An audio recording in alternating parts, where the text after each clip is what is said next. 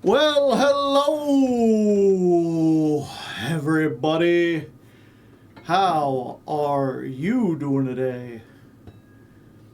Are you having a good time? Have you considered the chance that you should have a fun time, Have you really thought about it? Did you write it down in your diary? Today, I think I'll have a good fun time. Not because anyone told me to, but because I deserve it. Don't we all deserve to have a good fun time, from time to time? Doing good. I'm glad to hear, Dark Flame. Joe's been reading your diary. It's only so I can keep tabs on your movements. It's very important that I know everything you're up to and that you have no secrets. You can trust me, I wear a top hat. Was that song from Coheed and Cambria? It was! Today's weather we did Darude Sandstorm, because it's a song that often gets played in the background of sporting events. It makes me think of running. You know, the Argostars run a lot. And then we did The Running Free by Coheed and Cambria, because the Argostars are always running a lot. And this has running in the title. 'Cause you're going home, you're running free. Coheed and Cambria, such a very interesting band. I never got huge into them, but they're one of those bands that, like, I read the wiki on extensively. And the fact that they have an extensive wiki to read is kind of surprising for a rock band. And, like, it's not because they had, like, a very, it's not because they had, like, a very tumultuous or, dramatic career or anything. It's because they, what was it? The lead songwriter and guitarist wanted to make a comic book, but he couldn't get it, like, published or something, or maybe he couldn't find an artist. I thought he was, I don't know. For some reason, he couldn't make his comic book. And so, for whatever reason, he was like, you know what the next best thing is? Making a band. What if we made a band, and I named them after the characters in my comic book, and every album was just telling a different volume of the comic book in song form? So all their songs are like these very obscure, like, rock operas, essentially, about this, like, esoteric, far-flung sci-fi story. Which, like, is not too unusual. It's unusual that they got, like, somewhat mainstream success. Like, I feel like most people, if you've listened to any kind of, like, rock station, you've probably heard, like, a Coheed and Cambria song. If not The Running Free, they had the one that was like, good eye, sniper, well, I shoot, and you run. The words are written on the walls, the loss of friends you didn't have. That's dope. Major props to them. They did eventually get their comic book. Their comic book seems really weird. I haven't read it. Maybe I should one of these days. I just remember, what was it? And to be fair, it's entirely possible that I'm misremembering this or I misread it, in which case, this would be an interesting idea for a story in general. But as far as I understand it, Welcome Home was in 9. Remember that, Phil? No, I remember the film. I'm surprised that people remember Welcome Home. I only know it because it was on Rock Band.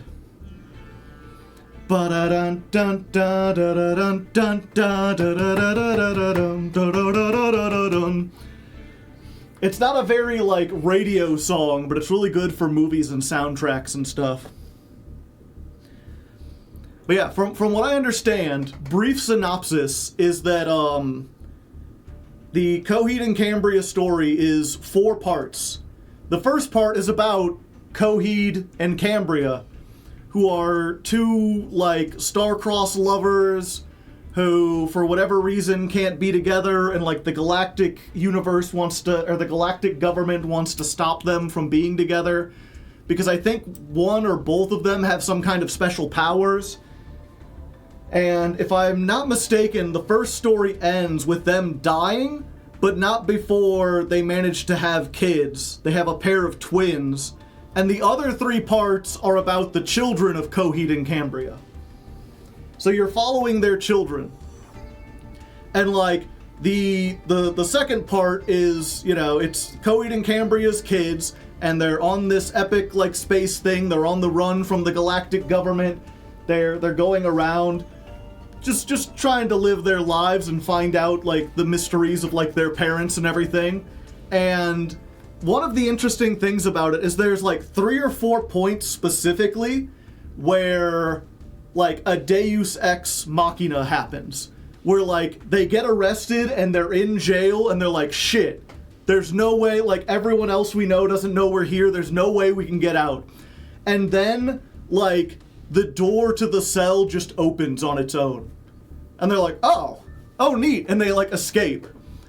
And stuff like that happens 2 or 3 times during the second part, where they just kind of, like, get out of a situation because something, like, mysterious happens. And then the third story is told from the perspective of God. And it goes, like, back to the dawn of time, and is basically, like, long ago, before any of this happened, there was, like, thousands upon thousands of godlike entities who ruled in the universe, and they lived in peace for timeless eons, where, like, anyone could do anything, and they just, like, had, like, adventures and made whatever they just made reality whatever they wanted. And then one day, one of the gods realized that they were powerful enough to kill one of the other gods. Like, they got in a fight and one of them died, and that was, like, the innocence of the gods was ruined. They realized that they weren't entirely immortal, that they were strong enough to kill each other, and it caused a war that destabilized all of existence, and it only ended when there were, like, 6 gods left, and those gods each decided that the only way they would survive would be if they spread out and made their own separate alternate realities. Did I just hear there's a story told from the perspective of God? You need to read this on stream at some point. At some point, yeah. Again, maybe I'm misremembering this, but this is what I remember, was they split up, and they were basically like, there's 6 of us, we're each going to make our own reality, and we will not interfere with each other. So, canonically, Coheed and Cambria is one universe, one dimension of 6, with one of them presumably being, like, our regular dimension. And each one has its own god that is just kind of staying out of the affairs of the other dimensions. And the god of the Coheed and Cambria universe is, for whatever reason, a little bit obsessed with Coheed's daughter, like one of the main characters, because apparently, when he created life in that universe, he based all of the life off of the gods that he knew, his friends that are no longer there, that all went off into their own, like, isolated universes, and he was in love with one of them, and Coheed's daughter just happens to look a lot like her, and so he's, like, following this story very interested, and every time the people start to, like, close in, and it's like, oh, they're gonna capture them, he decides, like, no, and he intervenes and reaches in. So all of the mysterious things that were happening were literally God intervening because he wants the story to have a happy ending. Isn't Coheed and Cambria a band? Yeah. But then the whole arc of part 3 is that God is, like, reminiscing on all the other gods and everything, and then he remembers, like, a big fight that he had with the god that he was in love with, and the fact that, like, he tried to get her to join him and she refused, and, like, then he starts to, like, sour on it, and he's like, you know what, fuck her, fuck them. You know what? Everything bad happens to the two main characters.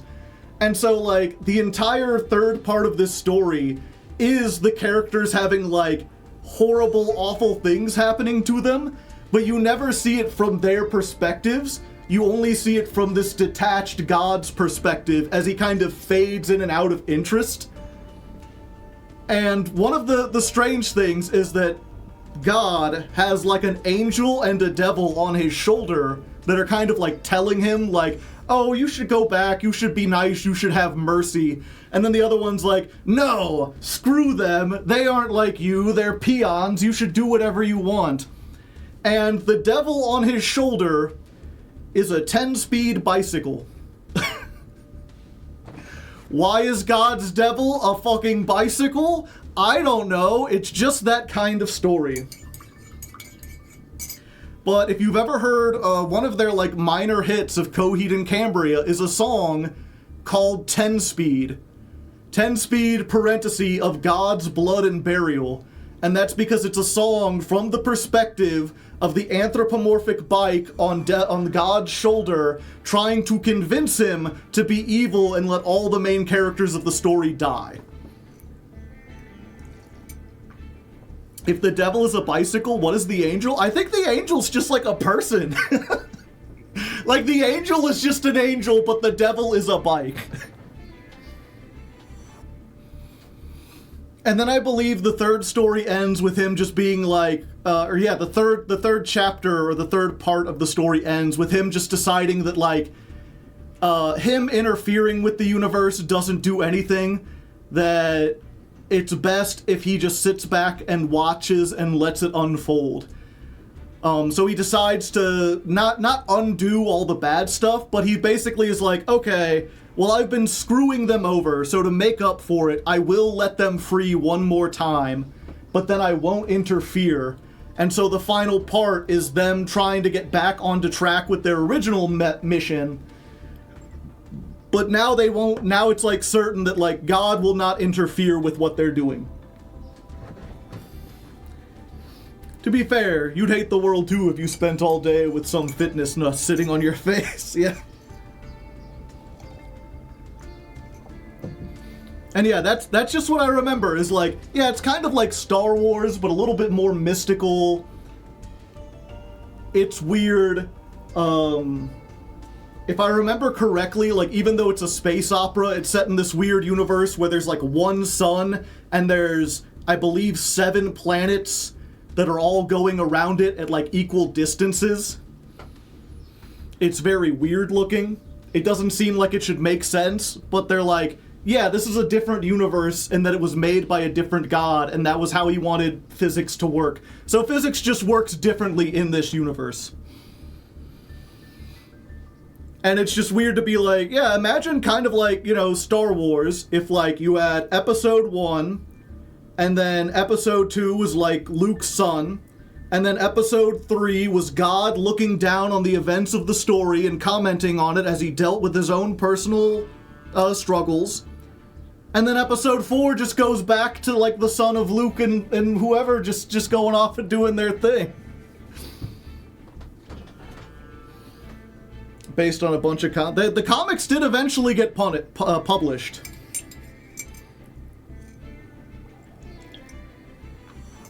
Is this a series or just comics? Yeah. It's if you're just joining in, we're talking about Coheed and Cambria, which is a band that wanted to make comics, and they couldn't make comics, so instead they started a band, and their first 4 albums are just telling the comic story that they wanted to tell. So each one of their albums is one of those pieces, one of those parts of the comic told in song form.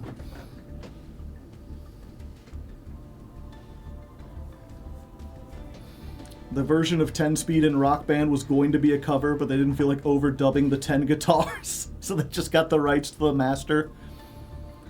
I am curious, one last thing before we get off this tangent. What were the names of their albums?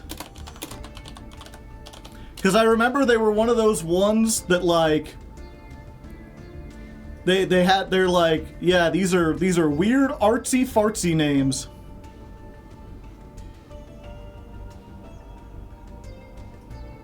Discography.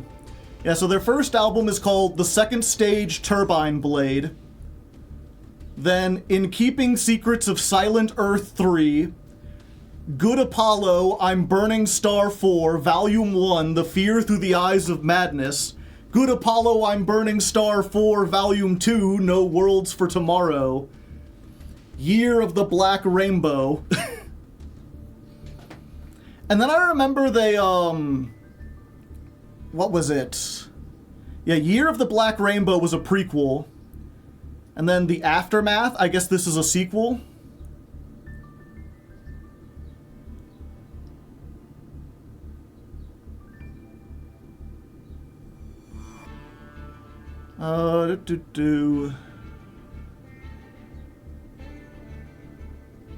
I can't read about it, but it seems like it's called Aftermath, or The Aftermath, so maybe. And then I remember they did The Color Before the Sun, which was, they were like, we're tired of writing exclusively about this comic universe. We have a bunch of, like, regular stories we would like to tell, or regular songs we would like to write. So they just made one album that was just, like, not involved with the story at all, that was just, like, a regular rock album. And then I'm like, that was in 2015, that was the last time I looked into them. Like, what have they done since then? Well, they released an album called Vaxis Act 1, The Unheavenly Creatures. I'm willing to bet that this is... it was released on October 5th, returning to the band's Armory Wars concept. Okay, so they're continuing, like, I guess that's the name of the actual story, is the Armory Wars. And then they've released Vaxis Act 2, A Widow of the Waking Mind, and Vaxis Act 3, The Father of Make-Believe.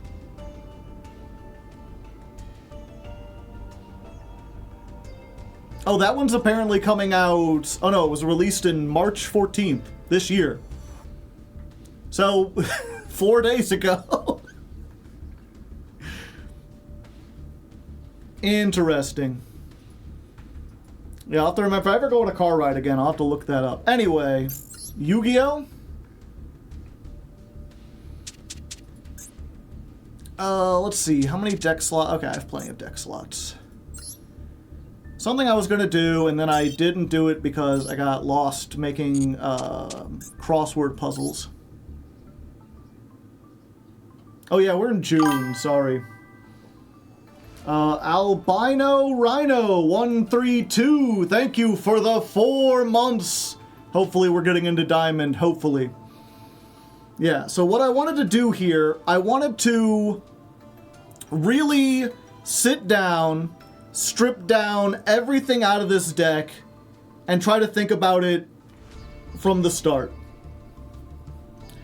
Because I think if we're going to really make room for stuff, we need to really decide.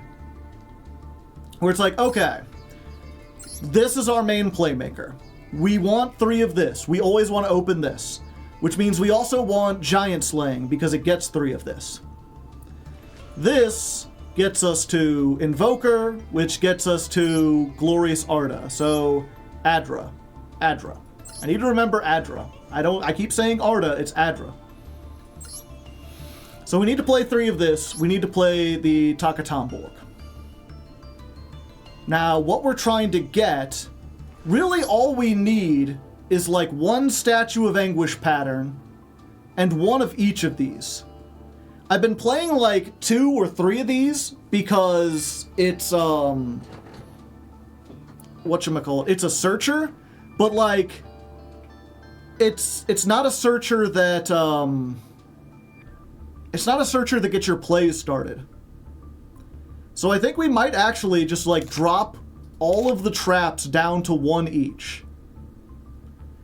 And as neat as it is that like the stadium can recycle itself to get like that's 10, I think we need to drop this down to 1 copy as well. Fierce Partha. As much as I like this, and I bought the bat just to be like Partha, it doesn't do anything that we need to do. I think we need to cut Partha. And you know what? Let's go ahead. We'll take that out. We'll take that out. We'll take these out. We know we want cross out because cross out stops a lot of the stuff that hurts us. And so does called by. Reinforcements of the army we want because it gets us to Adra.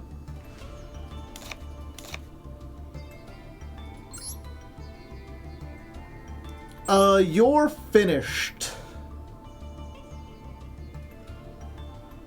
I think we need to keep it until we're finished. So here's the tricky part, is Statue of Anguish pattern. In order for us to make the most, like we only need one of these, because each of these is capable of recycling itself, the field spell helps it recycle, but Anguish, if it gets destroyed, and we have no way to search it, so we want Anguish in our opening hand. Oh, we do have a way to search it. We have, that's 10, and we have Silhouette Rabbit. I think Dirt Spider is 2. This is very much, we're going through, like, if it's worth playing at 3. Like, Silhouette Rabbit does get the Dirt Spider. But if we already have the Dirt Spider, it gets us Apophis. And that's really what we want, is Apophis and Anguish pattern. So I think what we have to do is play 1 Apophis and 3 pattern. Hope we get this. And then try to search this. Because we won't always get our way to Silhouette. Unless we play more level 3s that we can special summon.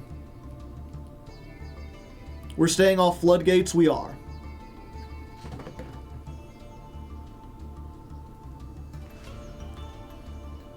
I think if we're going to play reinforcements, we need to play one of this.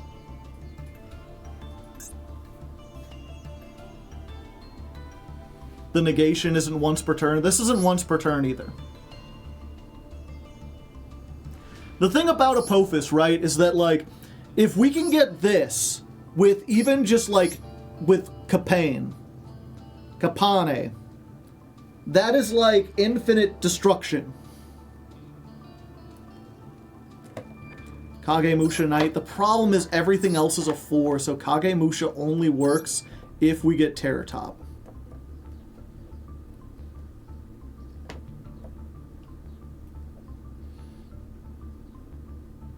Yeah, the problem is, like, we often need our normal summon. This works, but I'm not sure if it's worth playing a bunch of... Someone before told me, they're like, oh, the Materia Raptors. You need a normal monster to do this.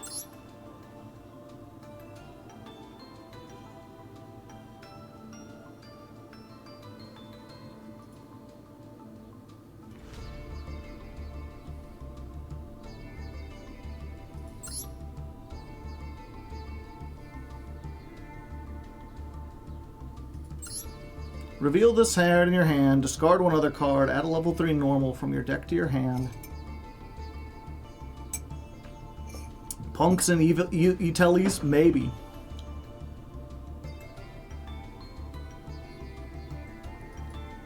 Okay. So, we want to have... I think we need another called by.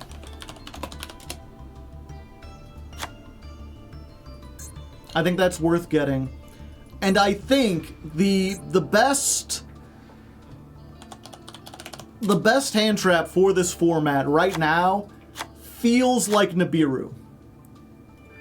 Maybe it's just me, but it seems like every deck, whether it's the Azamina White Forest, or it's the Snake Eyes, or whatever, it's playing Nibiru.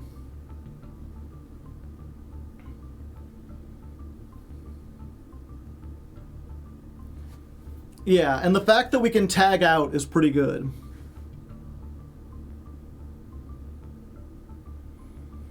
Yeah, Apophis is a normal monster. That's why we're playing Link Spider.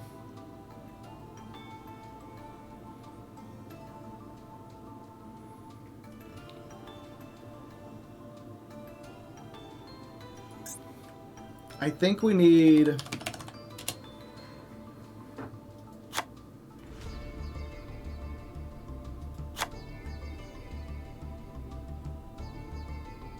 Droll. Droll is a,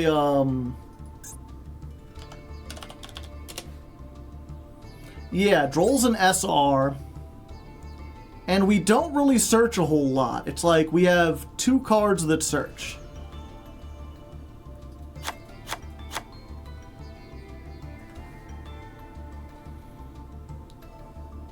Do we try to make 1 Maxi? We've got 2 spots left.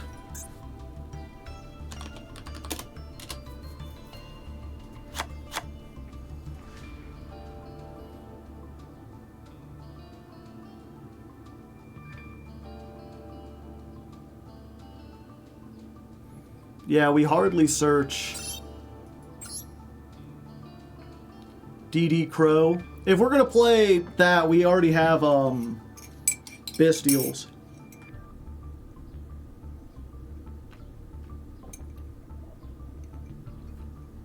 You know what? Just to save us. This gives us more bodies too.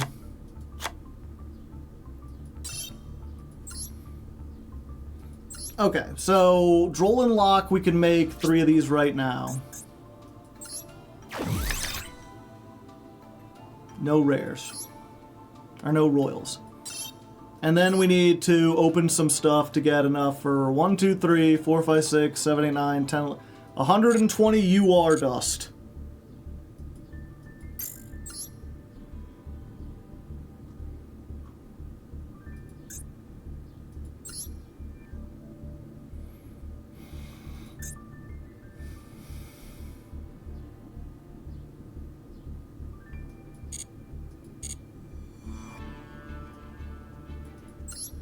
Yeah, I think we just opened this.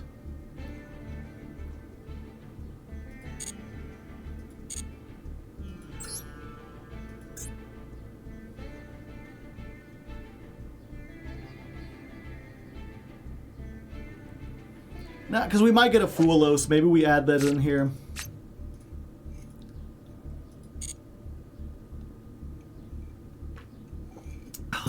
Do we really want Royals? I'll always take Royals. People like them.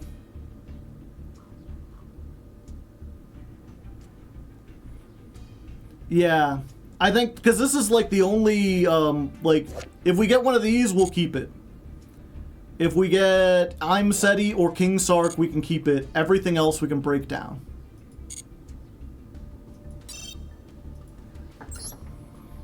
And we're already low on time, so we're just going to skip it, chat. Skip it! Fuck you! That's what I get for skipping, I guess.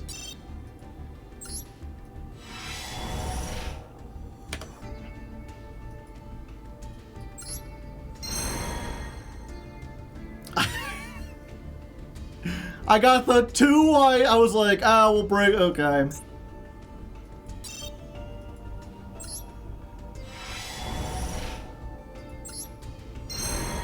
One.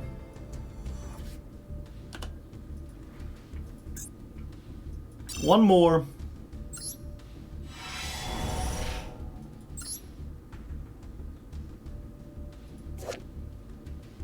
Shiny.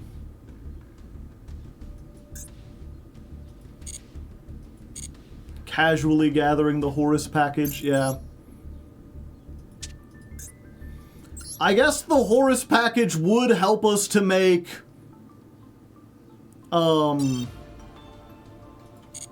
what's it called? It would help us to make Silo Hat. while also threatening some stuff. If we get zombie vampire and we mill Arda, we could bring her back and then use her effect.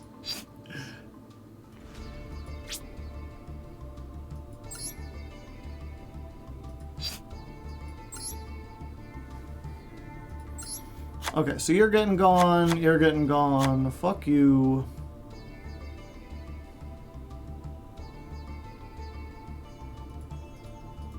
Forget you. You only need one of that. Don't need that. This is a one of. We're not playing this. This is a one of. Let me just look. We just need UR points.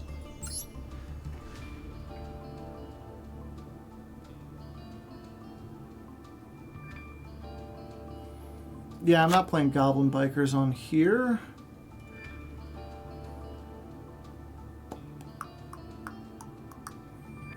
Might play Punk sometime in the future.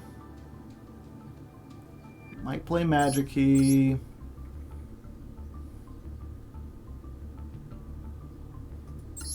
Some kind of birds, Dragoon. Fleur-de-lis.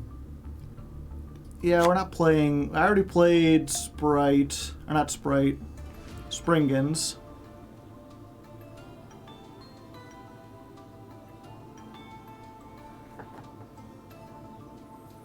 I don't think Punk is Jankmas. Yeah, but we might include Punk in this version. That's the thing, is like Punk is like an engine.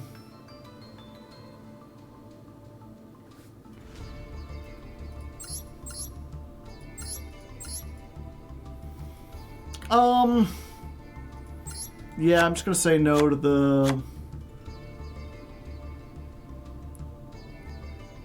People always want Madolches, though.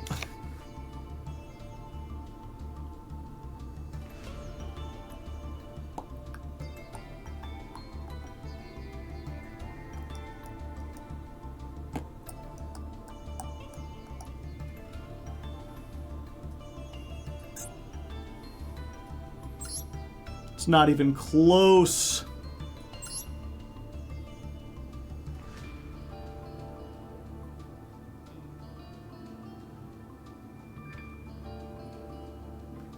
Are you planning to play the Sleepy God? That's the thing, is I'm not planning to do anything. That don't mean it won't happen.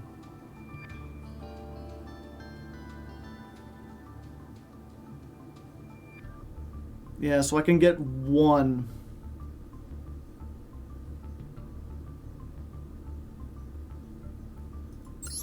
I think the second cold buy is probably the best bet.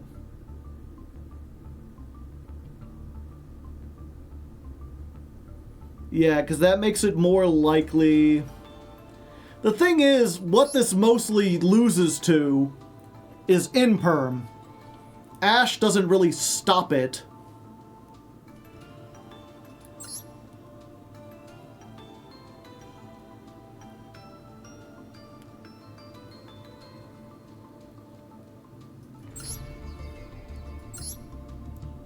Third imperm, second Nibiru.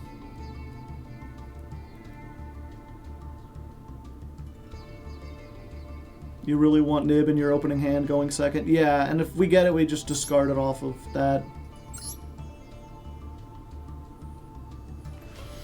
I think I'm going to go for the second Nibiru.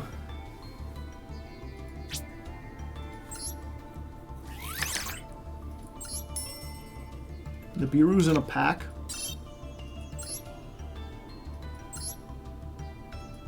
With the worms? Guess it had to be in something. It's fine. We'll get a UR here.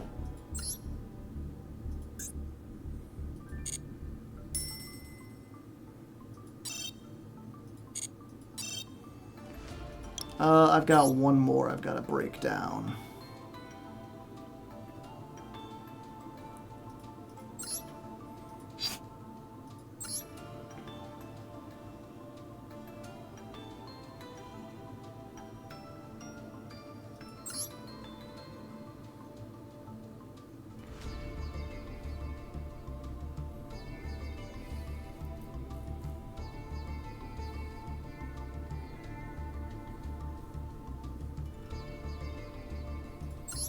I don't need 2 Shureg.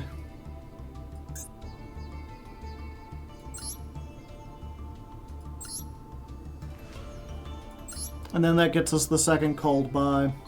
Battle Pass, we already pulled it.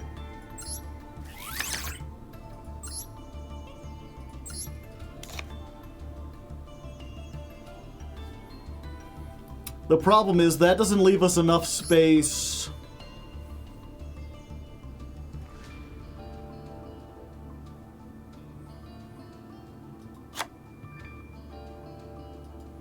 I guess we just put in 2 Ghost Ogre.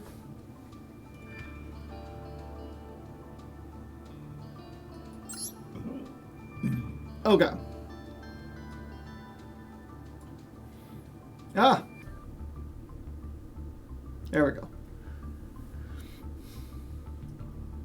I still think Marauding Captain works.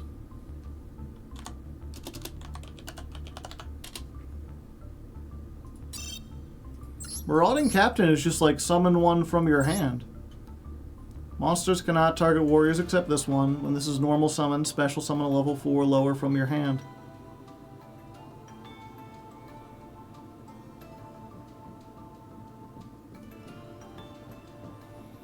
You can craft that weird machine Ixie SR trap.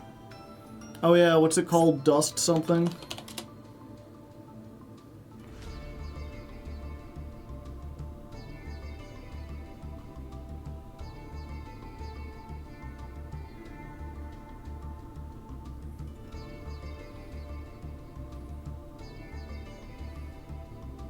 Marshalling field. Marshall Mathers. Yeah, you generate 1 marshalling field.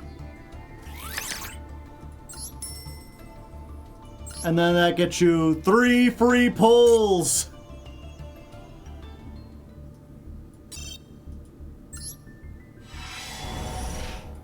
Oh, you are.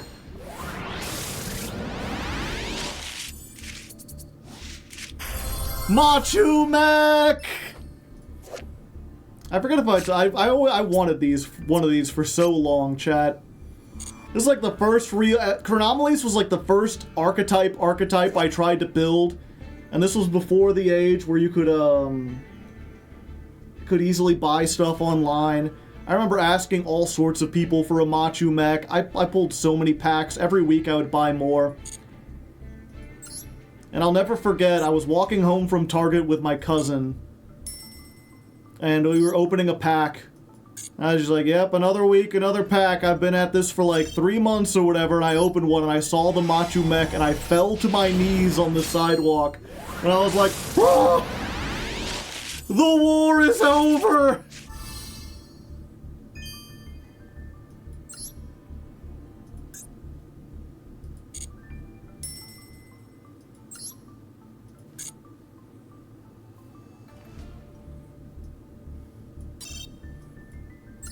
Broomy! Chronomaly for next Jankmas. That would be fun. 2 SRs. This was before my legs were hard, yeah. They couldn't stand up. And then you realize Chronomaly was bad. Chronomaly at the time was pretty good. I had a very specific build I called Car. This was in the age when Hat was one of the best deck. The hand artifact trap tricks. And I played Chronomaly artifact Reptilian. Because you could use the Reptilians to turn your opponent's monsters to 0, and then Machu Mech was just an FTK. And that was basically what it was like, I could control the game and do some plays, like, Chronomaly was one of those decks where every turn it could make an Ixie, and that put it on par with most Ixie decks.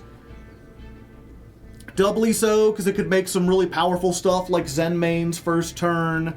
It had, but it also had weird stuff like the Chronomaly rank 3 that, like, makes monsters attack 0.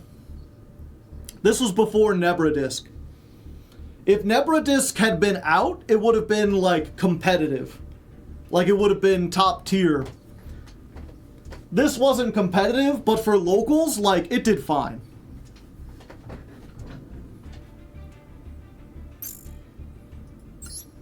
I remember being very excited. I saw the thing and I was like, oh, the Nebra disc, as soon as that comes out, it's good. I opened so many packs of that before I realized not only did I not have an Nebra disc, no one did.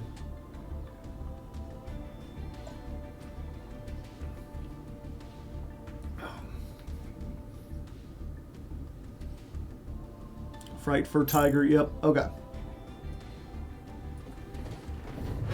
Alright, let's get this started. Was it short printed? No, they just, it was in a main set, and for whatever reason, they decided not to include it in the main set.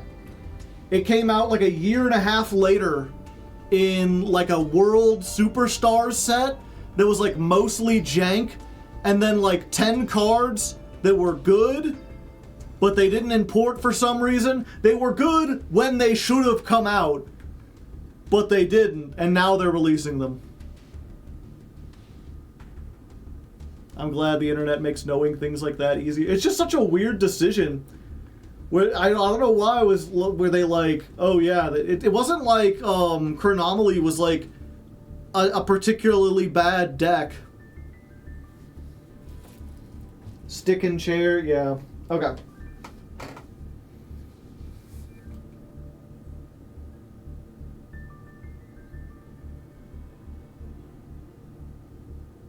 What do I call everyone?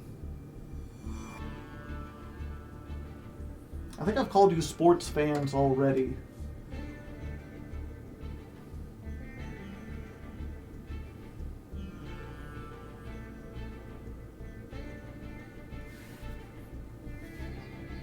Okay. Alright, ballers and shot callers, welcome back to an... I don't need to welcome back. Okay. Oh yeah, fill up yourself with emotes and stuff.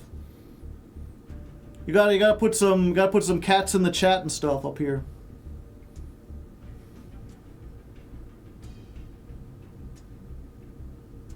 Spinning fish.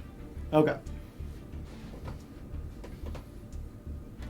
Alright, you big ballers and shot callers. It is the penultimate stream. Stream number 5 of 6. A whole weekend has passed since you saw me last. And I only played like a couple duels. I didn't get a whole lot done. I was kind of worried being up in Platinum that if I played too much, you would come in today and I'd be like, I already got into Diamond off camera. And I didn't want to do that. I didn't want to deny you seeing Diamond in all its glory. So we haven't played much, but we have updated the deck, and we spent more gems. I'm not sure if I mentioned before, but our total gem total now is 15,700 gems. It's quite expensive when you're playing on like a new account, when you don't have a lot of staples. And yeah, that's kind of what we did, is flesh things out a bit. What I really wanted to do was get like 3 copies of Nibiru, 3 copies of Infinite Impermanence, put that in here. But after pulling a whole bunch of cards and breaking down a bunch of stuff, I only had enough to make 1 Nibiru and 1 extra version of Called By. So we're going with that. We're playing 2 Ghost Ogre. We've still got the 3 Ash Blossom. And I decided to go with Droll and Lockbird. This is a decent-ish staple that can shut down a lot of more modern decks. It counters things like Maxi, not that that's a huge problem for us, but we barely search. And most importantly, it's an SR, so it's affordable to put in here. And other than that, we're basically just trying to narrow down the deck to as small of an engine as possible. I realized that when it came to these trap monsters, we really only needed 1 of each, because once you get them on the field, you can just keep reusing them over and over again, and you can get them back with the field spell, which I'm also playing at 1. It's a bit risky, because if they hit us with Lightning Storm or Feather Duster or something, and we lose everything, then we have no way to get stuff back. I really like playing a second stadium, but at the same time, now that we're up in almost Diamond, if we get hit with Lightning Storm or Feather Duster, we're probably just dead. There's no point in playing stuff for the grind game when we are unlikely to make it to the grind game if we don't get our plays going. So we're playing 1 of each of these. We're still on You're Finished because I'm committed to playing it until we're finished, and I've removed the Apophis down to just 1 copy. I realized when it came to these 2, we really want to start with 1 of these and then search the other one with Silhouette Rabbit. And the Dirt Spider is probably the more important one. If we can open with this, great. If not, we can search it with Silhouette. If we do have this, then we can search this with Silhouette, and that gives us a little bit more protection. But opening with like 2 of these or like this and a Dirt Spider doesn't really help us a whole lot. So hopefully by throwing in a lot more hand traps, a lot more non-engine stuff, we'll have more survivability, especially going second, especially if we get stopped. And then we have just as many ways to get our play started as before. I am sticking on That's 10 because I feel like it's surprisingly effective, especially if you go first.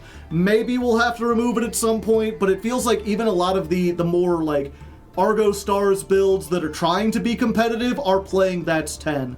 So this is Argostars version 4. I forgot to change the name. There we go. Let's jump onto the ladder and see if this is enough to get us into Diamond 5. All right. Crafting marshalling field. Oh yeah, we kicked Partha off the team. We didn't kick her off the team. She's just benched. She's just benched for now.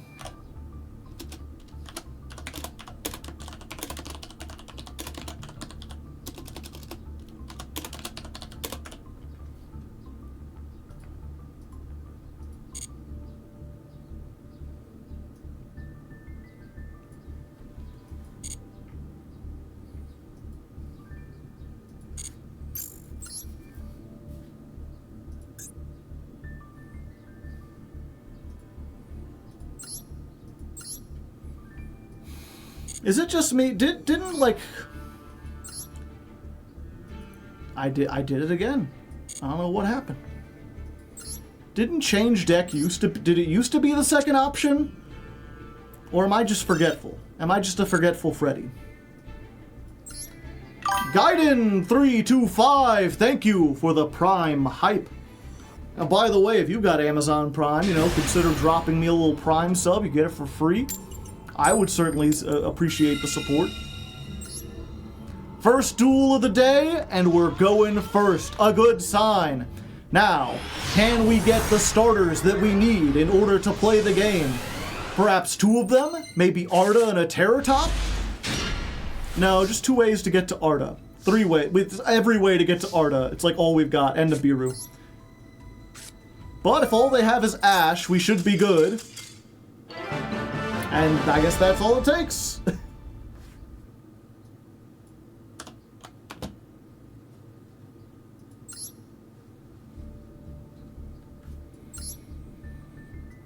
Yeah, that's why I had 2 of them in there before, but the chances that you get 2 and That's 10, unlikely.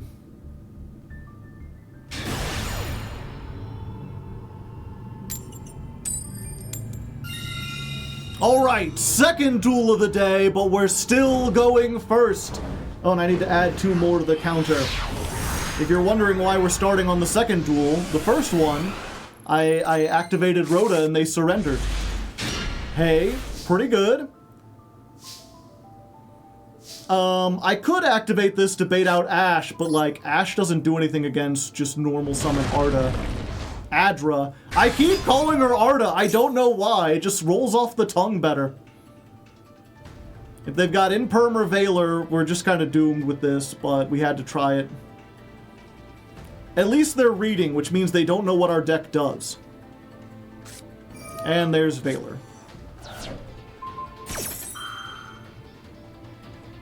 Let's go ahead and chain this. Make them think we're doing something. We aren't.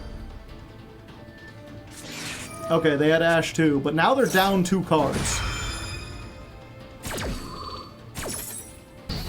Unfortunately, they're Blue Eyes, so 4 cards can do a lot for them. Let's go ahead and do this. Banish for cost. And then we set this. So basically, we've got Compulse, Ogre, Droll. Will that be enough to stop a 4-person Edison player? I'm sorry, that's Edison. That's Edson. Edson Paz? Paz sounds familiar.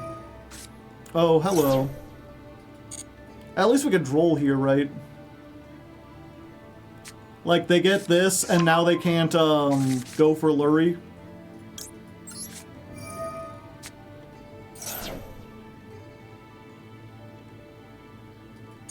There you go. Easy peasy. Paz means peace. Ah, I see. Interesting. E-telly.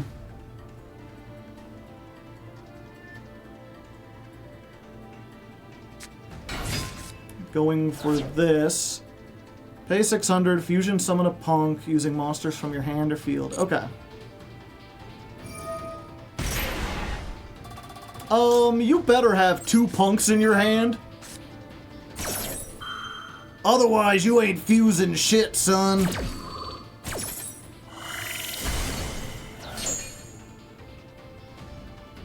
Yeah!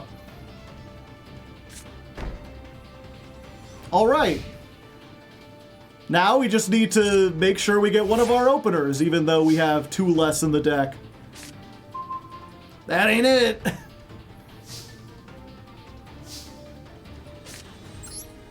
If only we had gotten that first turn, then we could have stopped the Veiler and gotten off to the races.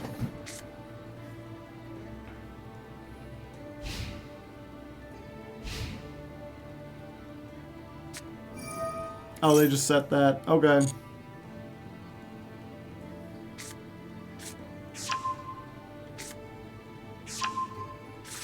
Yeah, they just discard Lurie, activate Lurie, and we go, fuck you, Lurie! You ain't doing shit today!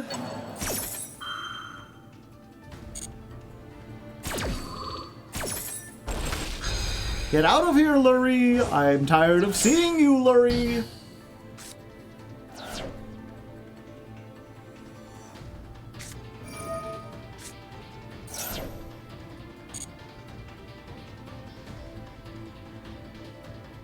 Wasn't it better to call by Requiem? No, because then they could summon the Fiendsmith.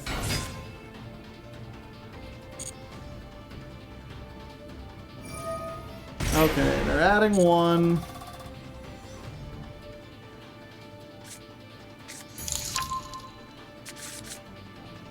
Automat Ninja, thank you for the $15. I appreciate it. I tip my hat in your general direction. And they haven't normal summoned, so I really gotta wait for them to commit to like an extra deck card.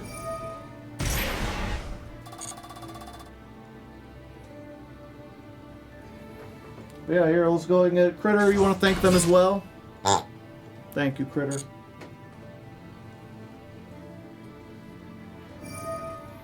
Now they fusion summon.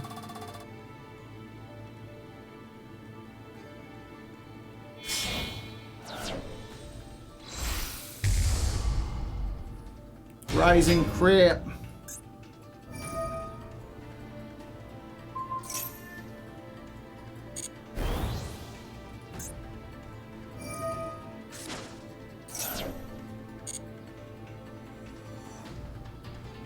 Yeah, I think we're probably just dead to this, unfortunately.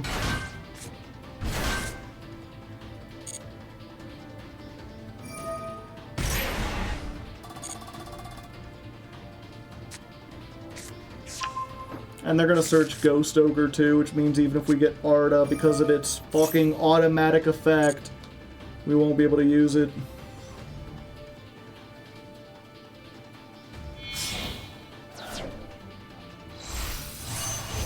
But yeah, we bounce back the Doom Dragon.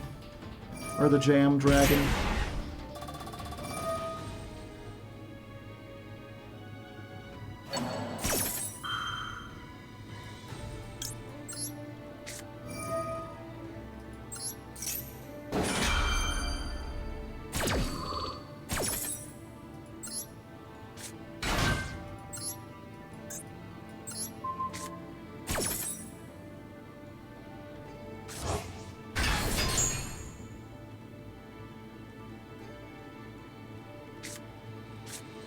Oh, they didn't get Ghost Ogre.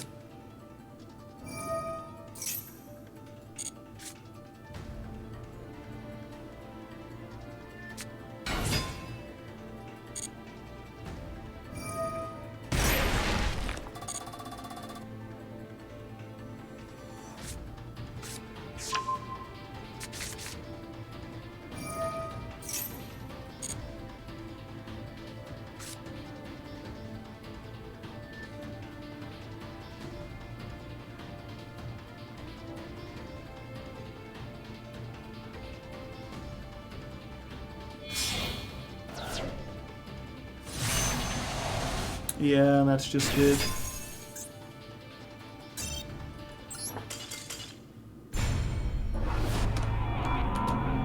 Rip Aroni. Squish.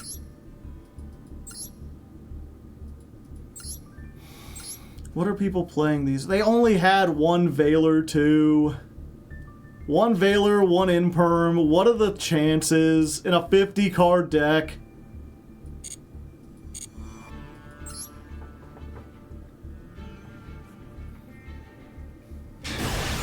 It's like, do we need to be playing the Veiler for the cross-out? Probably not.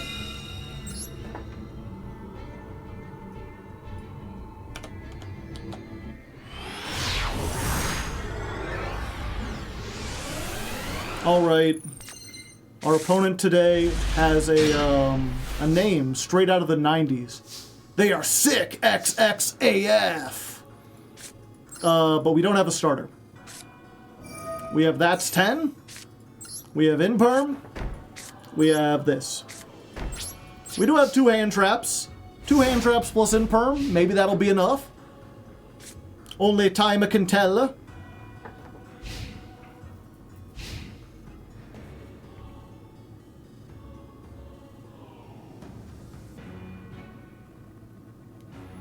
And if they activate 10 things, then we get the Dirt Spider, and then that makes this a pop.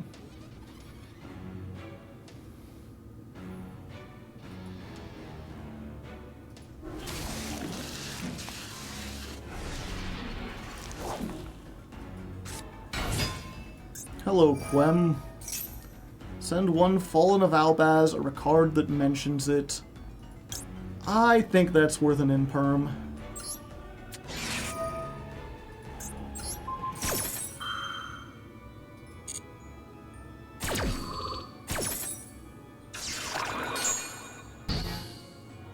And also, that's 2!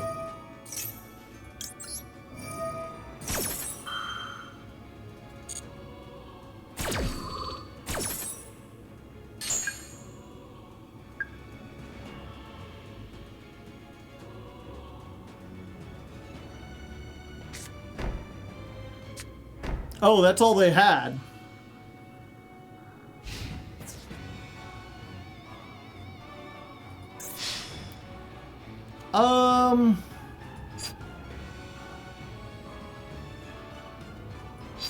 Yeah, I think we just take that. Question is, what do we discard here?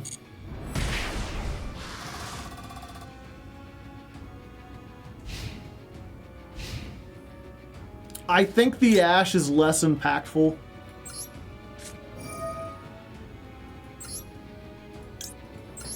This is technically like a removal, and it gets a body, and it gets another card. Okay, we traded an Ash for an Ash. Also, that's 2 more.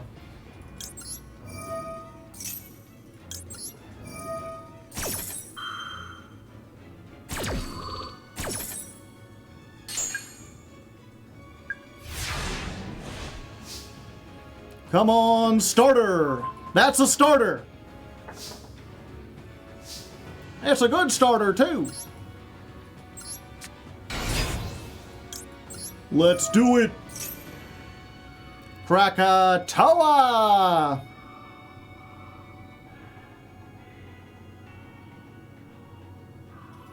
Alright. Taka, taka, taka. That's 5. Yeah, we just gotta hope there's no super poly.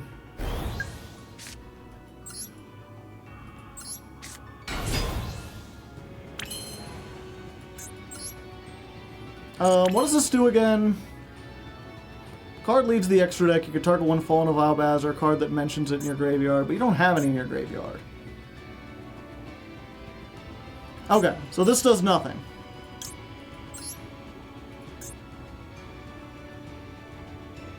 Actually, you know what I think we do here? Is we make the rabbit. Because she already gets us to Arda. Adra.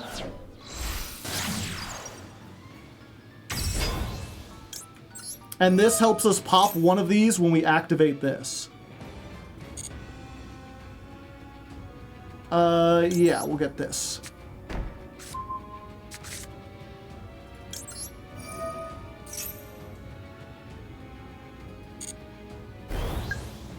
And then I think we go to battle with this.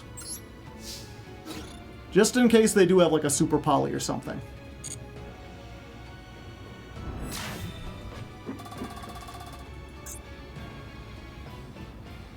Neither card. Okay, I'm dumb. Yeah, let's do this.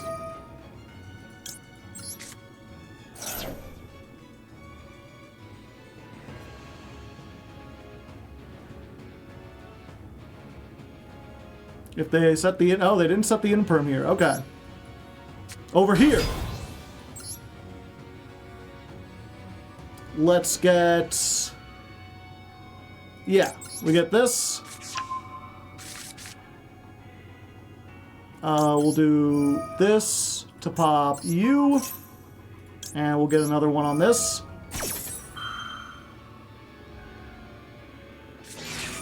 Called by...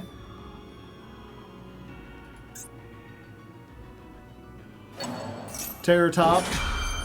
Sure.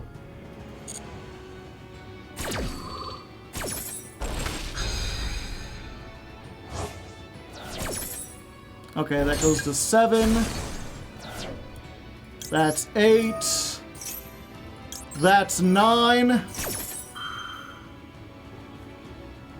Everyone's getting so big.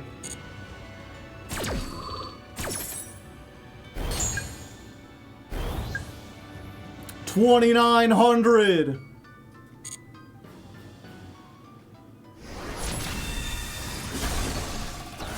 Then we giant slaying to get Adra.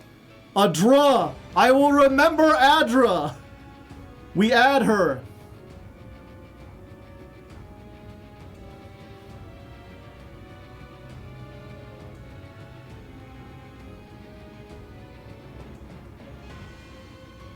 Unfortunately, I don't think we can finish them with your finished.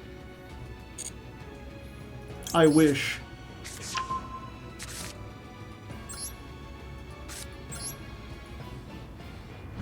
Normal summon Adra.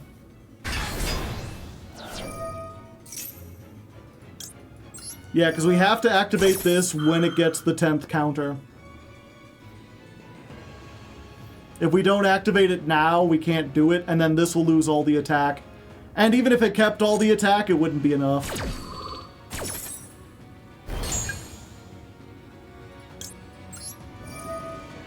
That's 10! So I think we just go for Apophis.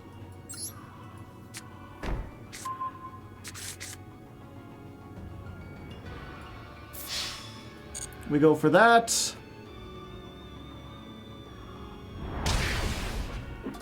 And then we end the battle phase.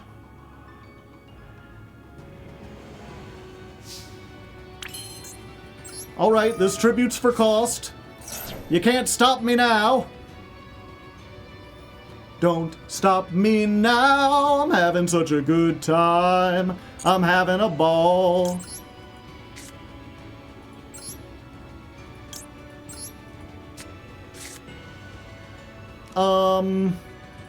Yeah, and I think we just load this into the back row. We just discard that's 10. Because we don't have room to do it. And this should be more than enough to stop them.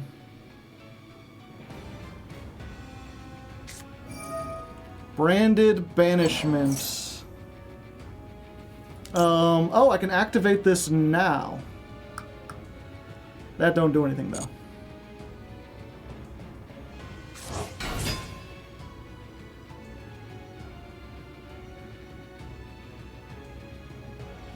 Shouldn't you that's 10s? I've already, like, the thing is, the only thing I have to summon off of this now is you're finished, and I don't have room to even get it. It's fake Super Poly. Quertus. Okay. Change everything to 0. If it leaves because of a card effect, you can add to your hand or special summon. Okay, so I need to bounce that back.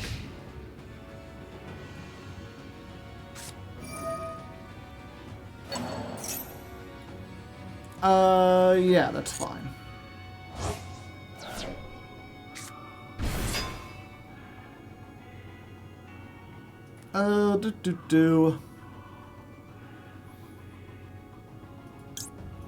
Yeah, you know what? Let's just go ahead and activate this now.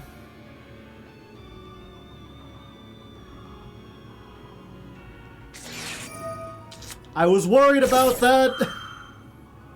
Okay, we chain you.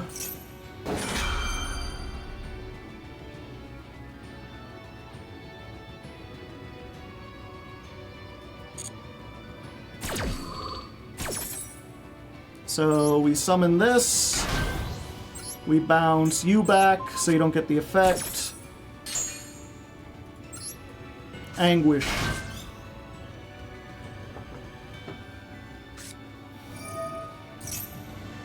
Well, I mean, I have to.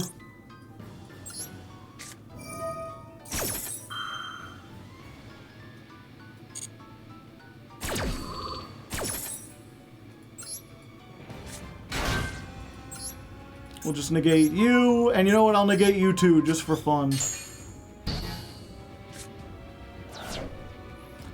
Do I pop this? They get something.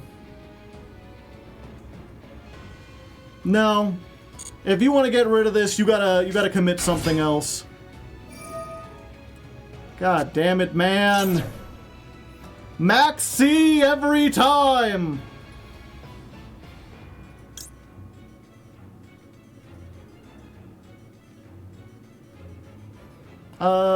Yeah, we bounce this back.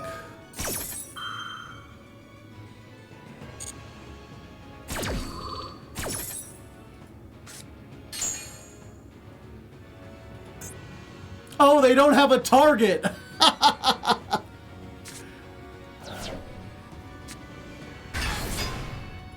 Okay, Albolentus. Must be fusion summoned. This card can attack a number of times up to the number of materials during the end phase if this is in the graveyard. Okay.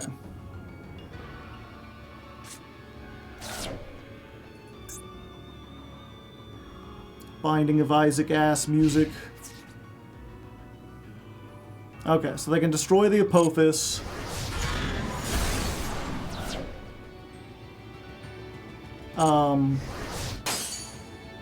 I was about to say, that don't do anything, buddy.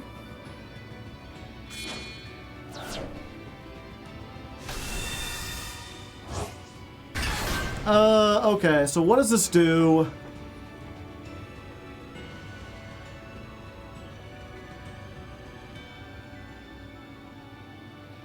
Place one branded continuous spell face up.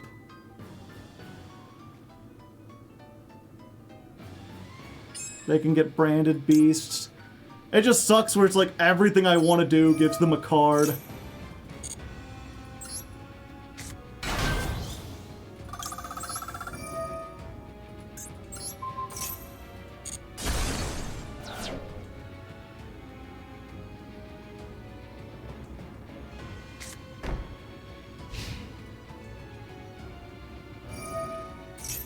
Add one polymerization or normal spell. Might as well. Cards in their hand are less. Hey, there we go! We beat the branded and the maxi. It tweren't easy, but we did it.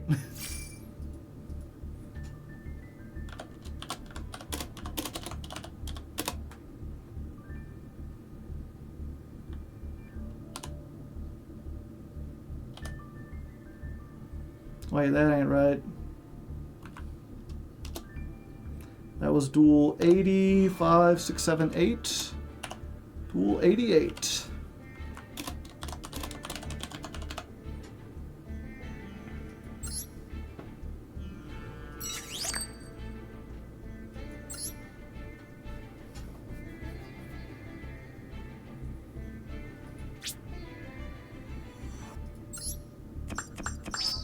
Yay. Comedy.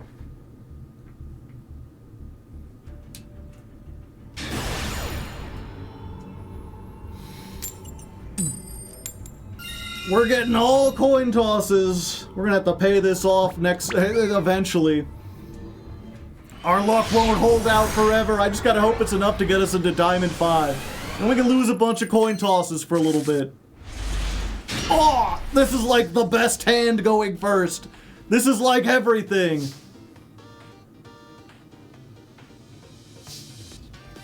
Okay, so that's 10.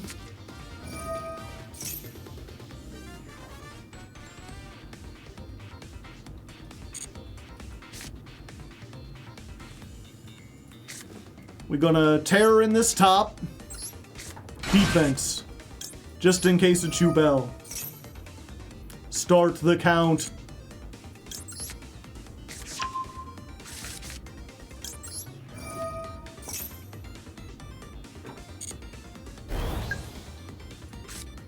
Okay, they don't appear to have max C.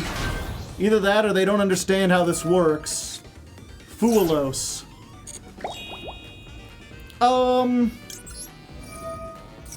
I'll give them one draw, but only after I activate Arda.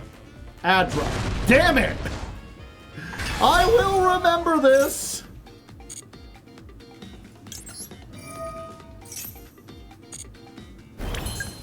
Okay, so we do this. We get you and you. That's 4. We do the lightning. We discard the Argostars card. Because we can get the field spell. Yeah. As good as it is to get the compulse, having the banish, even if it's slow, is much more useful, I feel like.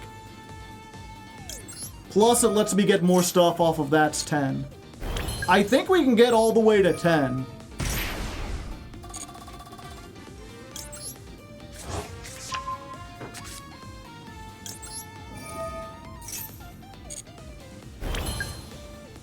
Let's go ahead and swiftly Capone.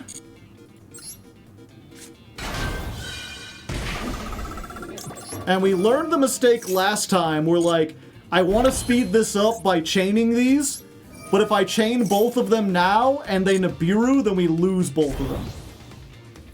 So we do them one at a time. And that's 10!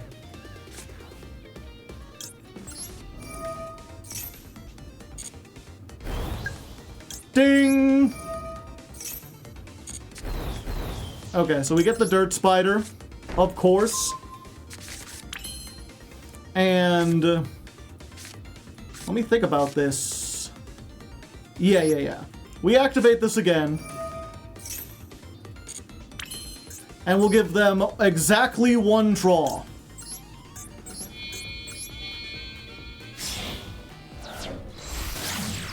At the end of the combo, after we've done everything.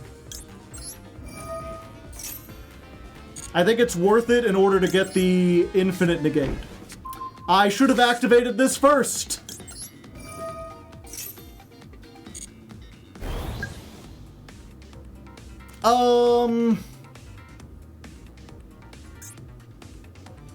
Yeah, you know what? Fuck it. If they have Nibiru, we get a little owned here.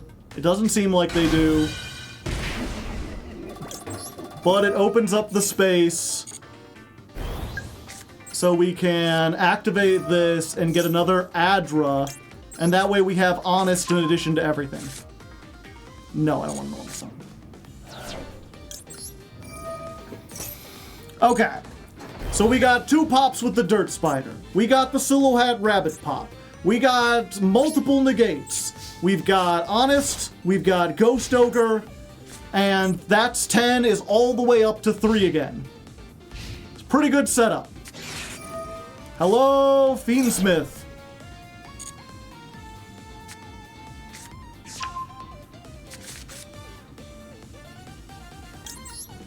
That's 4. The good thing about Fiendsmith is that it takes a lot of actions. Ah, you already opened with the Lurry.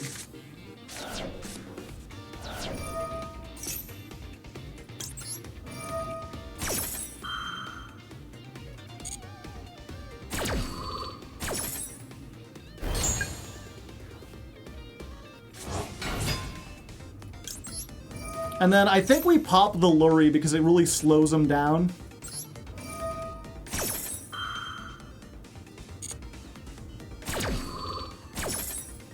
So we get the Capone, 500.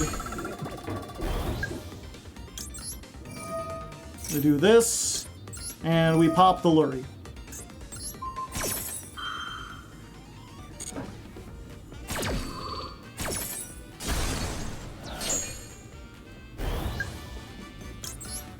That's 8. So now, if they summon back the Fiendsmith, that'll be 9. And if they do another one, that'll be 10. I kind of want to get your finish, but that'll put everything in the graveyard.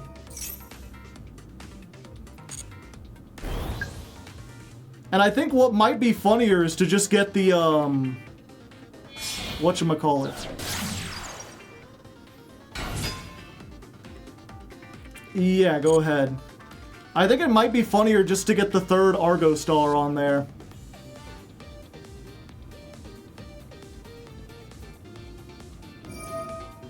Because unfortunately, they have not committed a normal summon. A board wipe is not going to do a whole lot to them.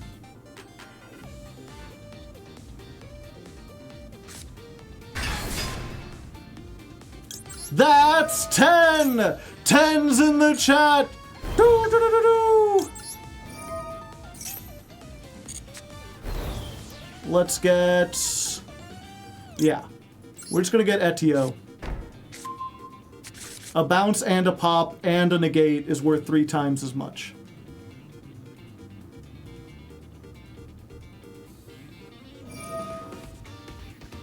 And what's funny, yeah.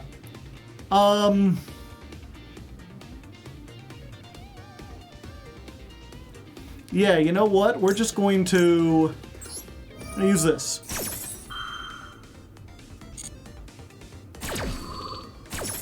We're going to bounce Capone back. They will put the Requiem. And then the field spell will negate this, so they can't pop anything.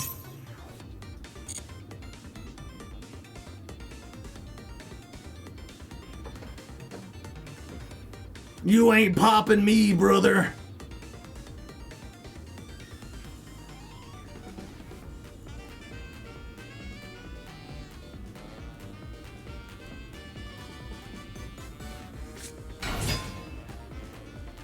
Okay.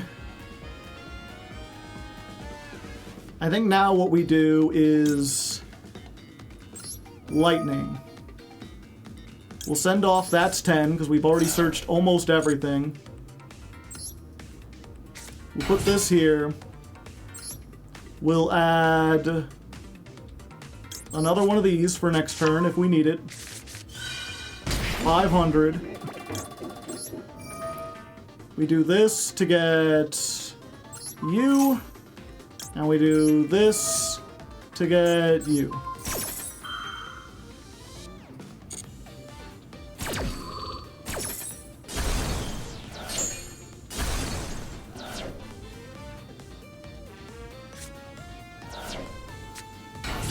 Toad?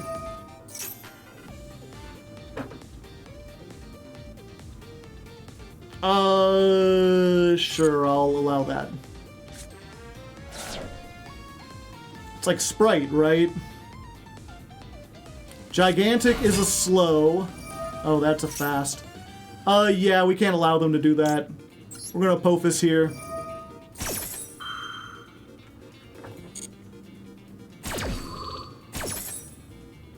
So we Apophis. We negate you and you.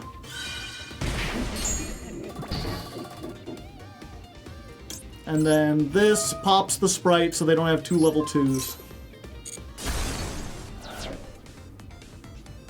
They can make like SP, but that ain't winning in this state.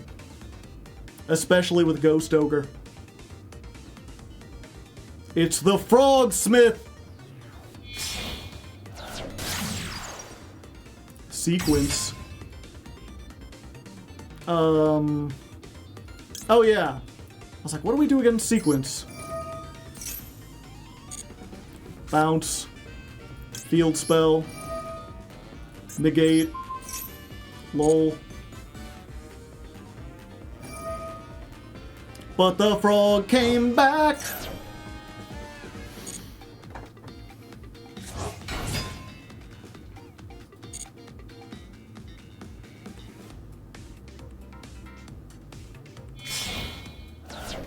And then what? Sprint! 1 level 2 from your deck to the graveyard.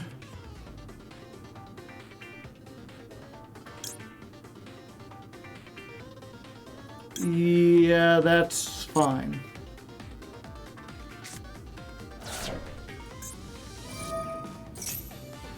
Okay. They activate that. We're going to Etio here.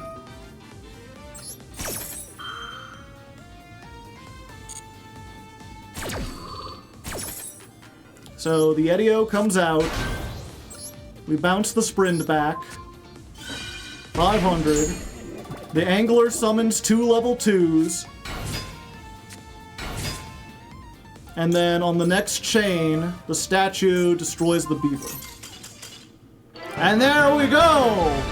They played surprisingly well through all the disruptions. You know, down in the earlier levels, I was like, man, this deck feels completely unfair. And I guess it kinda is, but like, the fact that if we had had like 1 less interaction, if we didn't get the perfect uninterrupted hand with everything, they would have still been able to make Zeus and wipe our entire board, just speaks to how crazy Yu-Gi-Oh! Is.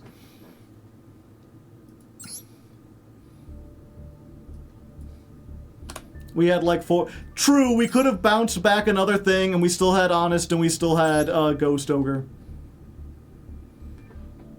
But what does this deck do to going second? Hope you open Nibiru.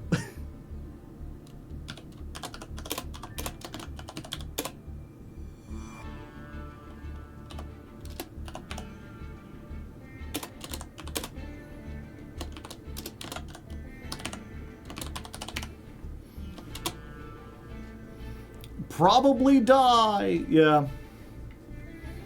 Make Zeus and pray. I mean, it is a small enough engine that, like, we can play Droll, we can play Ghost Ogre, we can play Nibiru, we can play Ash, we can play 2 Bestials, we can play Imperm. Hopefully that slows down our opponent enough that maybe we can start to get going. But yeah, going second is a huge, huge problem for this deck.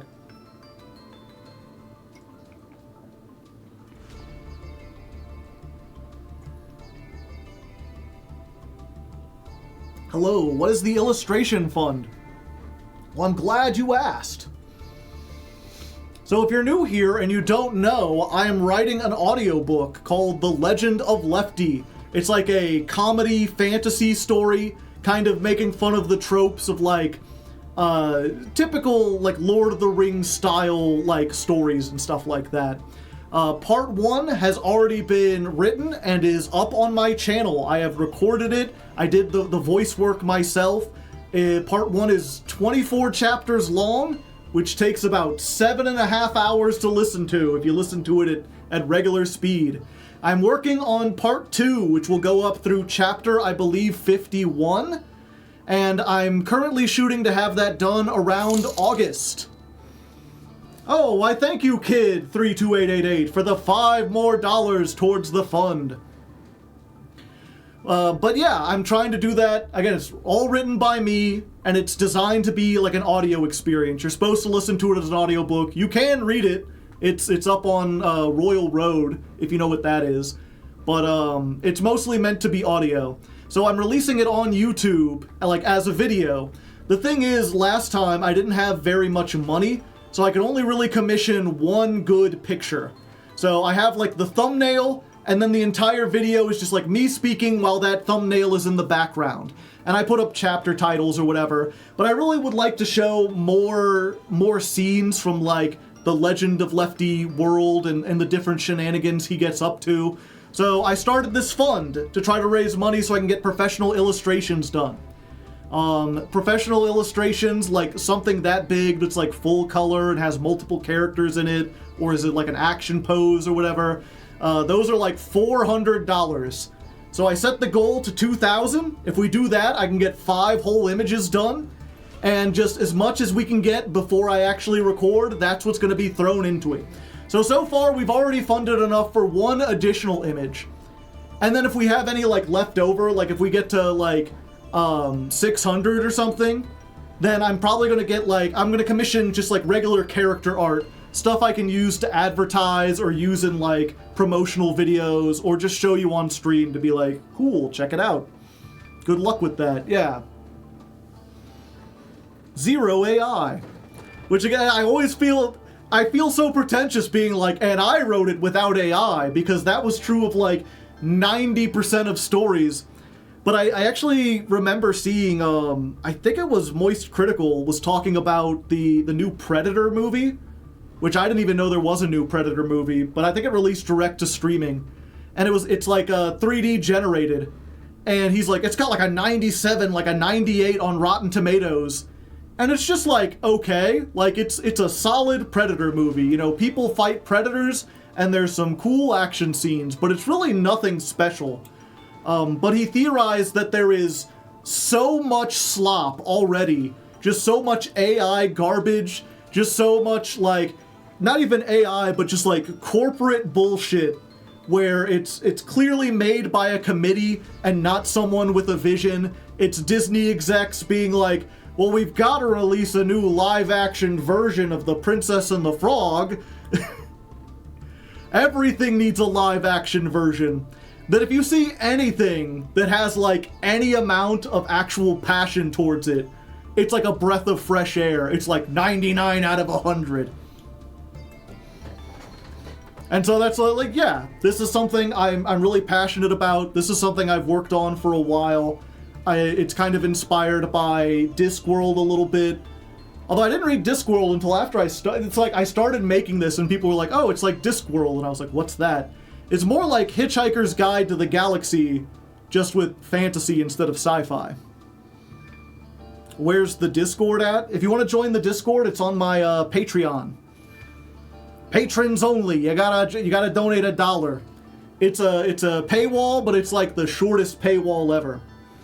Just keeps out like kids and trolls for the most part. Also no AI art, correct?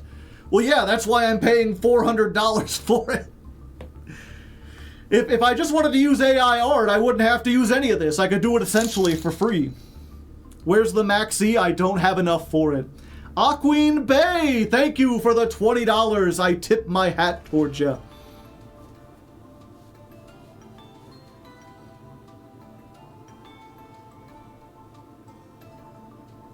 Floodgates are lazy and boring. A little bit. $400 for one picture. Yeah, maybe I can get it cheaper. The thing is, I originally tried, I was like, I don't have a big budget, and I tried to find some people, and then I ended up getting, like, really awful art that is, it's either AI or it's some kind of scam or something. And it's like, I just realized that if I wanted to get something that was good, I would have to pay, like, an actual artist. Someone that was actually trustworthy, put in the money for it. So I guess, by the way, I did actually get the new thumbnail for part 2. At least I think it's going to be the thumbnail. I got the first image. This is the one I commissioned myself. I still haven't found an artist for the second one. I need to decide what scene to do.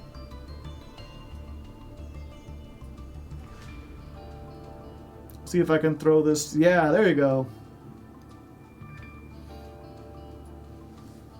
So there you go. This is like, this is kind of the quality that you get.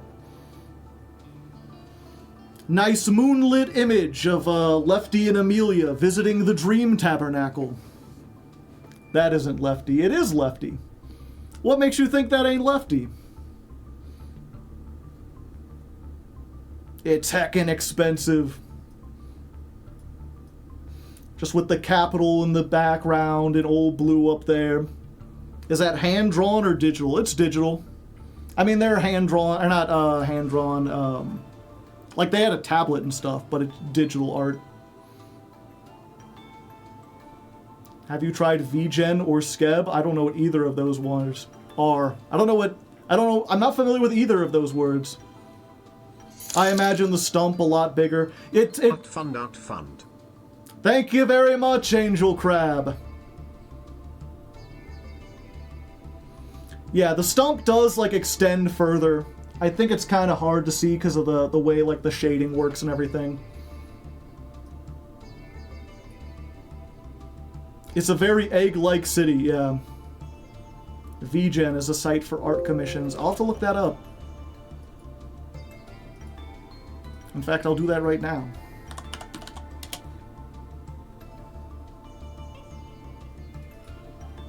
For the love of human creativity. Verified but private.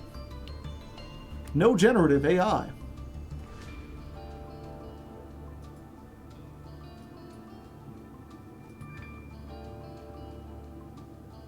May I ask how useful That's 10 is for trap monster decks outside of your finished? For this deck, it's really good because That's 10 searches any continuous trap that turns itself into a monster. So it searches Anguish Pattern, it searches Apophis, it searches all three of the Argostars. It gets anything that you want. And what was the other one? Skeb? I will look into both of those, thank you. I mean, obviously, if I can get art on that quality, Skeb appears to be in Japanese.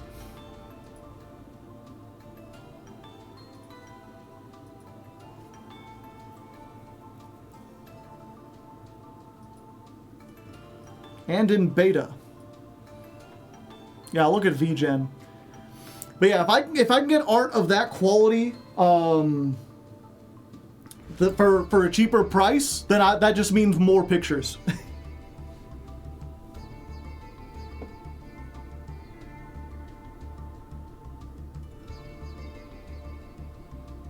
I could probably get art. If you know someone like who can do art that well for like $80, send me a message. So far, all I've been able to find by looking through like actual artists are like 90% of them are like, I can make your avatar or I can draw your OC, and they don't do like big like what's it called? They don't do like landscapes, they don't do non-human creatures, they don't do like multiple characters in the same frame, or if they do, it's like, yeah, it's $100 for a thing, plus an extra $50 for every additional character, plus $50 if you want color. Yeah, or it's like very anime style, it's much more stylized than I would like. How big does it have to be? It's like thumbnail sized. I forget the actual things.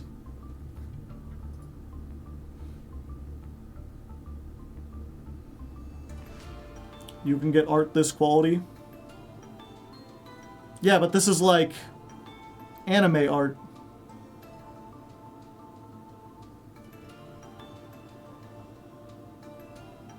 And it's not like, I mean, it's not awful. Don't get me wrong, but it's not like properly proportioned.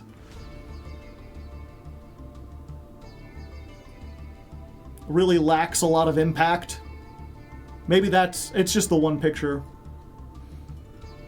Maybe they have more. Oh, good thing I didn't open this up. That is immediately not safe for work. Yeah, this is exclusively like furry art, which is its own thing. Which, I mean, there are anthropomorphic beavers in the Legend of Lefty.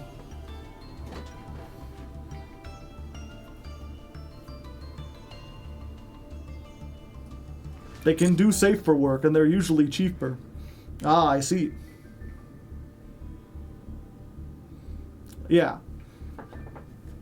$400 is, again, if you could find better, it's just every time that was the cheapest I could find that was like good enough quality. How sexy are those beavers? I mean, I guess that's up to you. We only meet, I think, 2 of them in the story, and one's an older man, like a janitor, and the other one is it is a lady beaver, but her whole thing is like the story goes out of its way to say how stinky and unkempt she is. She's like one of those like what are they called? Academic types. She's like a researcher, and she is just way too into the research. Rank up, duel, hell yeah. She is a brilliant mind that feels burdened with a body.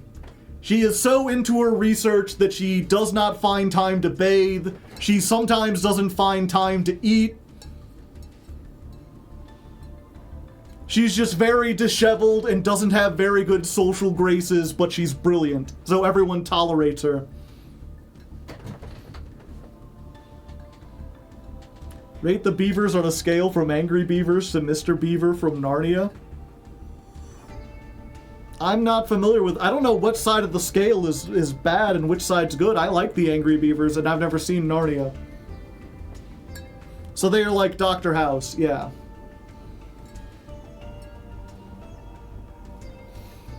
Yeah, so I'm sure someone... Her name is Pedra. I'm sure someone would like Pedra. But, she was not designed to be attractive. I think on a mean to nice scale, then yeah, if they're not angry in the slightest.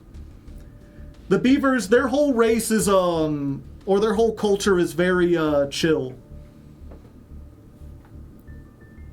They're very, like, communal. They all live in giant, like, cities that are... They live in giant dam cities.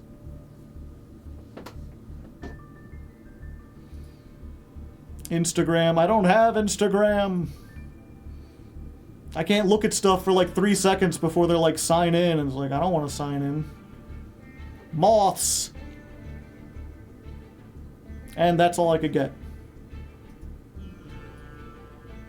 Hello, everyone. Hi, Munchry. Yeah, they live in big dam cities, and they have this whole thing where, like, basically they don't have weekends. They have alternate days. The whole society is like split into 2 shifts where they work like it's not important. I can't get into a whole thing about the culture of like the society of like the one race and the one thing. Let's just get back to Yu-Gi-Oh! Read the story if you're interested. It's a plot point. All right, 1 more win and we rank up into Diamond 5 and we get to go first once again. Unfortunately, we are in the we're in the Final Fantasy land. I think it was Final Fantasy? I forget. What was that story? Maybe Mr. Metal knows. But we are here to fight and defeat Chaos. I will destroy Chaos's bones. But not immediately, because we did not open any of our starters. But we got 3 cards. We got Ash. We got Magnamut. We got That's 10. Dirt Spider plus Capone is not awful. Also, I realize I'm probably too big. Let me just shrink myself down a little bit.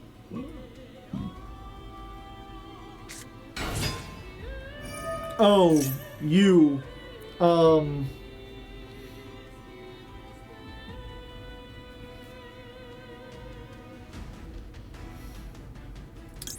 Yeah, this sucks, but I think we have to do it. We have to Anguish Pattern here.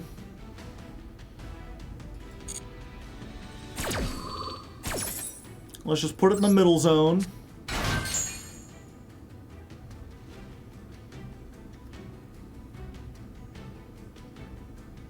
And then we just Capone to destroy this. So they can't get the rest of their stuff. They've already normal summoned. And then we save the Ash in case they've got the Blue Eyes trap.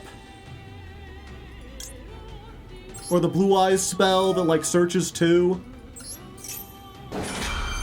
Oh, I could have gotten more of that's 10 off of that.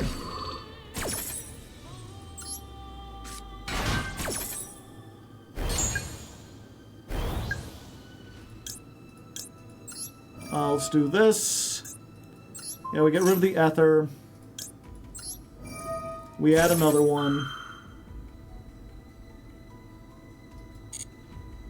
Yeah, we let them get the drill beam and we just hope that they don't have the ability to actually activate it.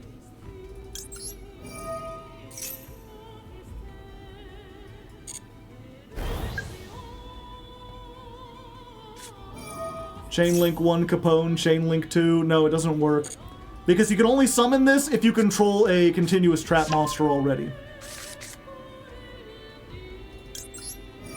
That's 5. They're drill beaming. That's 10?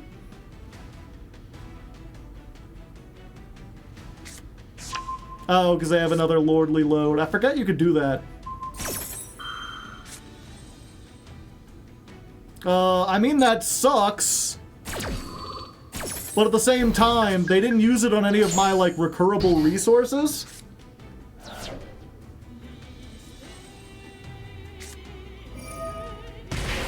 Primite Roar.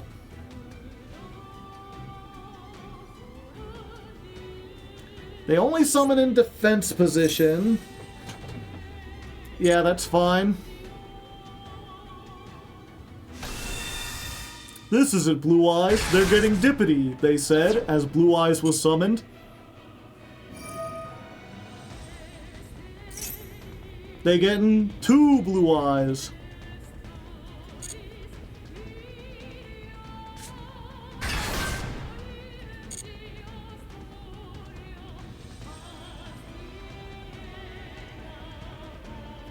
So what are they making? The Spheres Pass? We got Spheres Pass, kicking some ass.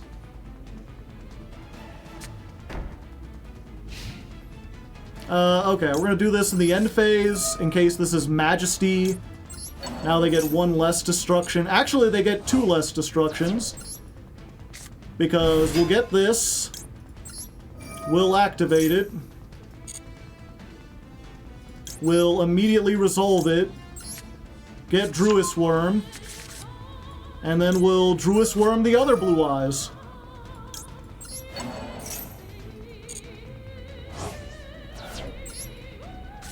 Two of them things.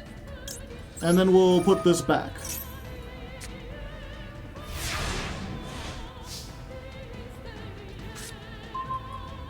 Imperm. We just threaten this with battle phase, right? They have to try to pop something, or they have to try to bounce something.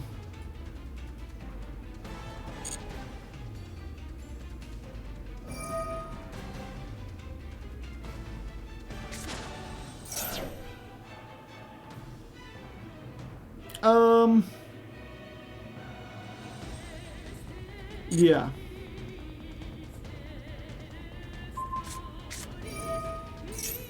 And then we ash this. That stops them from getting another, Primite. We go for this. Go for that. And then we make the rabbit.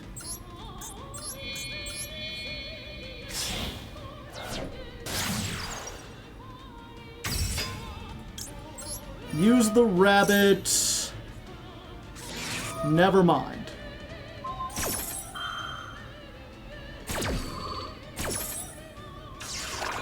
I think that's fine, though. Set this. Set the statue.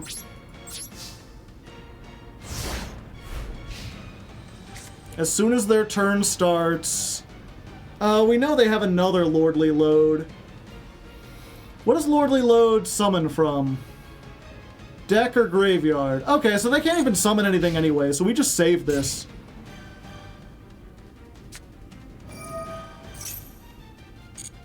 They get another one.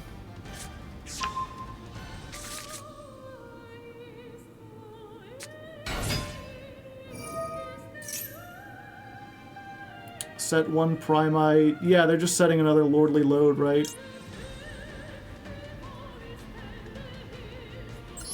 Yeah, we'll just do this.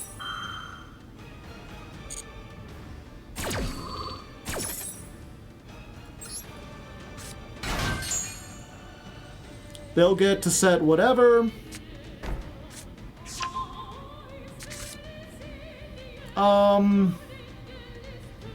Yeah, if you want to clog up your spell trap zones, that's fine.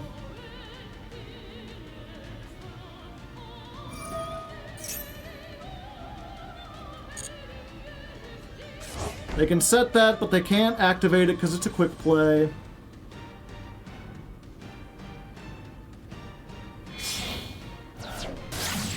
Go into Spirit. And we imperm this.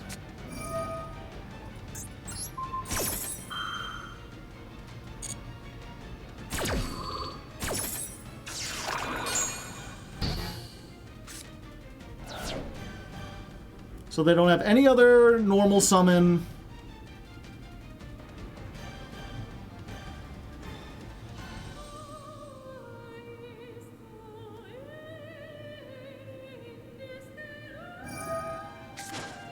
Tribute that off.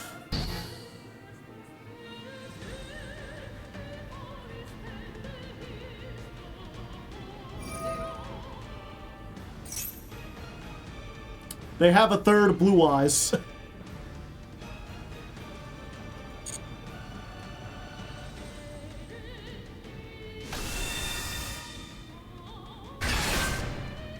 Okay, I think we just...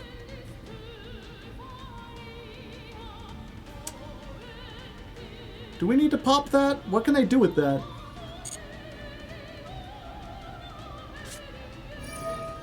Monster Reborn. Magnamut. Unfortunate.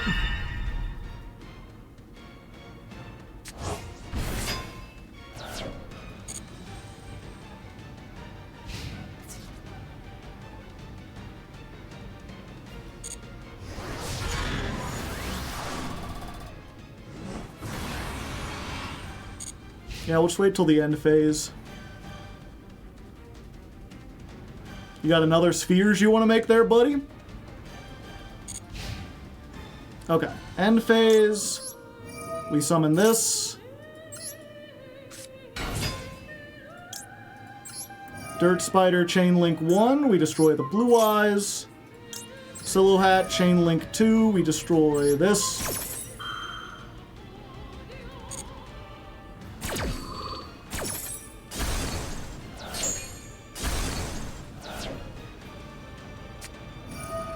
Jet Dragon! Get out of here!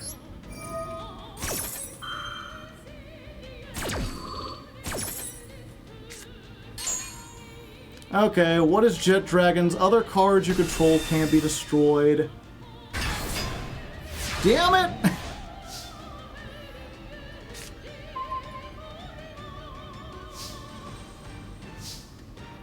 So I have to destroy that, but then if I do... They can just keep bringing it back. Oh, I hate Jet Dragon.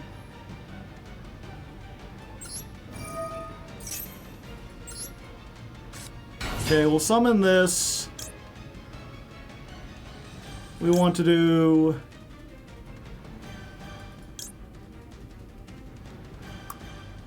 Yeah, Chain Link 1, this. Oh, no, I fucked that up. I needed to do it the reversed.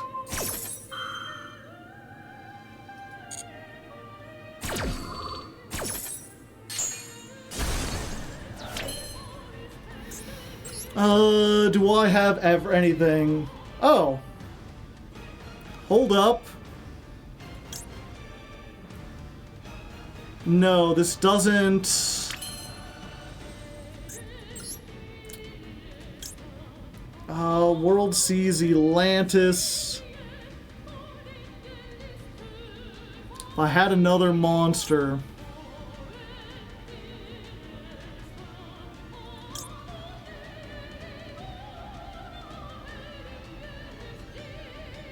To their owners' fields! Wait, hold up.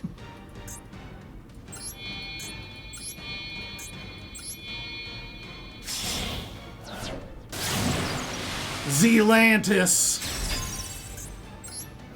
Activate. Banish.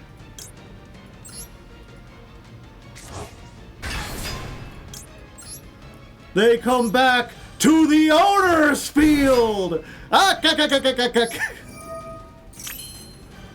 Battle phase! Go, Zealantis! Get me into Diamond! The power of words!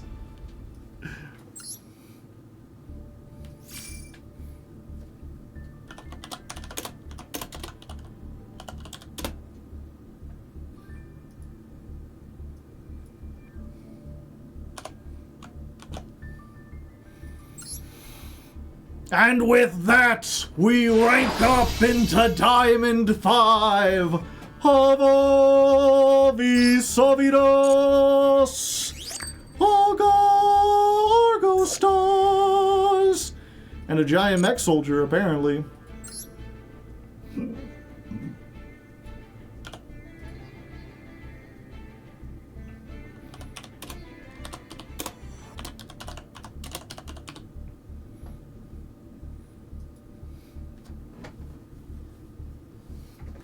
Lawyer game, lawyer day. It says owner's field, yeah. And people said Argostars would never make it to Diamond 5. Now that you're in Diamond, you can get that Vanilla Link 3 out of your extra deck, right? What would I put in there? I don't have anything else.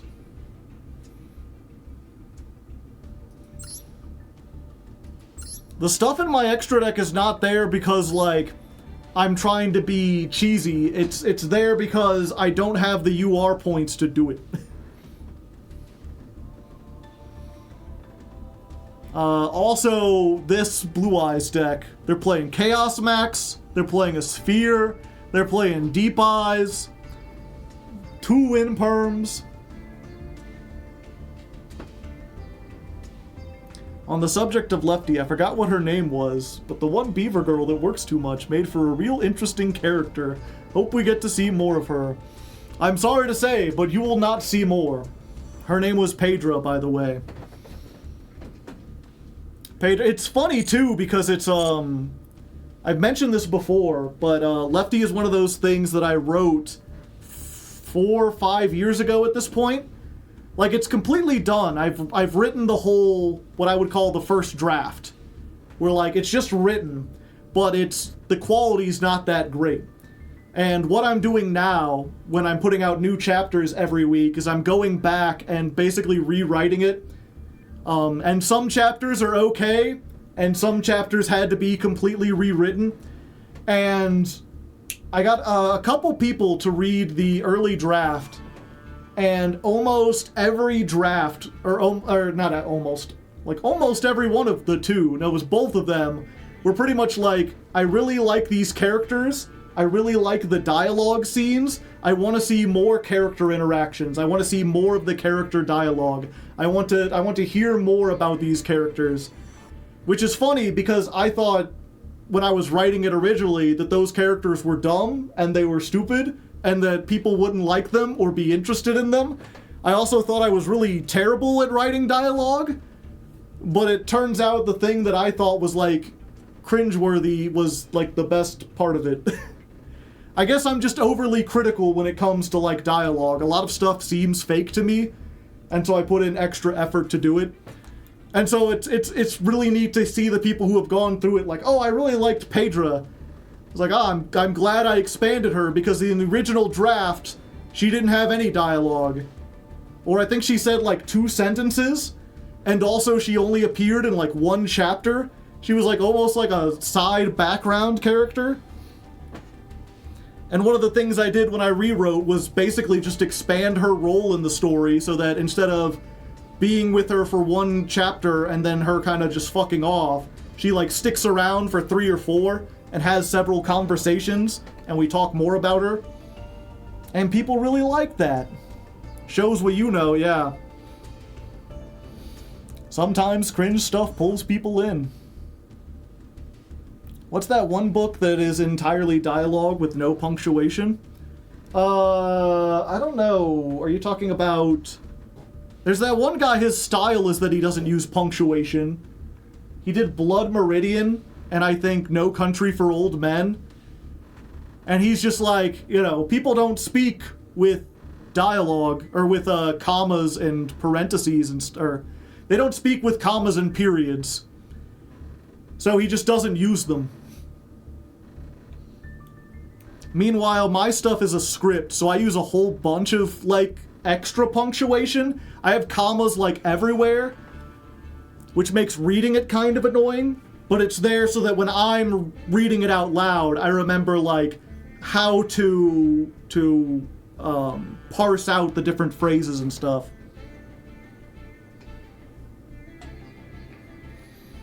I kind of wish she went through more of an arc. She almost got there, even in the short time she had, yeah. Blood Meridians is in second person. They represent breaks in speaking, yeah. I'm saying what that guy said. I don't necessarily agree, because again, when I write, I put a lot of commas, I put a lot of dashes, I put a lot of italics, and a lot of like ellipses, especially in dialogue. And then that's the thing, is the whole story is technically dialogue because you're being told it by another character in the story. That's kind of why I could rush over like big events and rush past these characters, because it's not told like a traditional narrative. It's told like a legend, like you're sitting down with Grandpa and he's telling you this story. Will she get an arc if we make it into Masters? No. But I mean, that's the thing. If nothing else, the one thing that I think I'm good at and that also other people really enjoy is like the world building. I've done a really good job, I feel, of like fleshing out the cultures and the history of this world and the different magic systems and stuff. But I do it in a way where like you very rarely have to just sit down and have stuff explained to you. The first couple chapters you get a little bit of that because it's just impossible not to when you're in like an entirely different world. Or if there is a way to do it, I couldn't figure it out. But the fact that people are like, I want to see more of this character, I want to spend more time with the Deepins in their society, that's like, great. That means I have room for like prequels and sequels and side stories and all sorts of stuff. That means if I ever want to like open it up and be like, this is public domain, people can hopefully go through and like write their own stories with the characters. She will get an art though if we have $50 to commission. Unfortunately, she's only in part 1 and we're doing part 2. And there's no Deepins in part 2. You do get Thulins though, so if you like slimy tentacle mind flayer looking things, you know, we gotta get an artist who can make those. You could see Pluthark and Rax.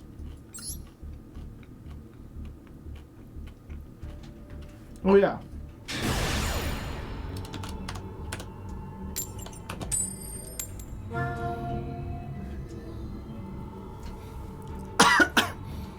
There are a lot of artists who can do tentacles. Did the Fiendsmith always, like, smirk and make a noise like that? I don't remember that.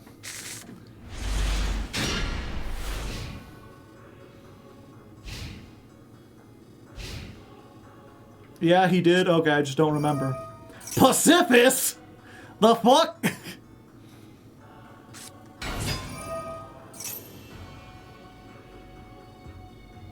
I have a feeling that this Nibiru is not going to be of any use here.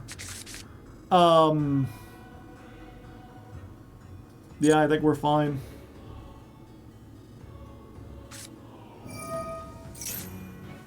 Fuck.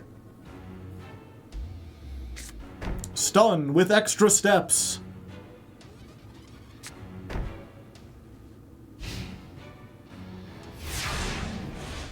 I'm probably dead going second against this. Oh, that helps a lot.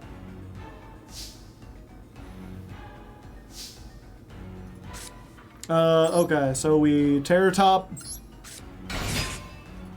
Can I get my Takatomborg, please?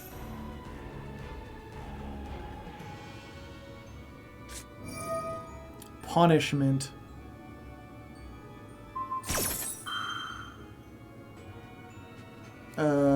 Okay.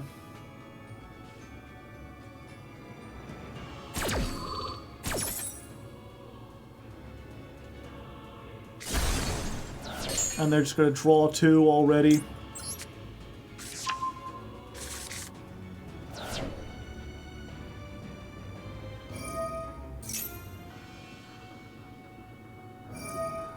Okay, so we get them the 1. We will Giant Slaying here.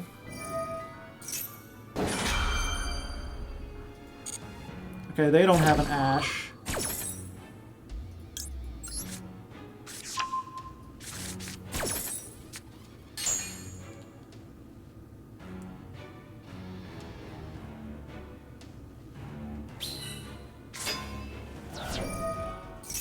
They do that, we do Droll, so they don't get the other search.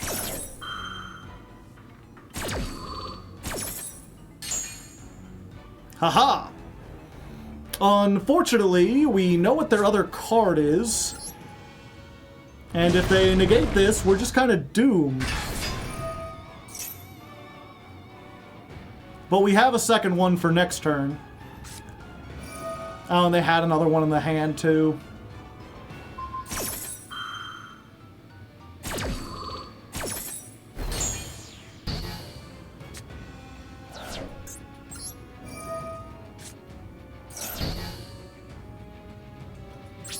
Yeah, I think I'm just dead.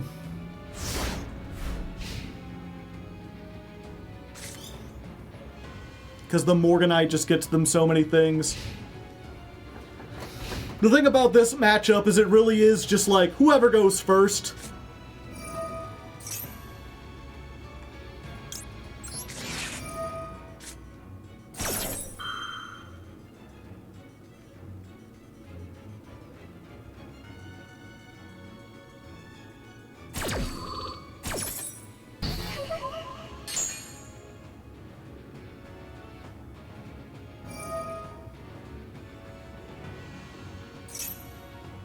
Oh, yeah. I was like, what normal monster do they play?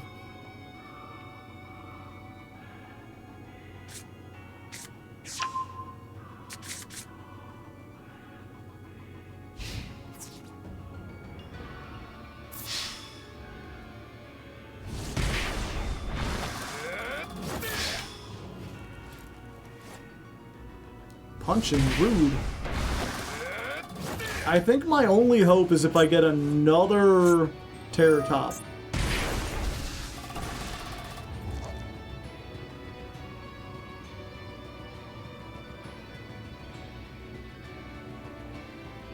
Either that or they go into the extra deck. Oh wait, no, that does it.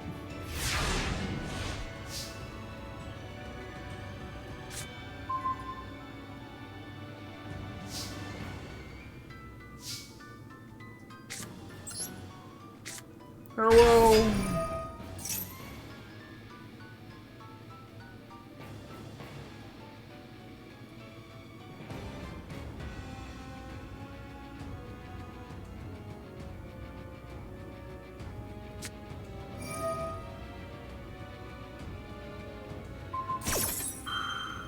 Yeah, it also sucks that it's like one of like the only decks that doesn't at least kind of play into Nibiru.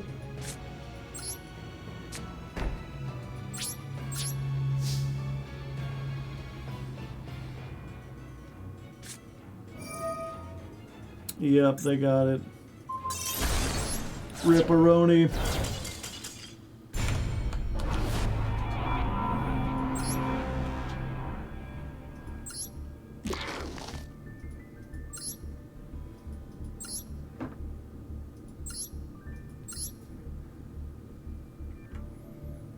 Floodgates, and floodgates, and floodgates some more.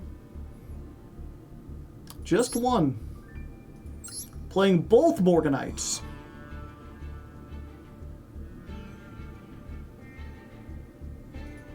And Typhoon.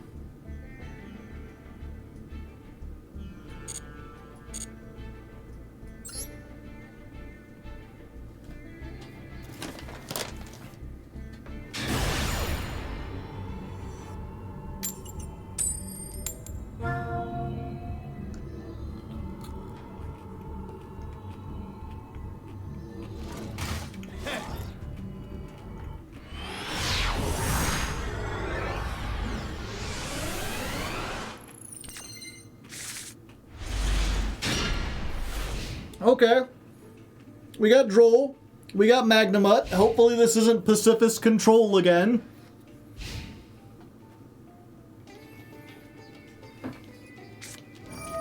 Senjin.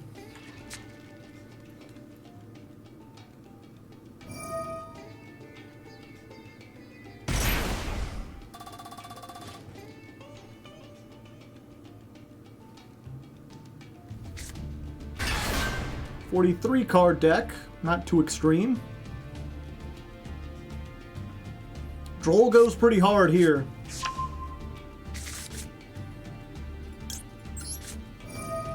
Hello. You can pay Teeth 100, special summon this, then you can. Okay, so they can still summon them. They just don't get to add like the field spell and stuff anymore.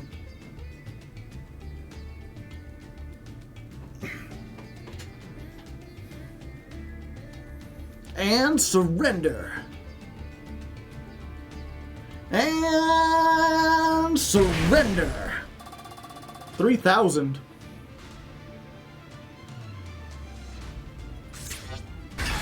Ascendant of Thunder.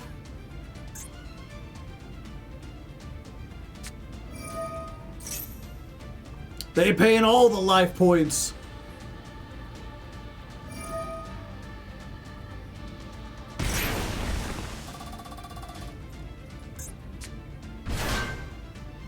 Oh no. 6, 7, 8. They don't know that 7, 8, 9. No, don't go into the spooky house. Oh, hello.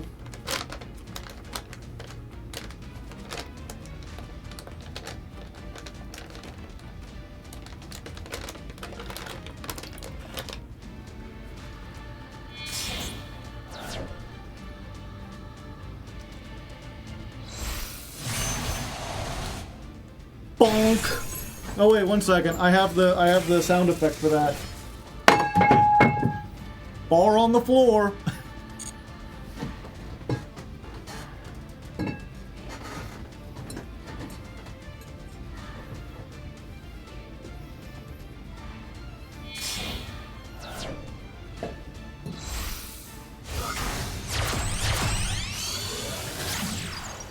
Moon of the Closed Goddess.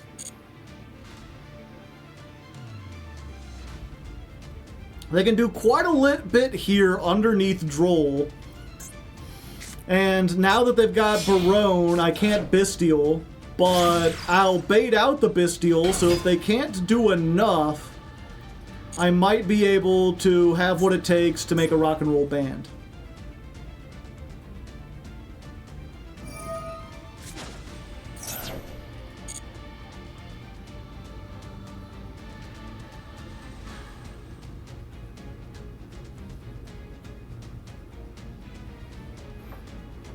Oh, I don't know why I'm eating M&Ms. I got a donut right here.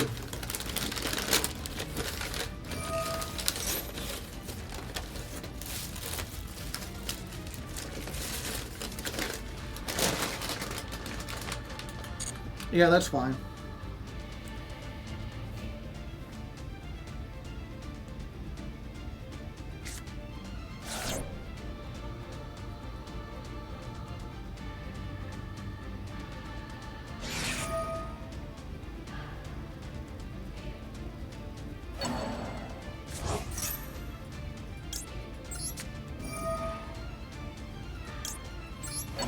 You want to see the donut I got? It's a little smash, but check it out. Chocolate and vanilla. Delicioso.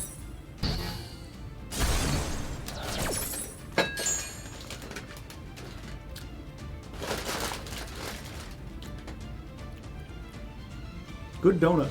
I agree.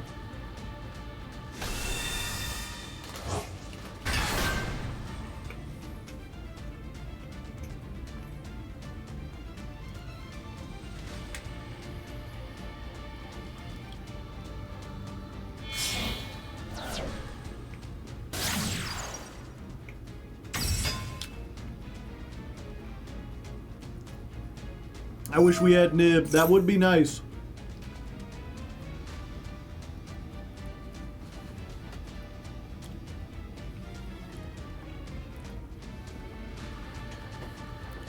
True, all we gotta do is make it to the field spell and summon these two.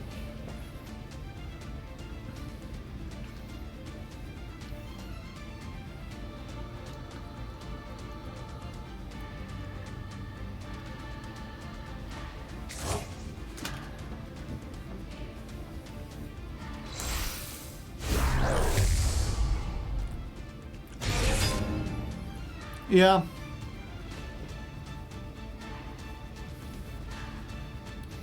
My only hope is that they underestimate what Argostars can do. They try to save their one negate for something that is like to hit multiple cards at once.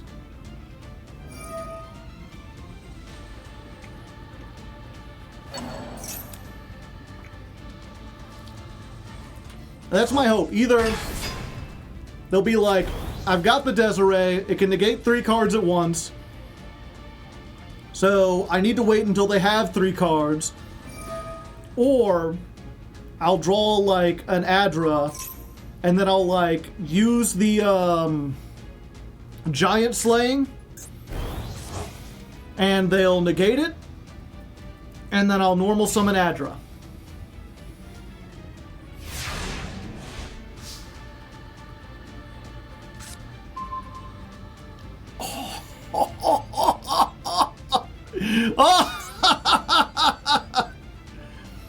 Hold on, let me read this real quick. Does piercing, can't be targeted. That's huge! Best top deck. I forgot about this. Let's go Giant Slaying.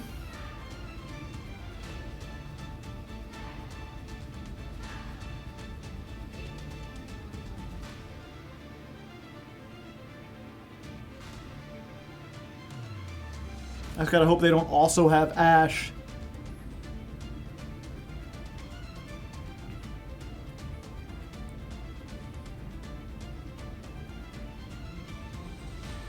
Oh, they thinking. They reading.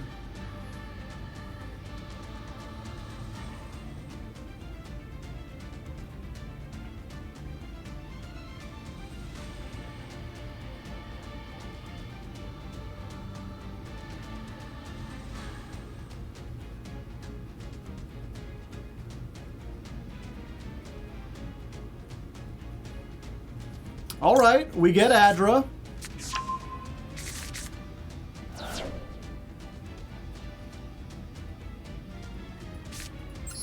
Normal summon.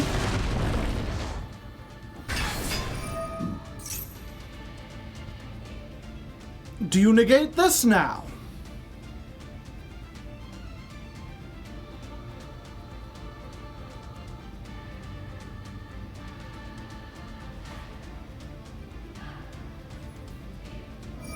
They do. And then I chain Ghost Ogre. If you don't know, this negates equal to the number of things equipped to it. So if you destroy it, it no longer has stuff equipped to it, and thus cannot negate.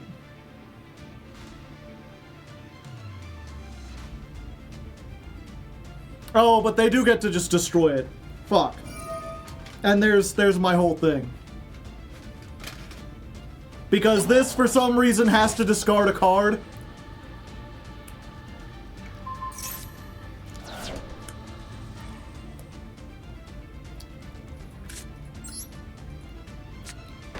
And then they just do it all again next turn. Wait, they don't have the setup for that.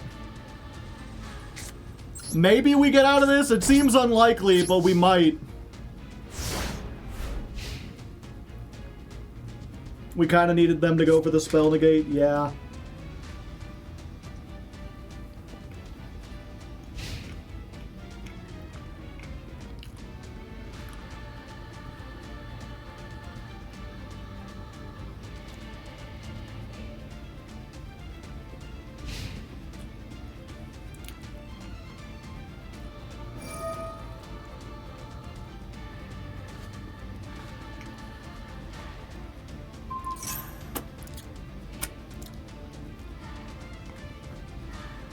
What does this do again?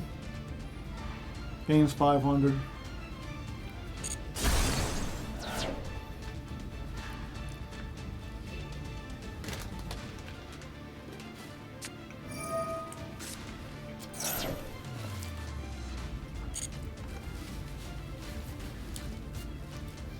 Okay, they can do some punk stuff, but they don't have a lot of life points. They can activate exactly 2 punk effects.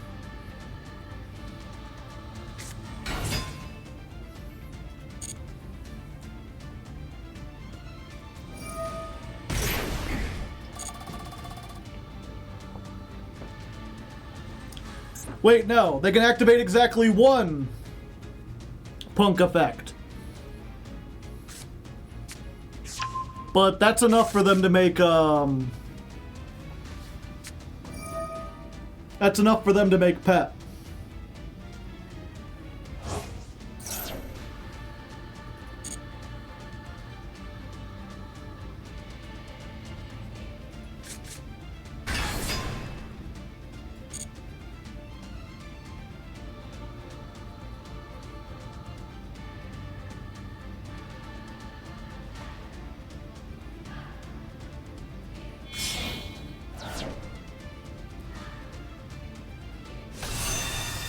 Yup. Put a little pep in your step.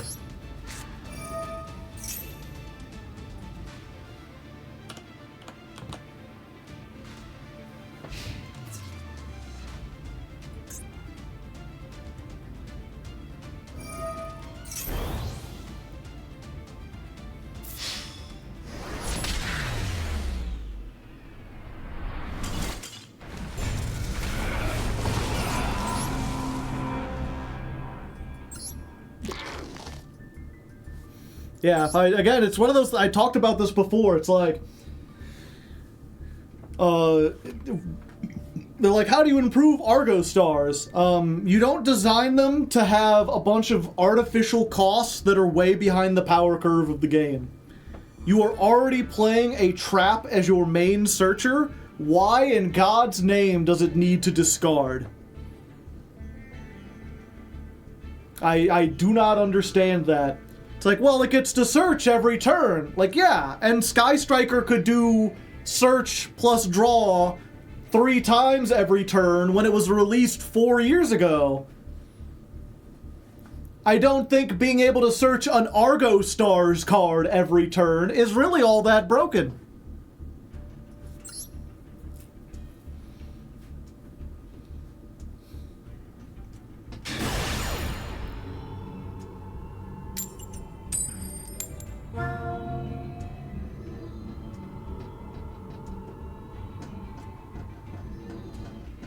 You could do it 4 times with Kagari, yeah.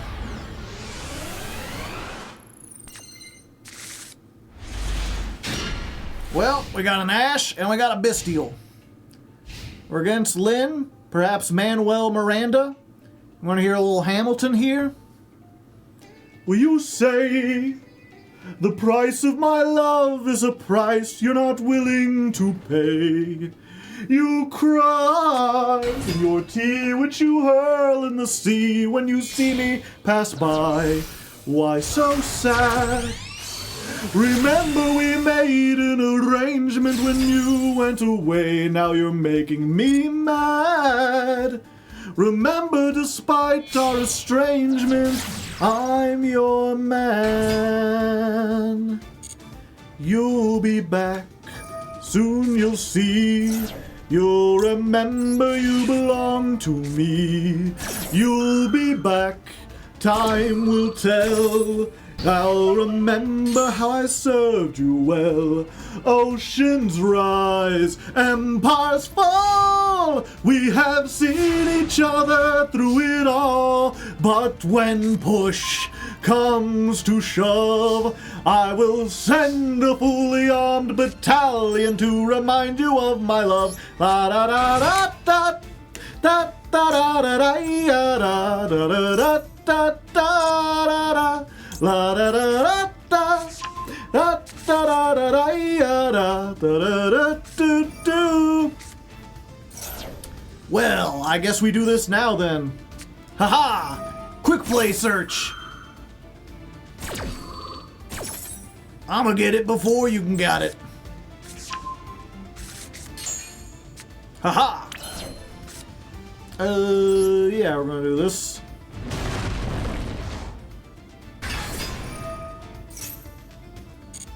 We're gonna do this.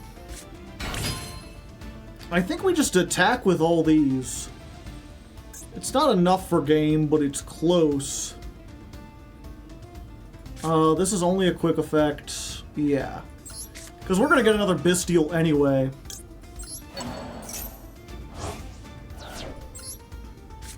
Oh, no, we're not.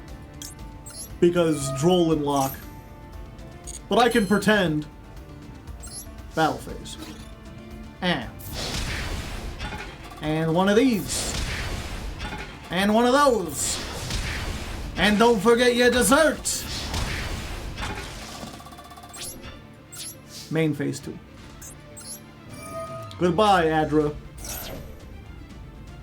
I can't search, so I can't summon this.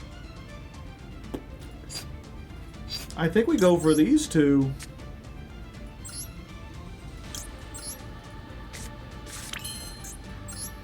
And then we just make a, why can't I make Star Slayer?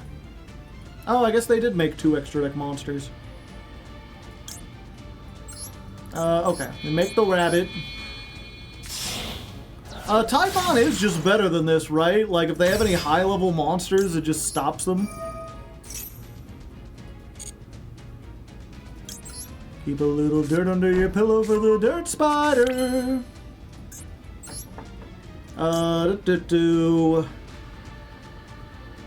Neither player can activate the effects of monsters with 3,000 or more attack. Yeah, so they can't activate Nibiru. Just in case they have it. It's kind of a floodgate. Your move, Lynn. And then I don't search. Because I was a silly Billy.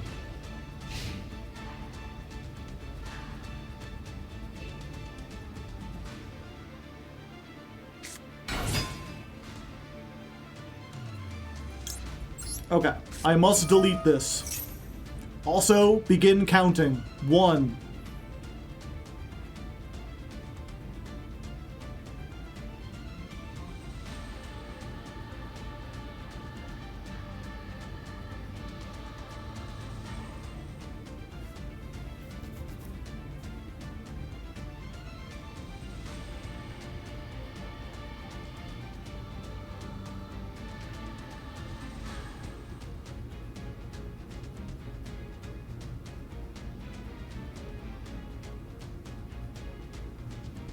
I think just start... Okay, there they go.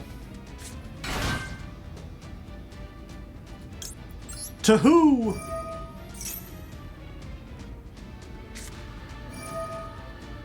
Desperado. Okay.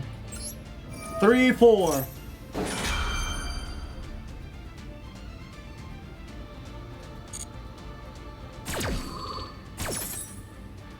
Unfortunately, that's like all our stuff, so if they do have anything else. But doing this, they've used their normal summon. They can no longer make max. They don't get the search from the deck with that. I am not going to use the Statue of Anguish pattern on myself.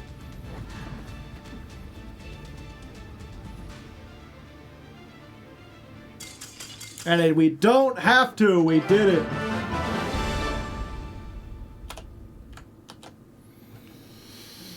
What's more competitive in TCG, Makonko or Trap Tricks? In the TCG, I haven't played either. But in general, Makonko is like a blind second deck that surprises people by hitting them with an OTK that they're unprepared for. U-Bell is out of the format, I believe, so people are not prepared for like zero attack monsters that they just forced to attack into. They just got new support. Both decks are kind of reliant on like in the TCG especially, because they're side decking, it's like, yeah, Trap Tricks are really easy to side against because you just bring in all your spell trap removal. If they don't win the coin toss going first, they don't have a whole lot they can do going second. Makonko, there are side deck cards that deal with them, but if they're not currently in the format, people might not have an out to it.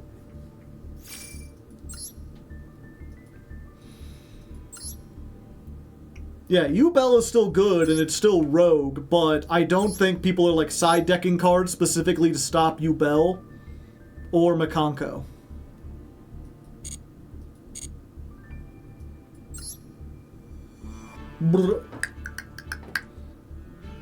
Makonko can go first, true.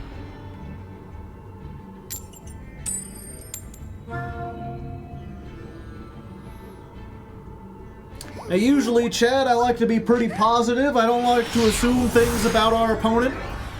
But I think our opponent's a real rotten individual. A real fucker. A real damn fool. A real scumbag, if you know what I mean. A-ha-cha. A-cha-cha-cha.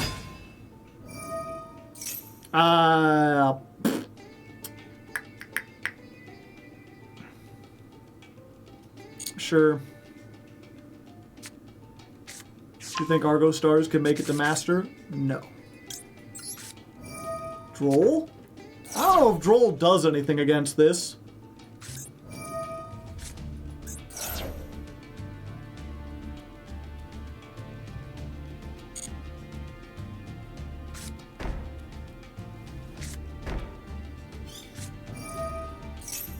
Nah. Nah, I don't want you to do that.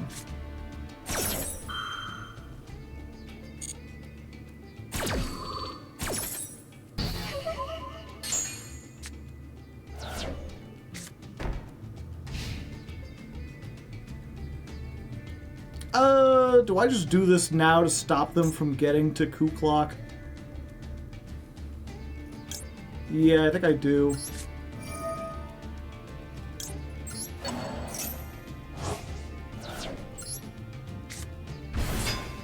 Oh wait, now I can't Terror Top. I'm a little stupid, chat. It's fine. Power Sink Stone. Okay. Unfortunate.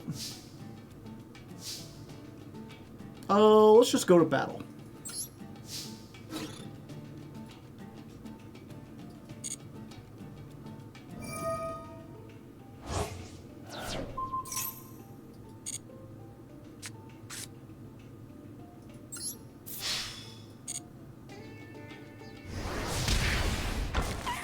Okay.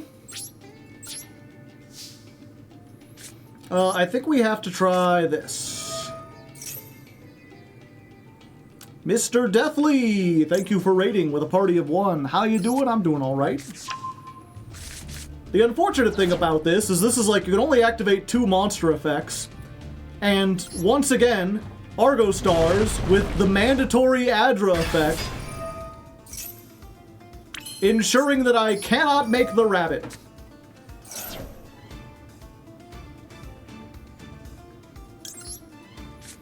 Fortunately, these are not monster effects.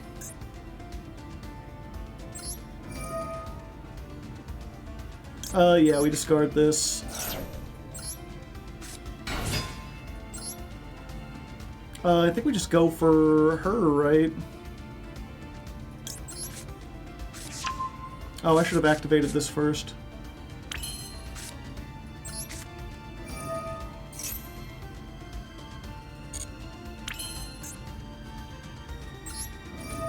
Ooh, actually...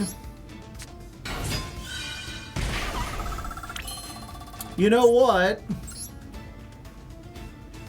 We gotta hope they don't have Nibiru here, but this is really funny.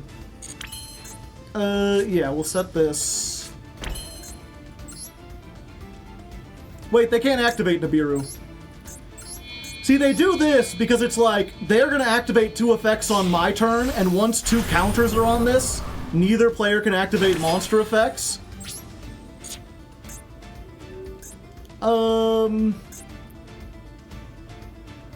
Actually, yeah, let's go ahead and grab this back. But we're gonna turn the tables on them, chat.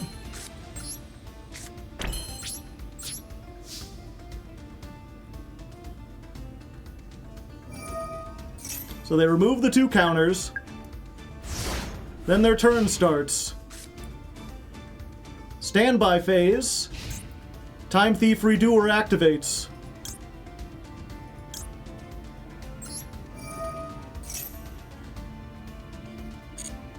So there's 1. Oh, I got all trap. Well, of course I got all traps.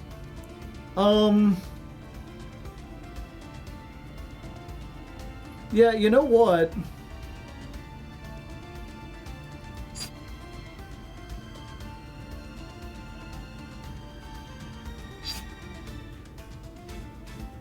This sucks a little bit, but I think it's worth it. We activate this. We detach you. Oh, it has to be the opponent. Damn it. I should have read that better.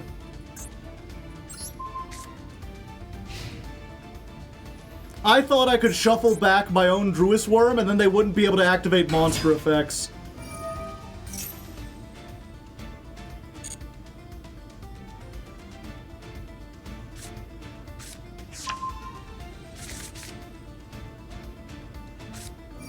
Negating the stone would be better. Yeah, but they're a real scumbag.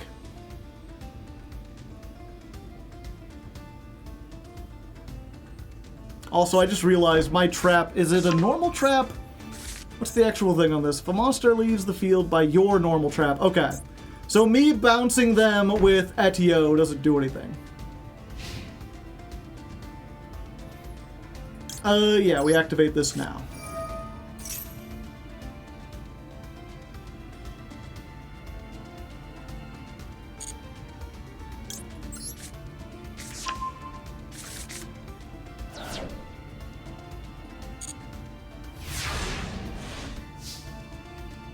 More like Power Stinkstone, am I right? Am I right, gamers?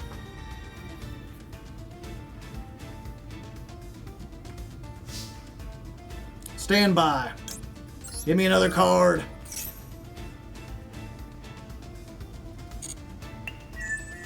Ooh, a spell.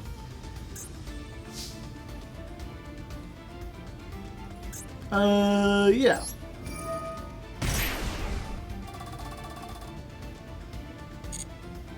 We'll add this back.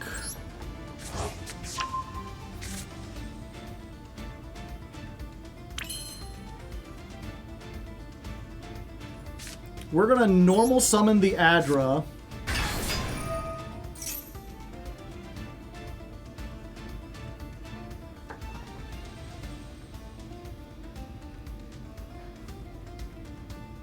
That way they cannot respond to my traps.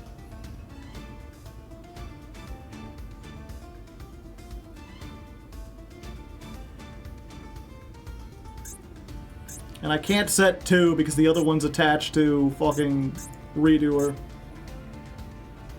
But they don't know that. Imperm.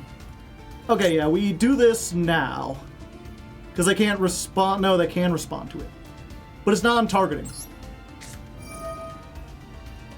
So they don't know what we're sending back.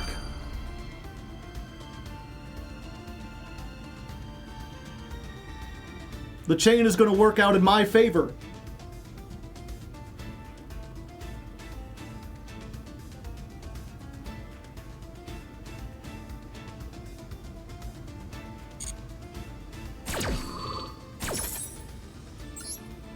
We get this. We return this. 500.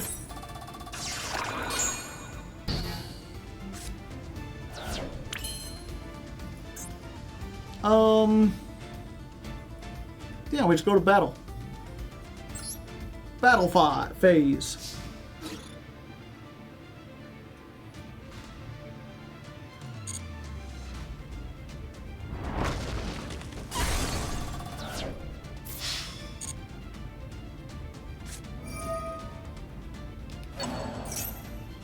Ash. Ash is a zombie.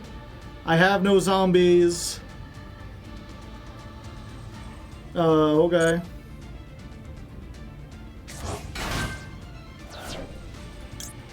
We do this now.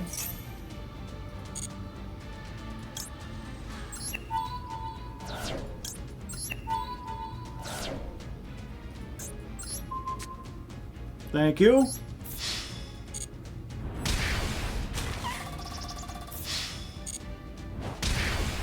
Go, Druis Worm! Defeat the Labyrinth Menace!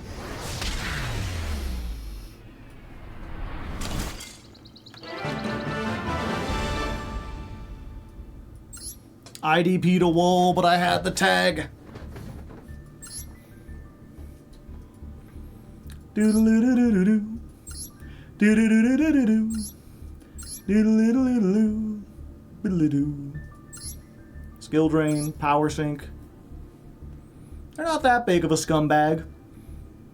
They aren't playing the virus cards. An anonymous gifter gave Argostars a tier 1 sub. The Argostars themselves are subscribed.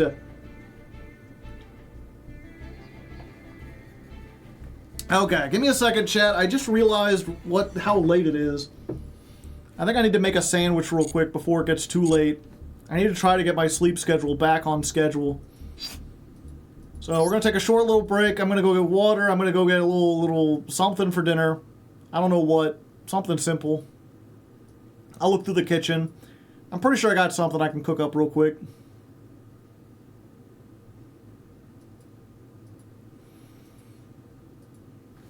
Merry Jankmas, and to all a good night.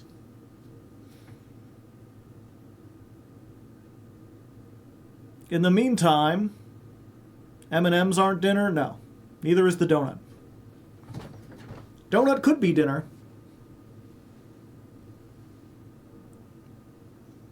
Internet loading slowly.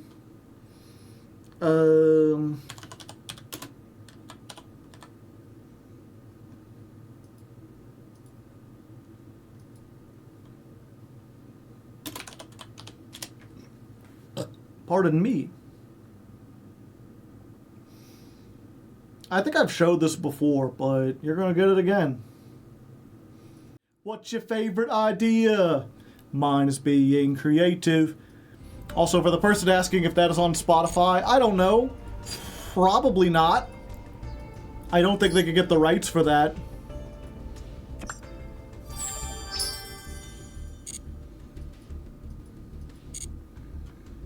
I watched 3 seasons of the family sitcom with that's the theme song.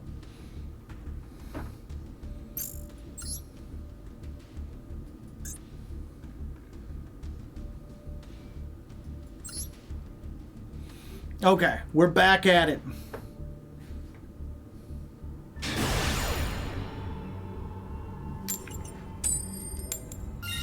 Alright, we win our first coin toss in Diamond, I think. We haven't won many since we got here, but that's fine. I knew that was going to happen. We won a whole bunch to rank up, and I was like, as soon as we rank up, then you don't have to give me any more coin tosses. I ate too fast. Okay. That's 10. Don't ash this, please. I need this to resolve. Thank you. Oh, the counting begins again. Hopefully, if the editor has been doing a counting bit this whole time, you could stop now, Metal. You don't have to go anymore. I feel bad, like, counting. So much to edit. I mean, at this point, we're probably like 2 hours in the video. You could just skip ahead till when I get interrupted or when I get to the end. Yeah. Get these two.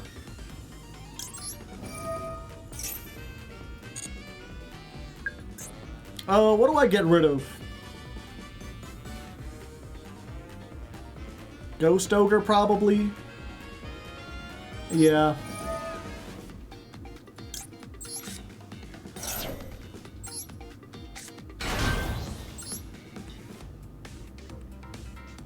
Yeah, we just get the field spell.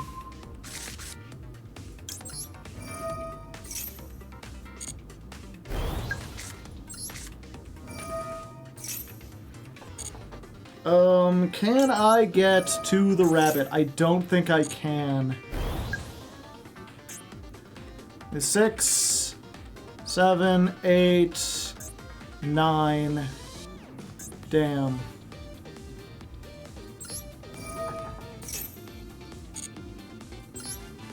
I'll be very close.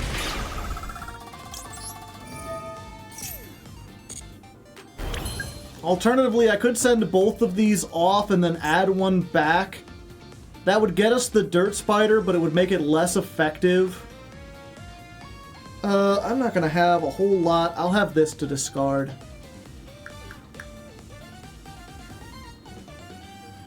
Yeah, I think we do that, actually. That gets us more stuff. We do this.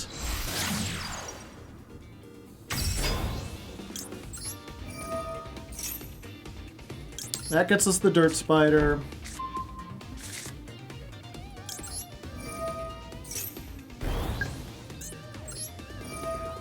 We get this. We get... Yeah, we have to get this back.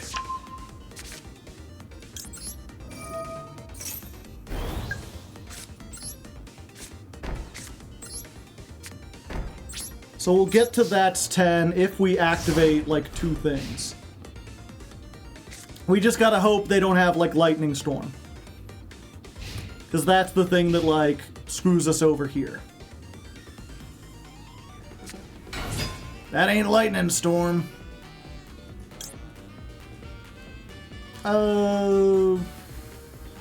Yeah, they use the normal summon on that.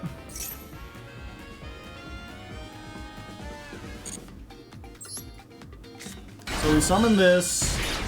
500. That's 9. We activate this. And they surrendered. Yeah, it was like, we pop it there, we get the thing, and then we set, probably, what's it called? Apophis? Well, at that point, no, we probably get the green one.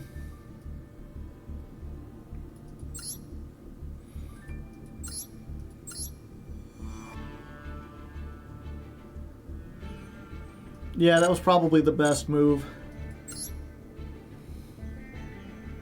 They didn't like counting. They weren't no Count Chocula. Alright, rank, and we get a rank.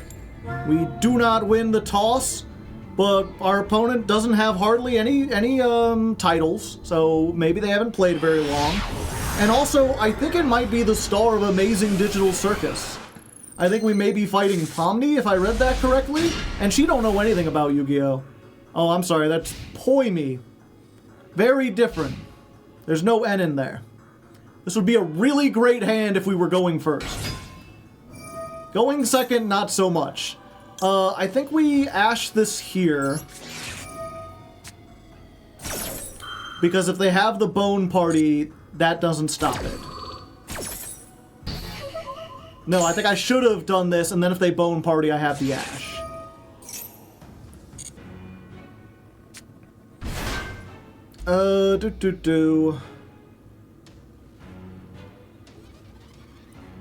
Yeah, and now we do this. And we hope. 2 hand traps. Fuck. I didn't think that they could fit all of that stuff in here.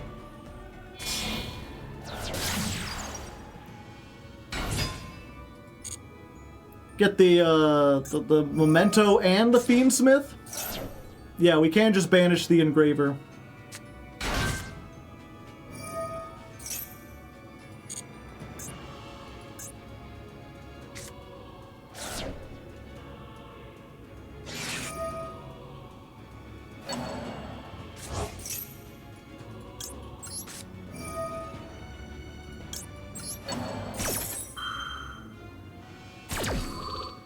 Three hand traps. That's thrice as many. And that's all it takes. That's all it takes. People are like, what's your plan going second? Hand traps. The same plan as most decks.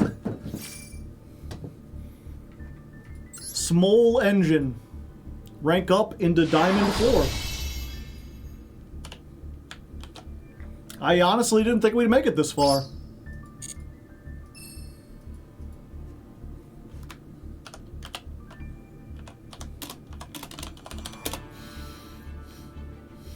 Let's duel 94, 5, 6 versus Memento Fiendsmith.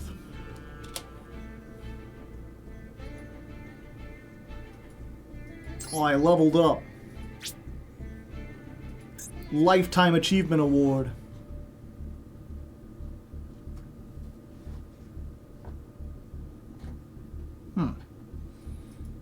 I thought I saw something in front of my vision.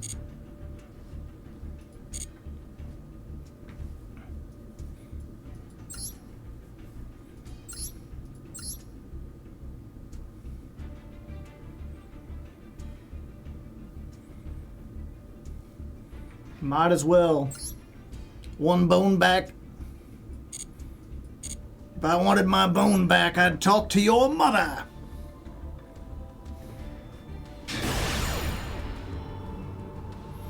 Okay, now our opponent has a whole lot of things. Our opponent is probably very experienced. I mean, they'd have to be, right? And we're going second. And they're laughing at me. They're already giving me the anime. Heh.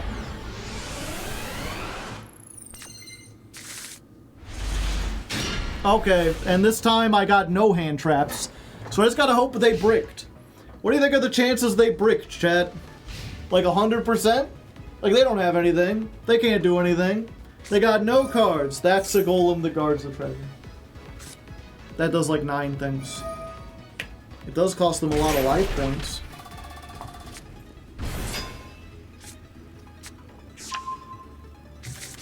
Well, if that's all they can do, and they miss on the what's it called? The vampire zombie, then we're fine.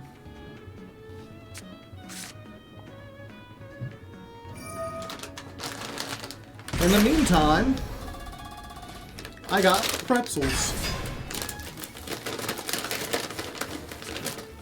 You want to see how crunchy these are, chat? Let's see if we can get ASMR. You hear this one?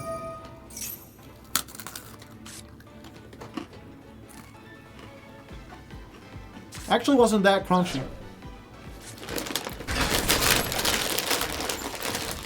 I expected more out of you.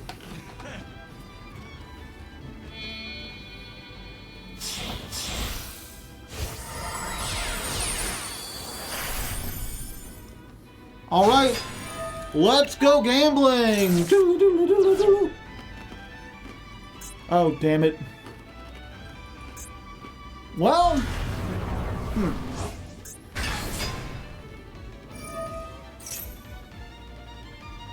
damn, I would have liked to top deck that.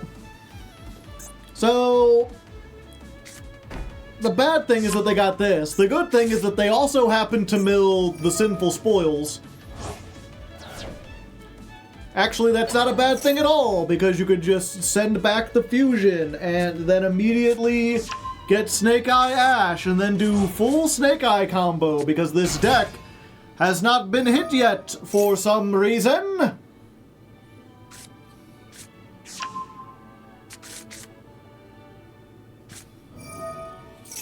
Snake Eyes forever, Snake Eyes time, Snake Eyes forever. Doing a crime. I got the snake eyes, don't you believe? Snake eyes for you and snake eyes for me. You got the... Okay, I'm going to stop doing that because I'm going to hurt my hat or myself. But isn't it nice that I essentially got a cowbell, you know? Be like...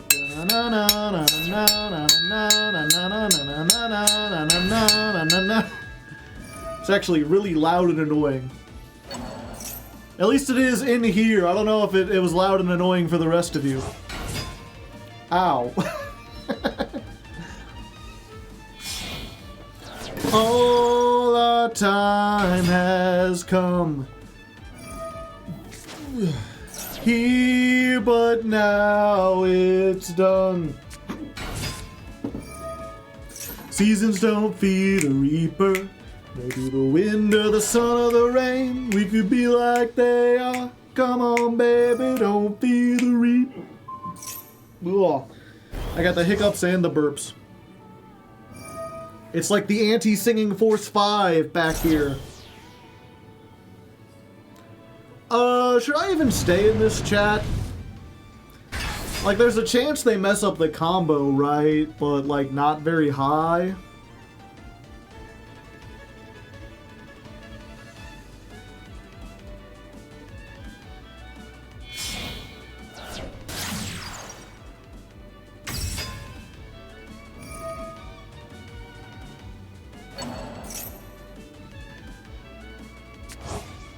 Snake Eye plays itself.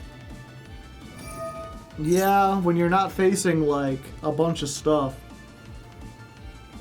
Like, don't get me wrong, Snake Eyes has a, like a skill ceiling. Especially in the mirrors, there's a lot of little interactions that can really help make things. Okay, yeah, I can't beat this. They got Desiree. We just go next. If we got Nibiru, then we would be a good time. But we didn't have no Nibiru. So now we're the squishy snowman. Which sounds like an innuendo. You know, if your girlfriend's like, hey, you want to go downtown, give you the squishy snowman? You might be excited, depending on your tastes.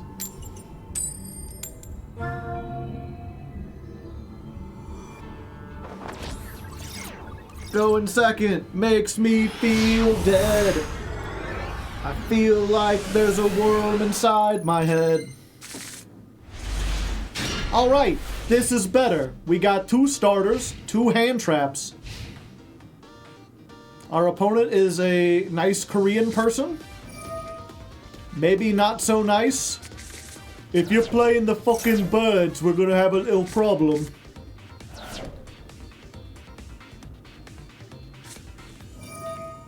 Oh, it's this.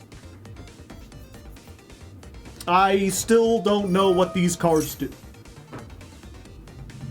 They got big scales. 11 and 0. Not gonna pendulum. Ryu Gay. Just in time for Pride Month. Good for them.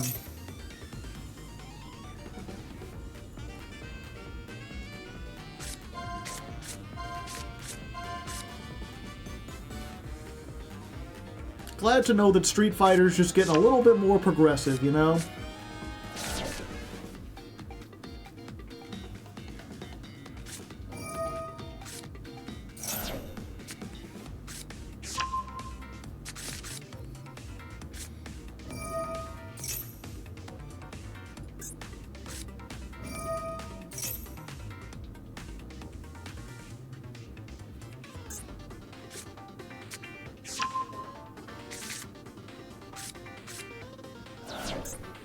They're doing a lot of stuff, and this Nibiru don't have a single number on it.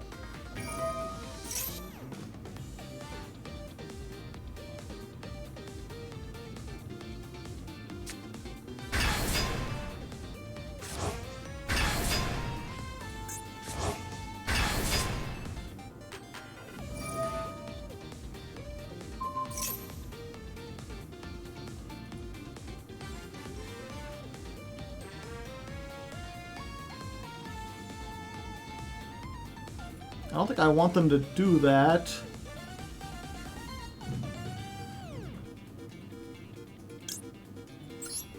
Sure.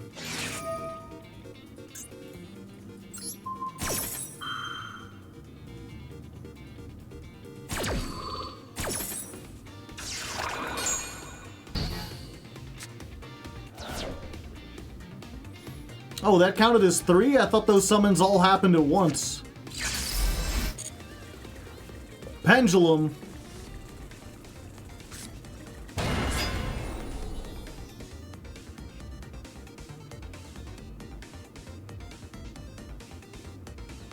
Did counts all summons? Okay. No, come on! 5th summon Varudris!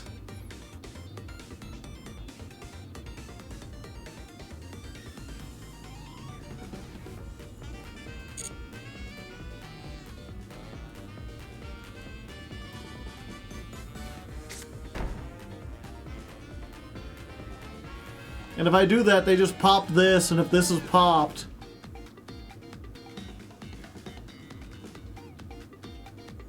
they just get another continuous spell. And they can still do this next turn.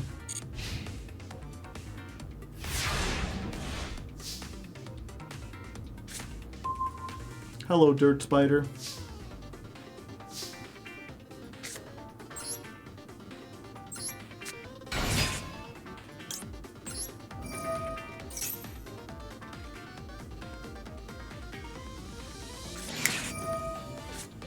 Just what I always wanted.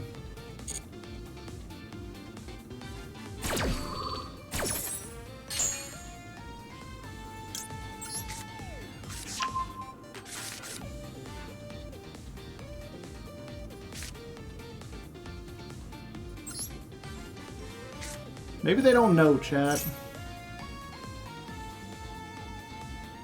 Oh wait, this is negate and then pop anything, isn't it?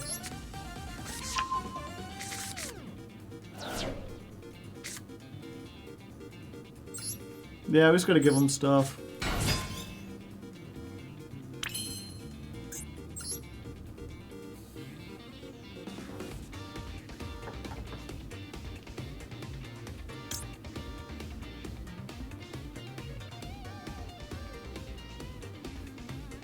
If only I had the bird.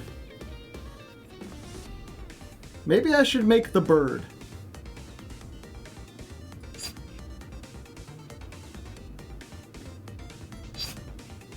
You know what? I think we do this.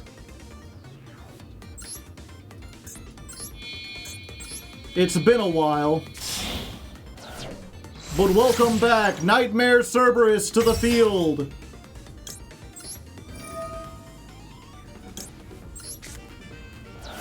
Let's try to pop that. You have to negate it. The wind is blowing really strongly outside. If the stream suddenly goes blank, it's because there's been a tornado cane. Typhon helps here? I mean, it would.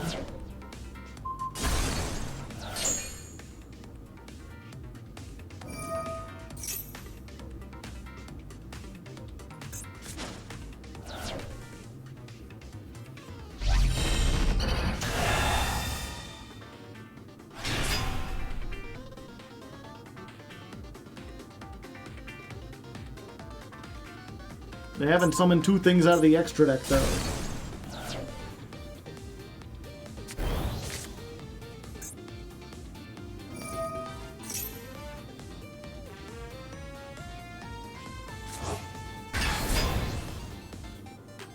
Okay, it negates the activation, but it doesn't destroy. So maybe they'll use the activation here.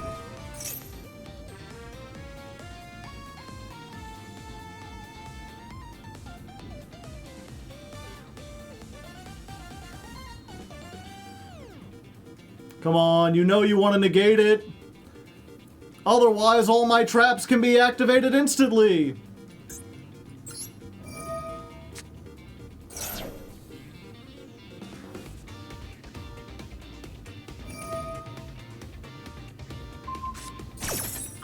Damn. Yeah, and I can't activate this because it needs a discard.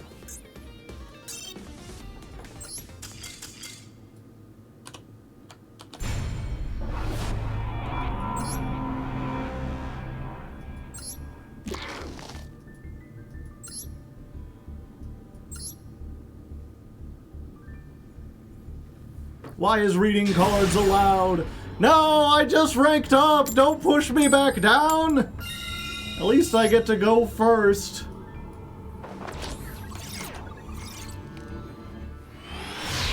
This always happens! Now I probably won't get a starter. Okay, well, that's actually every starter plus protection, so thank you. I'm glad I will have a fair shot at this.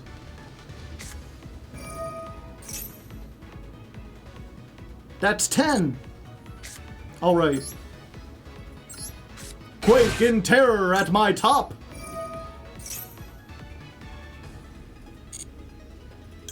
Okay, we're gonna get a Taka Taka Tombor. 1. Maxi. I will called by that.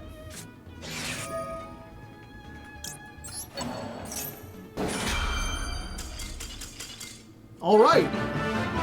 That works. We don't rank down.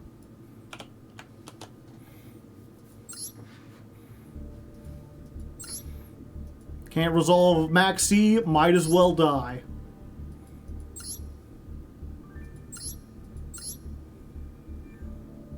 Ah, I see. Yeah, probably.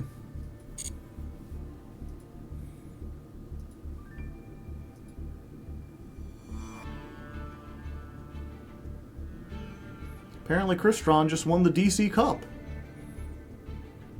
Looking at my comments real quick. I got a comment earlier, chat.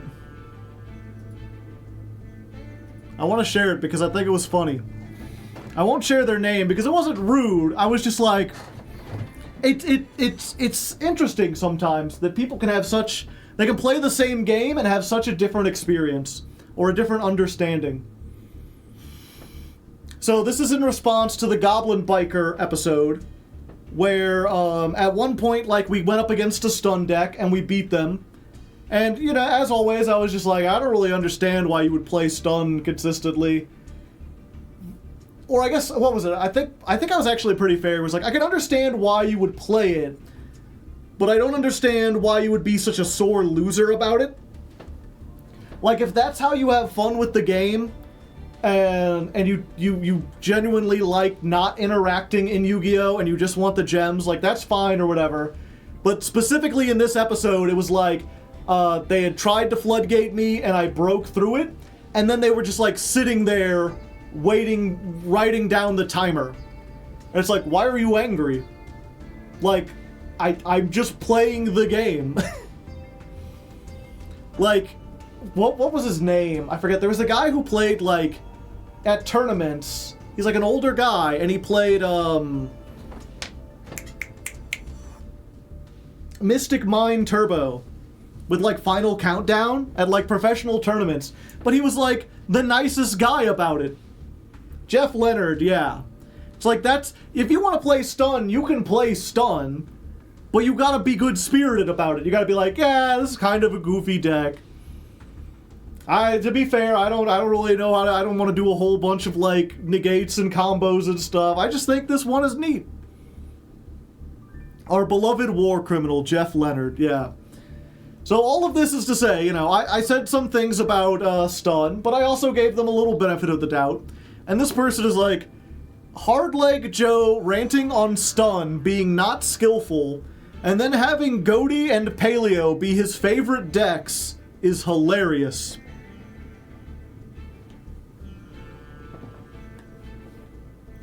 Joe says Stun isn't skillful, but his favorite decks are Goaty and Paleo.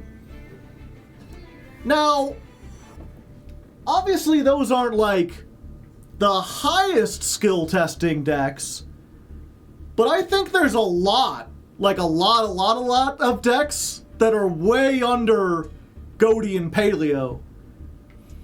Like, I can kind of understand, you know, if you don't know Paleo very well, or you got, like, sacked by them, where it's like, oh yeah, they opened with Daruma Karma Cannon and the Dino Miscus, and they pitched the, what's it called?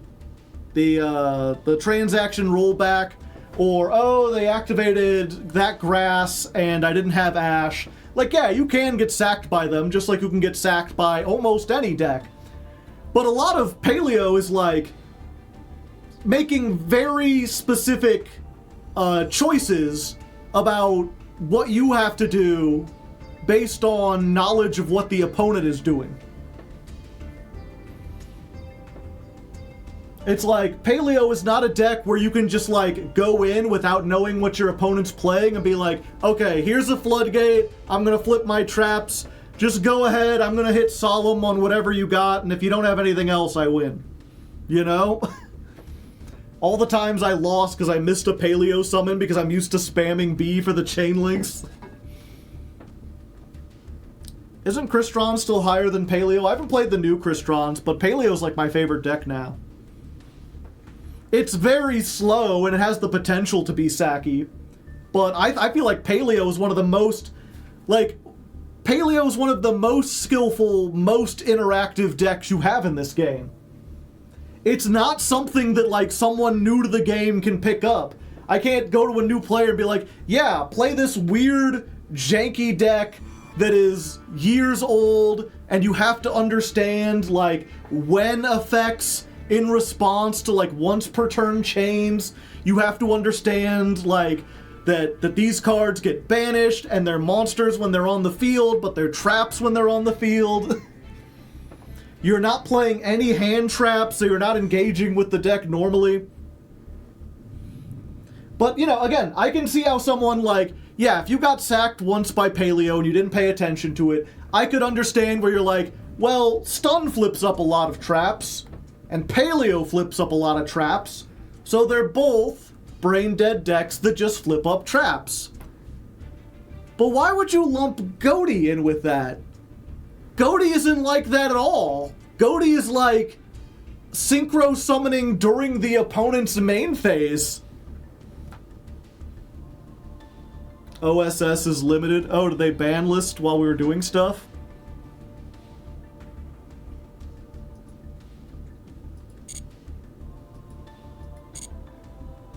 Notification? No.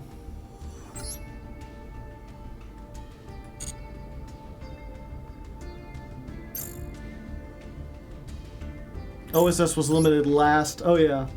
Okay. I think they confuse control with stun. I guess so. For the record, stun, what was it? Because that was another thing. I posted this on the Discord, and people were like, stun is like stacks in Magic. Everyone hates it, but they can't define what it is. I can define what stun is. Stun is sitting on a deck that mostly just sits on floodgates.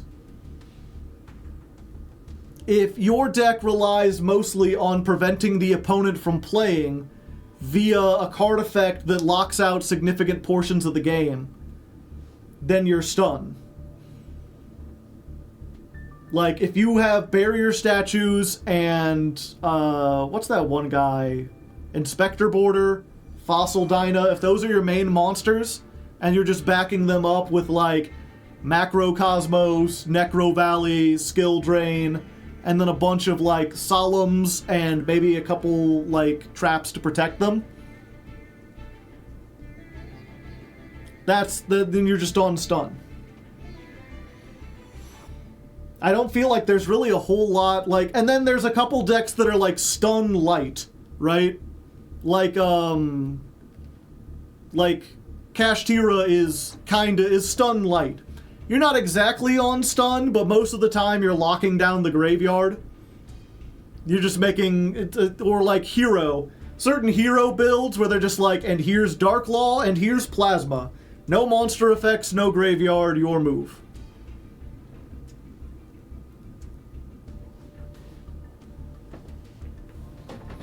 One too many Harpies Featherstorm, yeah.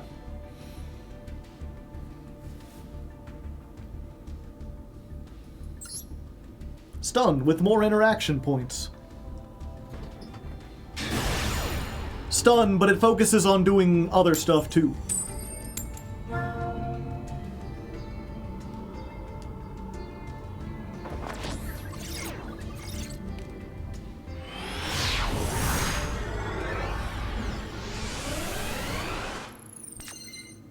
Remember Ibli? Ah, Balatro, my beloved card game. Where are my pants? Oh, where are my pants? I could be getting to molt every time I play 2 pair. Oh, where are my pants?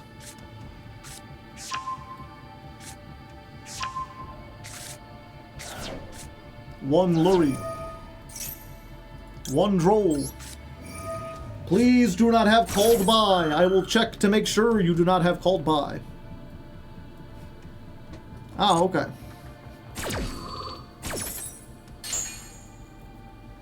And now we just hope that's enough. I don't think it is, because from this position, they can do full Fiendsmith combo without ever having to search anything. But if they have an additional engine in their deck, it might be that that's all they can make.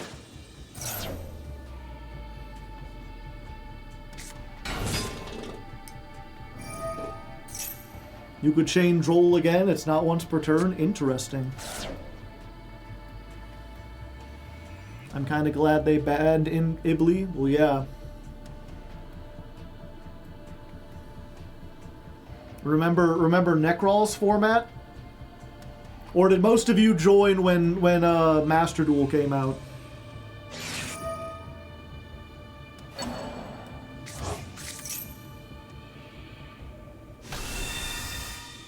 You stopped Droll, but what about second Droll? What about second breakfast, chat? I played Yu-Gi-Oh! Since before Lynx came out.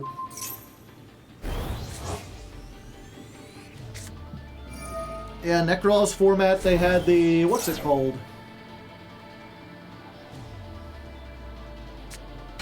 Djinn, yeah. Okay, you can get Oak. Normal summon, Fualos.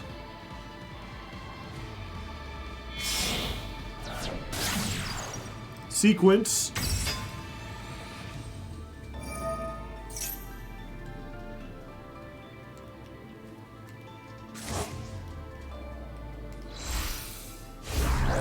Duke.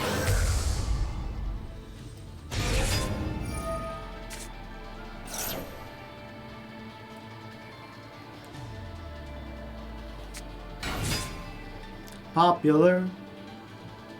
I don't think you wanted to go for that because you're still under Droll. I think they might have forgot.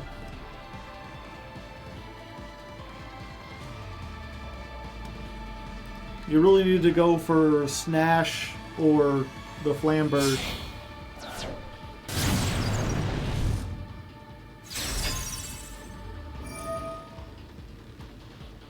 Either way, I think we lose. I don't think we have anything that gets over this.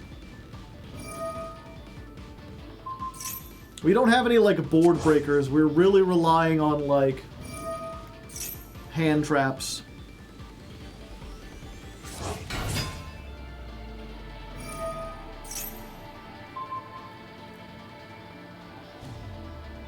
Ah, negate the Promethean princess, and then you can make Appaloosa. But now you have no fire monsters to use the thing.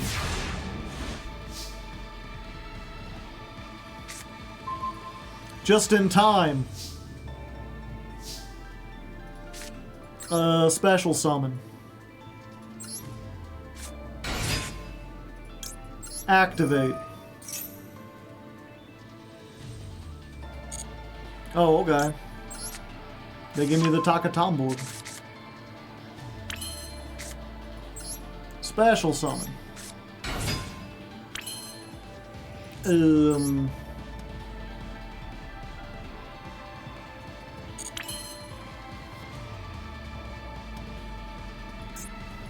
It locks us in, unfortunately. Do I have Zeus in this? I don't think I've made a Zeus yet. No. That would probably be a good thing to make.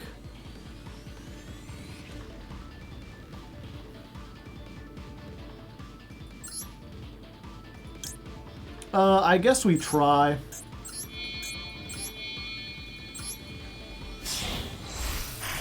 Make Invoker beat over it. Unfortunately, Invoker just does not have enough.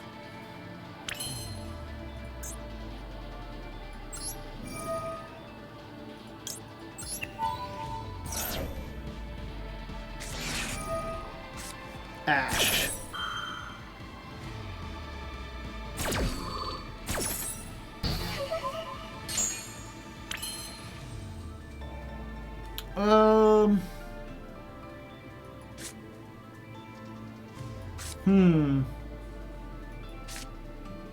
Okay. This sucks, but we have to bait out one of these. Oh wait, no, we can just crash here, right?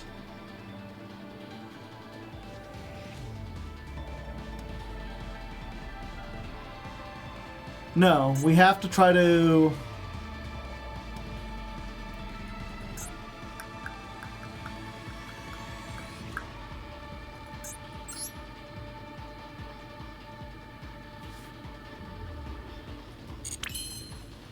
Yeah, we have to try to crash.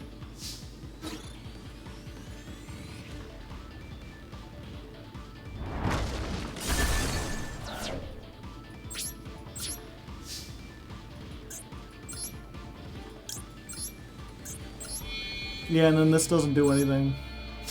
Because they just negate it.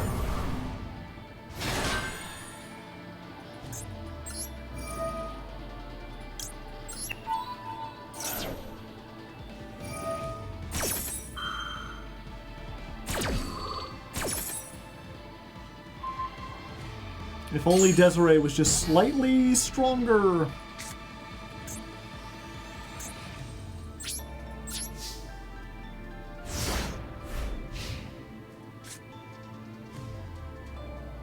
Yeah, if they attached Agamemnon, I'd be fine.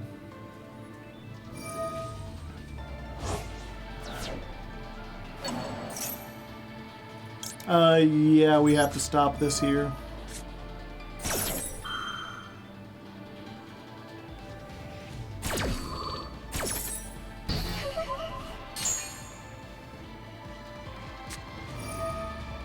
Engine. That just gets them like everything.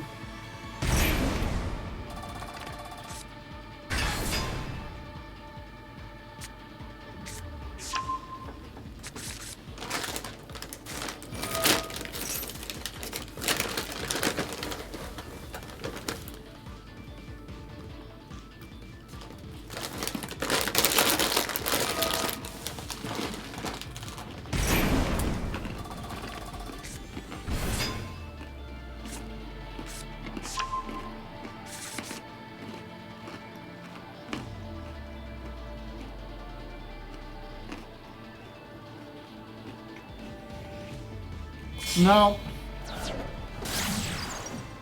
Now that I'm thinking about it, I should have done it if I had gone into Silhouette Rabbit and tried to activate its effect.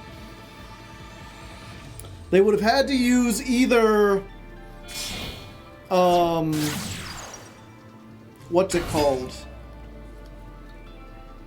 Appaloosa or Desiree to negate it.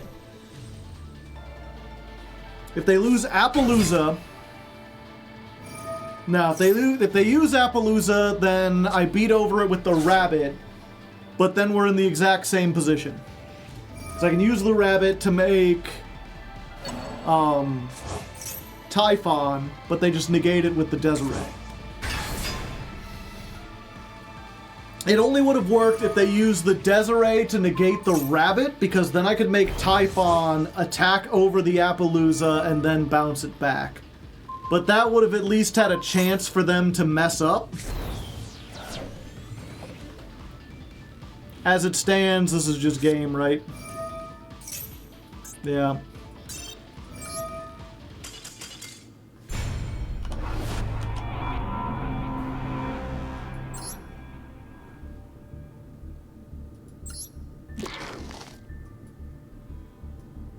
WSG, I don't know what that stands for.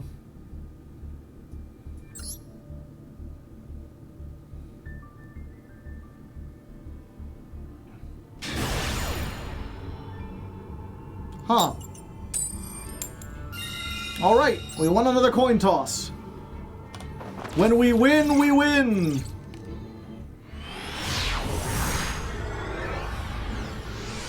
Our opponent screams about cake, chat. You know how I know that? Because their name is Ice Cream Cake. Ice cream! Ice cream! I love ice cream! Took me a second to really figure that out. That's neat. They got something. It's just Maxi, right? Because that's the only thing they can activate at this point. Let's try this. If they ash, we've got the called by. Really, the only thing we're worried about is exactly imperm. Everything else is fine. And there's the ash. But we have the cold by. Get out of here, Ash. Dust to dust.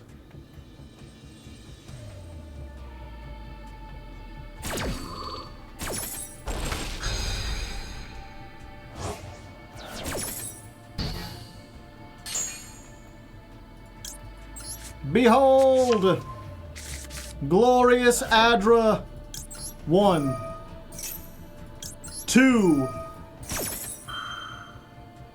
3. We're almost a third of the way there.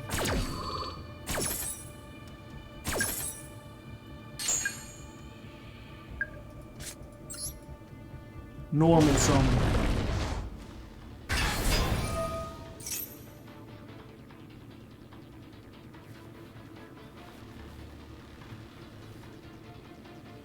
All right. They didn't stop it. Goodbye. You. And you. 5.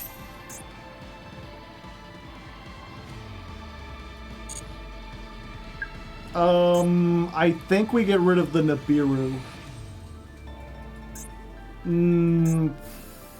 We have no idea what they're on. I'll keep the Nibiru.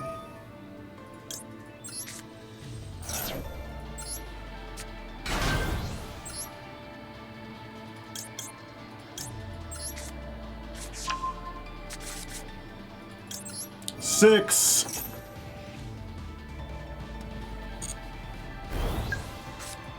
7.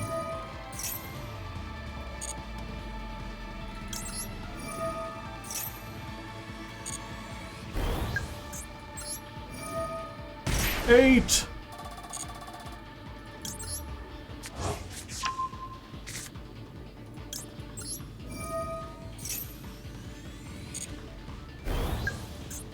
9.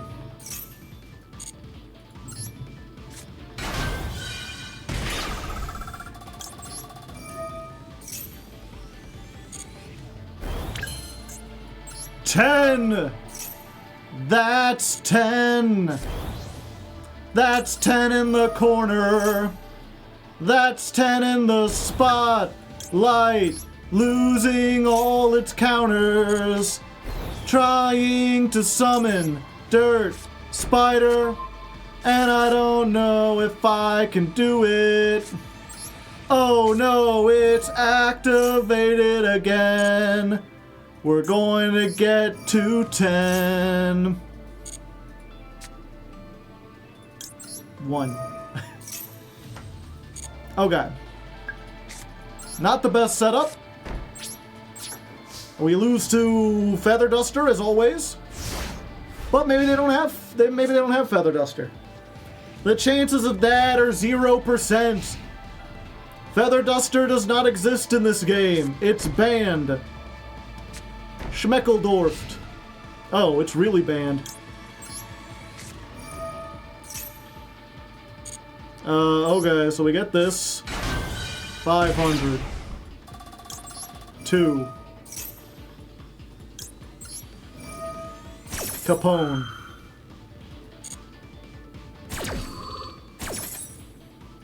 We're gonna go up here.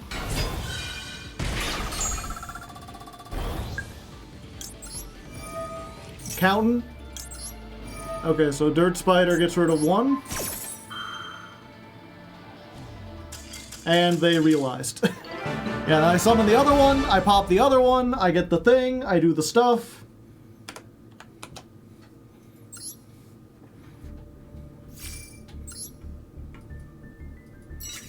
There is no war in Ba Sing Se.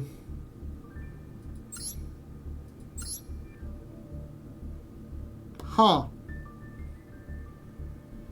What did you set? You only have like 5 spell traps. What must they have had? Nibiru, Moon Glacia, 2 Poseidra, 3 Abystius. Both of those were probably called by, cross out. Dominus Impulse. Yeah, I don't have anything that triggers that. Wait, yeah, I do. Wait, do I? Card effect is included that special summons a monster. Do the traps that summon themselves count? I feel like they should count.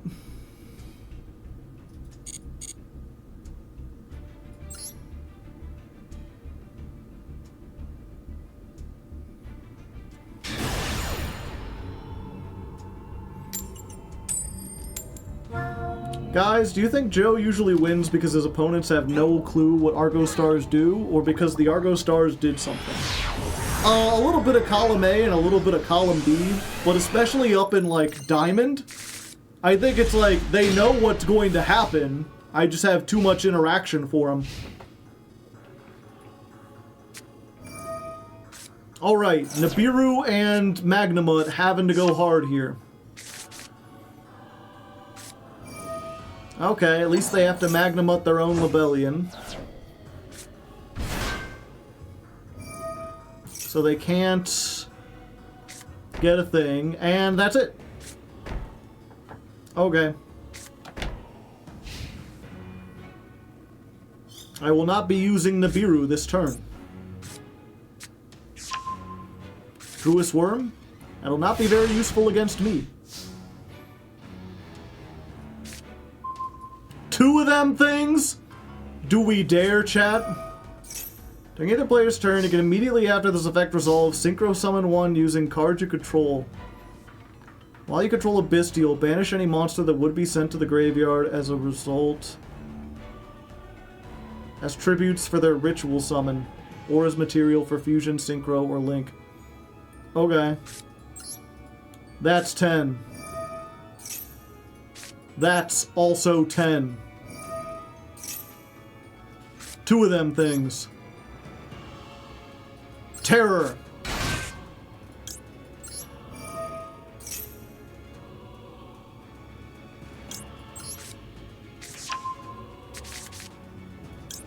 One for each of you! That trap did not mention Ixies. True! We're gonna be counting twice as hard today, chat. Please do not super poly me. It would be very scary. Okay. We're gonna try it.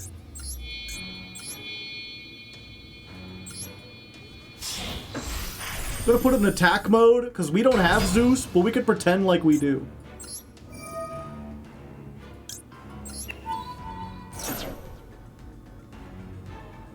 Alright, we get Arda. Adra. Damn it! It's Adra! Add with Adra. I gotta remember that.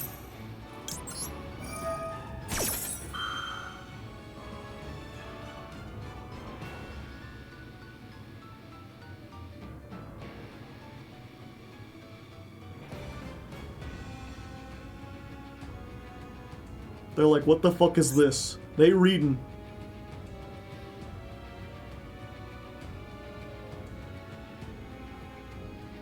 They may be realizing just now that I am not going to be link summoning much.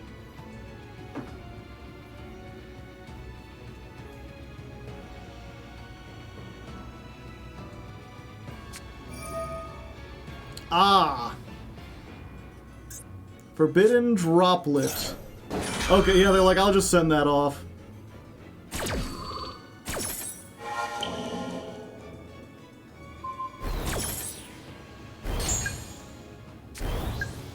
Okay. We'll get more of these.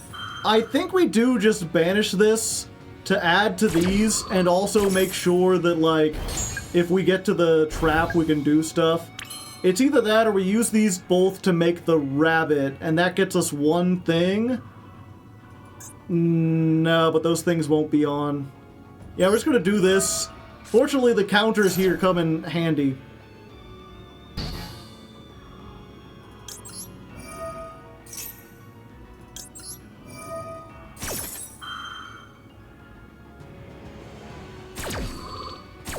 Make rabbit get a Pothos. At this point, we're just MX Saber beats. Battle phase. Attack phase. Get out of here.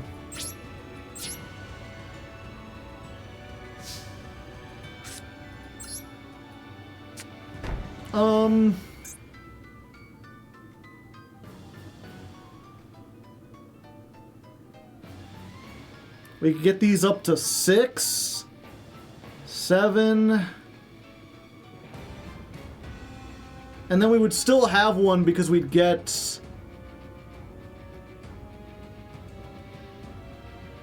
They got Druis in hand. Oh, good point. Oh, but maybe that makes them use the Druis.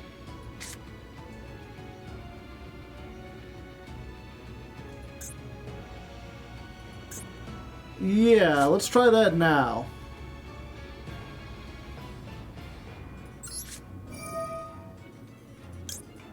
Yeah, I do this. They have to use the Druis Worm now.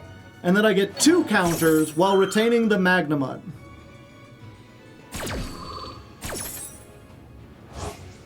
Granted, maybe I wanted to wait until next turn, because then that would be more counts.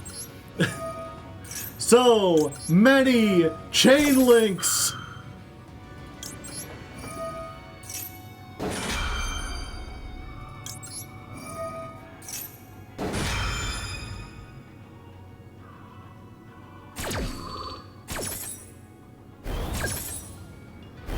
Also, this Invoker's getting big, big, big. He's a big boy!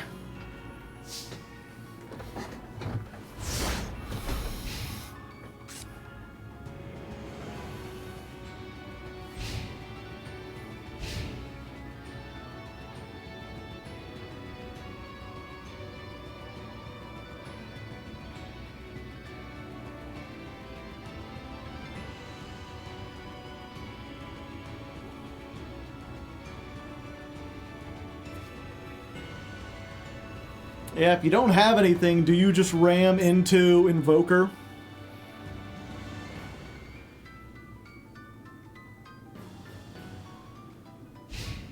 Yeah.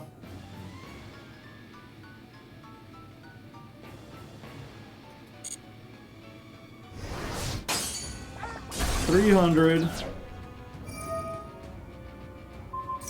They send the Invoker, so I can't do Adra again next turn, and I don't get counters for that.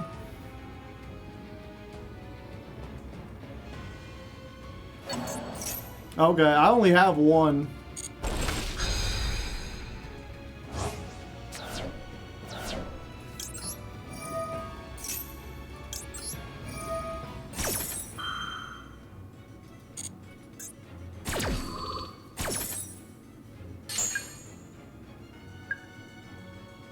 Double sevens. Ah.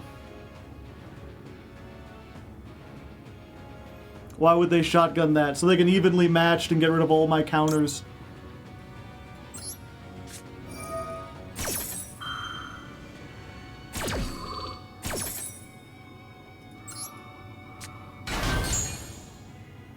Oh, we're gonna banish this and one of these. But then the other one gets two more.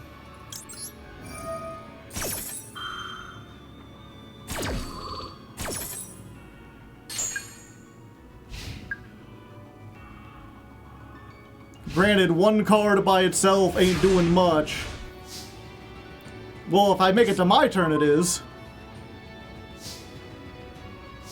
Hold up. Give me the other Adra. That's 10! And they knew they were finished.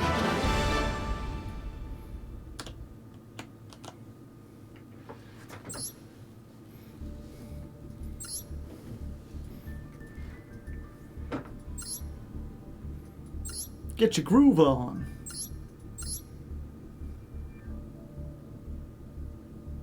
Huh.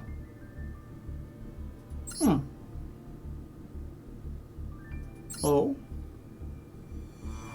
I guess the synchro makes sense now. Interesting. It wasn't branded. It just kind of looked like branded.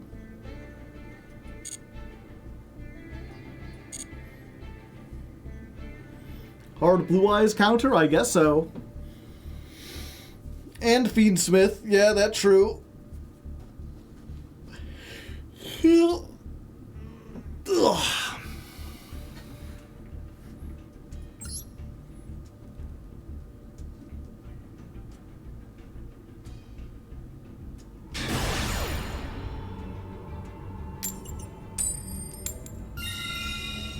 Going first! For the 48th time! Going first! We can set cards on our side. Ah, it's one of those again. Well, Rico. Ha-ha! Joke's on you! I don't have a normal summon! Granted, the only deck that plays that is, what's it called? Tempai? So it might be Tempai. If it is Tempai, and they have the, whatchamacallit, they have the Feather Duster, like we're just dead anyway. So I just activated that, so we got one more on this. That might be the one we need. Come on, no Lightning Storm. No Feather Duster. No Heavy Storm. Yeah, I'll do that.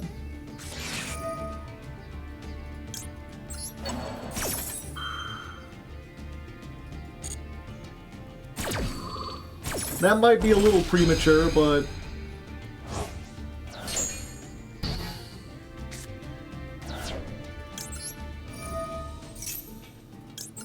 We just want to get some.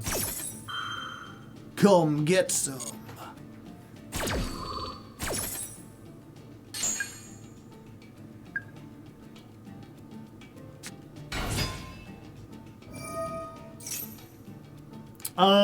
Okay, it's Blue Eyes?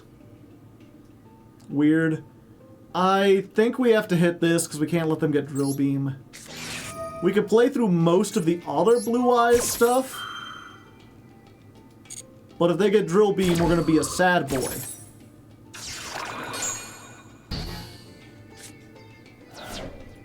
Also, that gets us to 5. If we can get Dirt Spider into a Pothos, that might save us. The problem is, getting those two doesn't, end of the main, oh, they're just battling?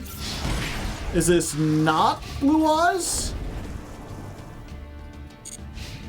Huh. Are they trying to not play into That's 10? God damn it.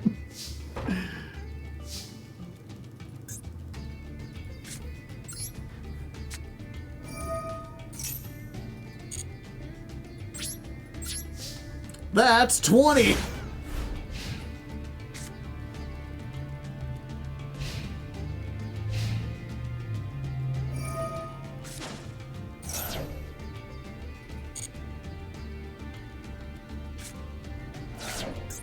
Oh yeah, it just does seem to be pure-ish Primite.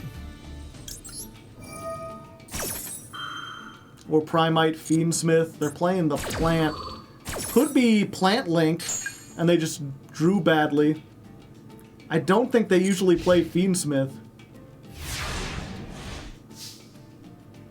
Didn't even... Oh, I was like... Didn't even attack. Well, how would they? Gosh darn it.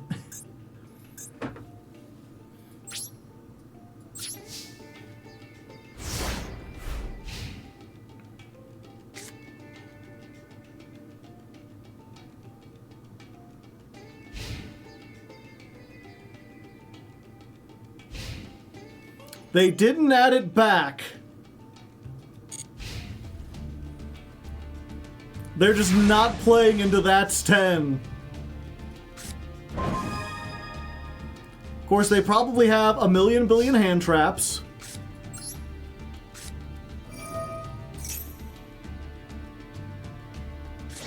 Yeah. So that gets us to 8.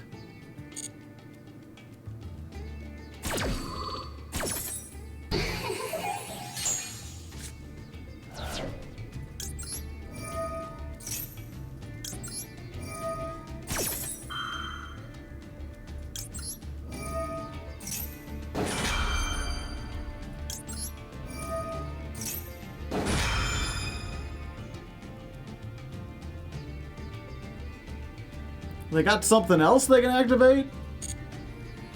Sitting on Ghost Ogre? They're gonna pop it once it gets to 10? That would be so rude.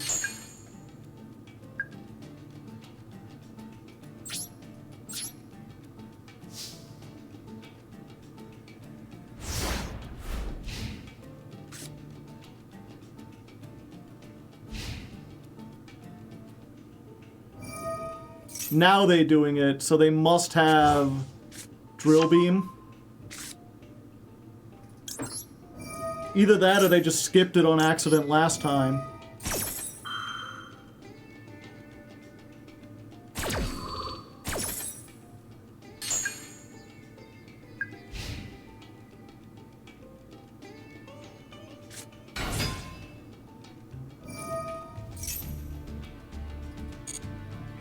Alright, that's 10!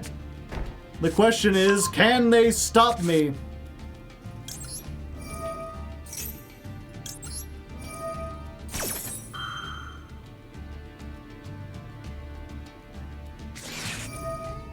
Max C? Okay. I got Droll and Lock, so they'll get like one draw and then we can roll them.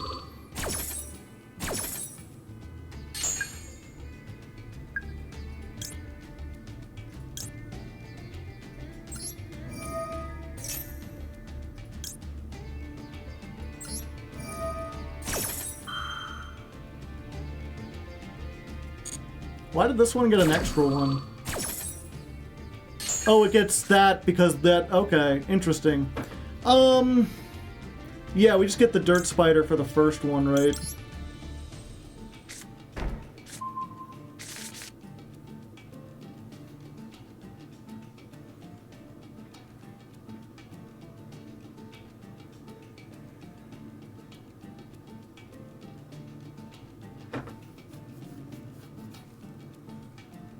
Yeah, and we gotta... Basically, we just have to let them... Oh, okay, that's even better. Now you can't search the drill beam, because I'm gonna drill you here.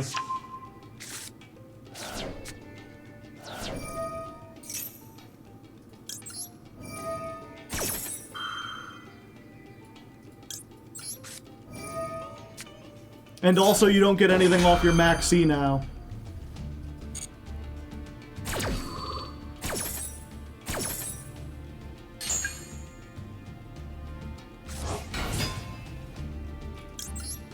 Eight, 9.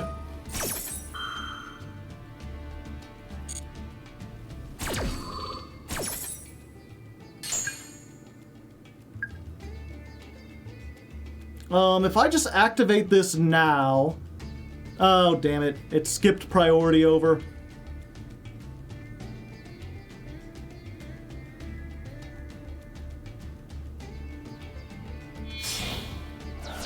No! Stop! That's rude! You're rude!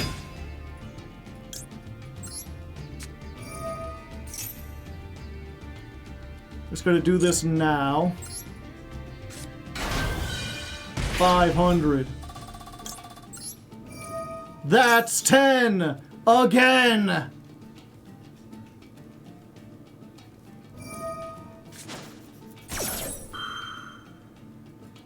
Yeah. And I think we get lightning, because we'll have 2 that's 10, we can discard 1, and we can get Adra, who is an honest.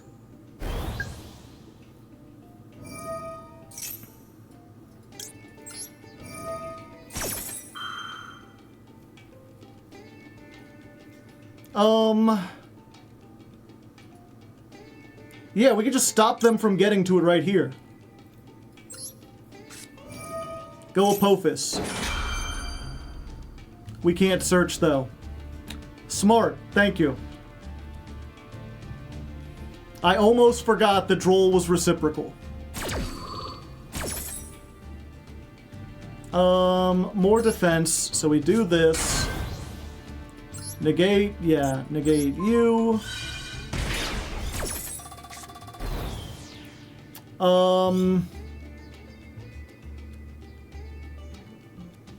Yeah, we just get this.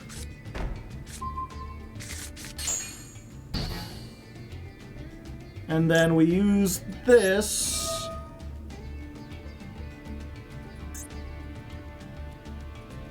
To pop you.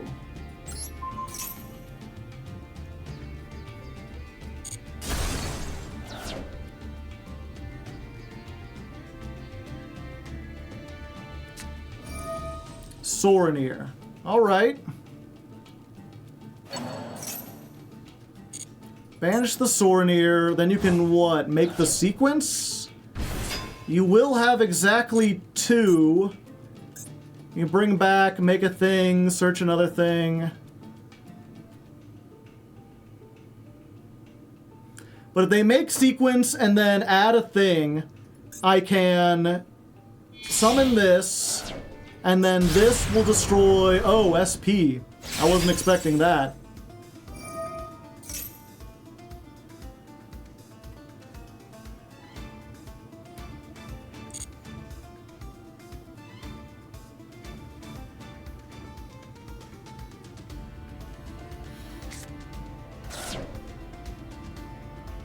Why? Because they can stop the pop.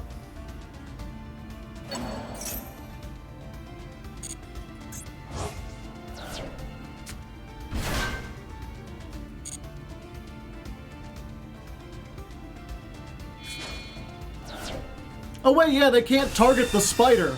I forgot. while I control a trap monster.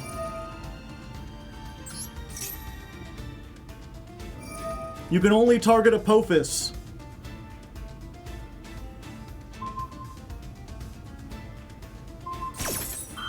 Yeah, the protection! The protection made sense! So we get Capone, 500. The Dirt Spider pops this, so they don't get their search. They've got one more card, and it's a slow, and we can negate it. Apophis comes back, and then immediately dies. I didn't know it worked like that, but that's fine. Oh, this is... Oh, I don't have a banished.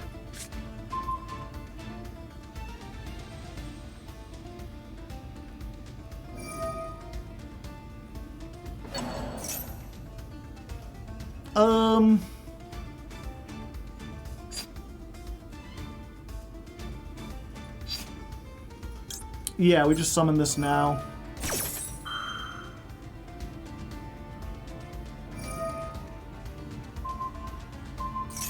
They get rid of that. Maybe I should have activated that's 10 first. But if they get the, whatchamacallit. If they get everything set up, then I wouldn't be able to summon it at all.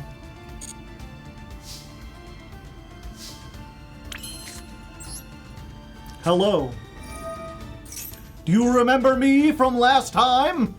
We're going to be counting again, my friend.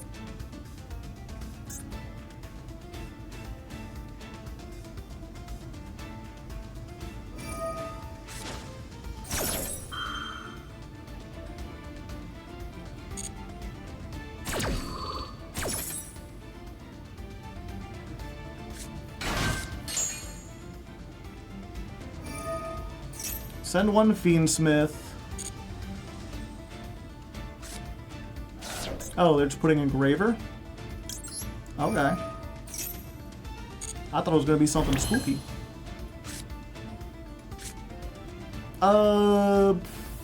Yeah.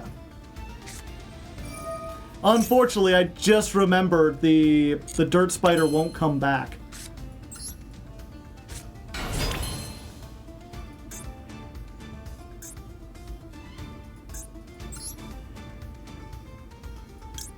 Yeah, I think we go for this.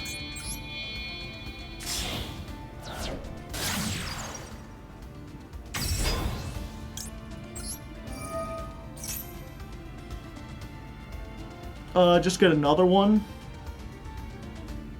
Why does this cost?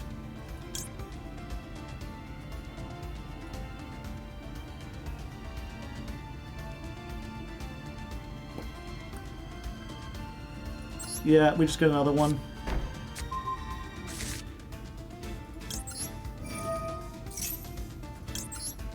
Rabbit gets bigger.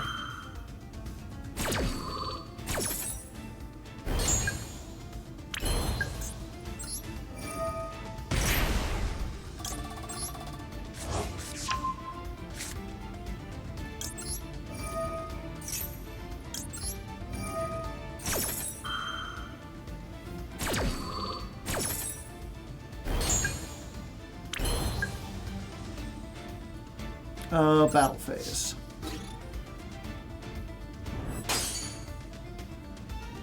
I always forget.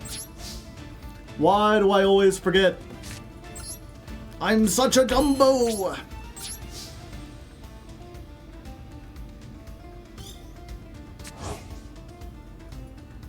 Hello, goodbye. Yeah, this is actually more of a problem than I realized.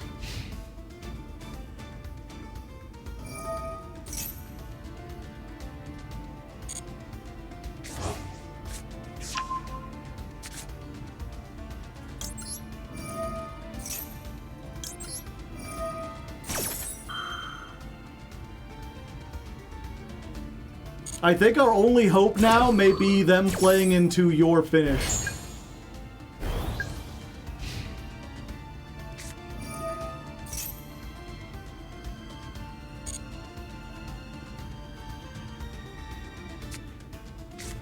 Now they've got the drill beam. But what are they gonna drill beam?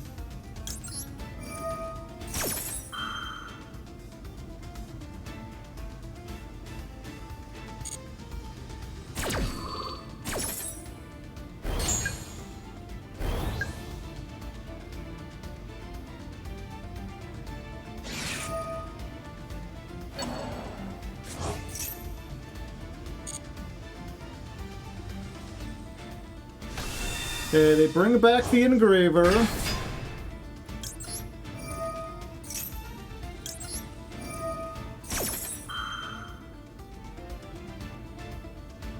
The thing is, if I chain both of these at once, there's not much SP can do.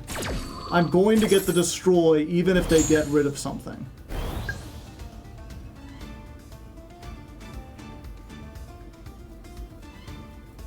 Rabbit's attack is crazy, go nuts. Large bunny.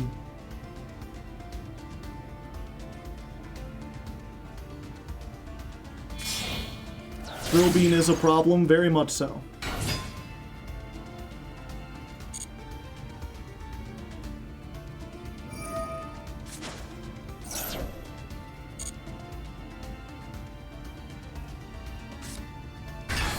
Another one. Okay, I have to do it now because if they make wave high, then they can shut off everything.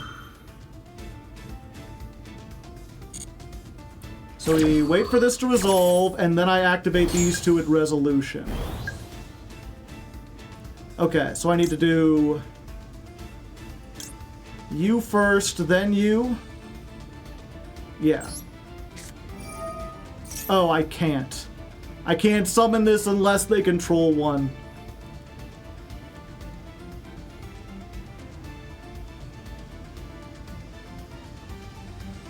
But at least that adds another one to the counter. Yeah, it's just gonna have to be you're finished or bust. I think I can get to it here.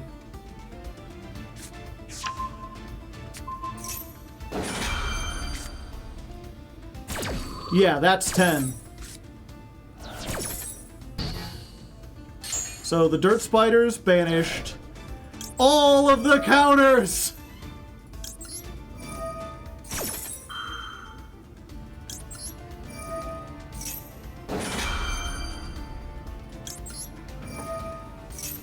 Good thing I learned you could double click on these.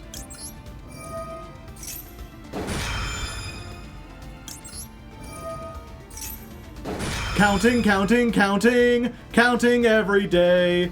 I am doing counting, and that is okay. Big bunny!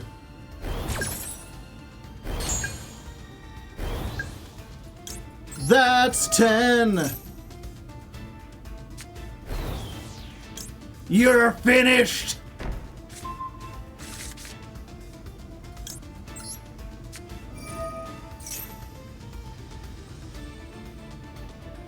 They're like, the fuck is this? What do you mean I'm finished? I don't want to be finished! I had so much to do! Dun-dun-dun-dun-dun! Oh, and that's also 10 again. And the rabbit will destroy this because I can. Go ahead, chain Little Knight. Do it!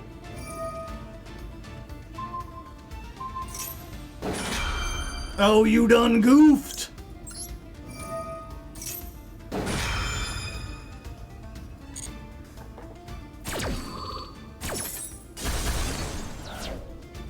I told you you were finished, and now you are! That's 10 again, bum bum. Did we just get the third dirt spider? They still haven't summoned.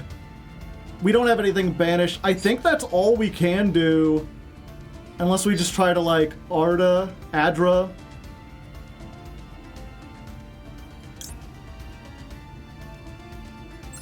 Yep, we just tried again. The final dirt spider.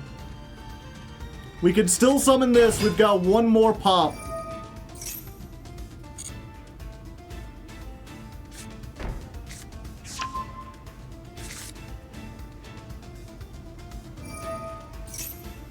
Okay, you can set that, but don't do anything. Battle phase. That's what I like to hear, baby!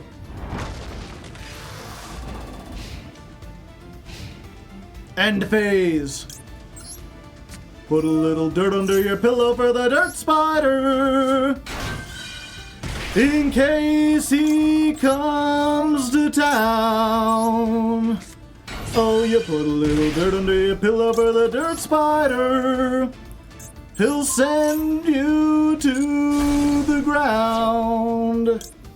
And his lair deep under the mountain. Way underground. That's where he keeps his dirt.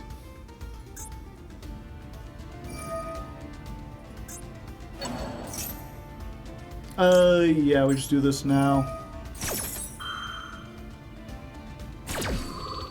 We be popping things.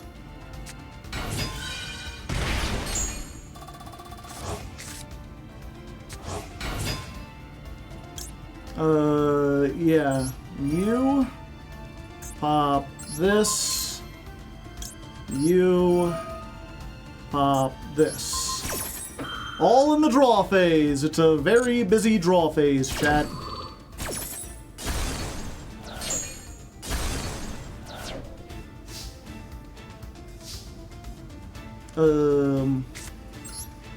And we're gonna count again. We're gonna keep counting, my friend.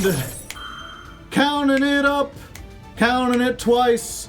Wanted to count it so nice, and it counts. Do we stop this? Do we ash this? Yeah, because we have game here, right?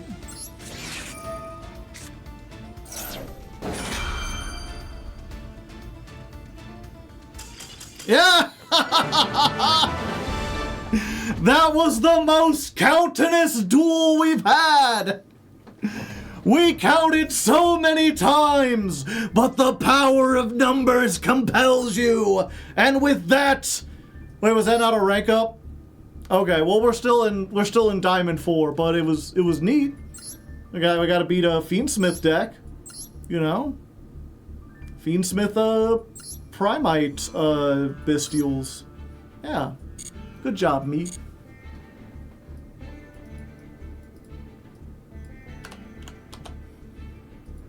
Okay. 426 duel 107, 8, 9, 10, 12, 13.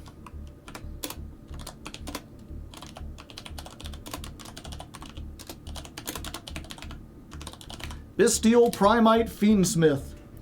The BPF. His BPFs are off the scale. They were finished, right?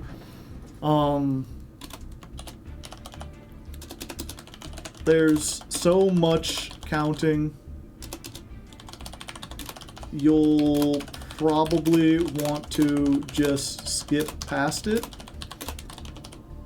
Maybe have a counting counter for every time we resolve. That's 10. Or just skip normally, depending on how long the episode is. If the episode's already like approaching 3 hours, then you could just skip ahead, but it's one of those things that's like, I feel like you would have a counting counter where you make a count of every time we count to 10. We counted to 40 during that duel. Insanity. Alright, and with that, I think we're gonna call it for tonight, chat.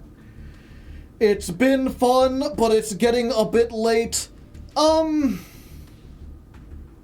many more duels until I get into Diamond 3?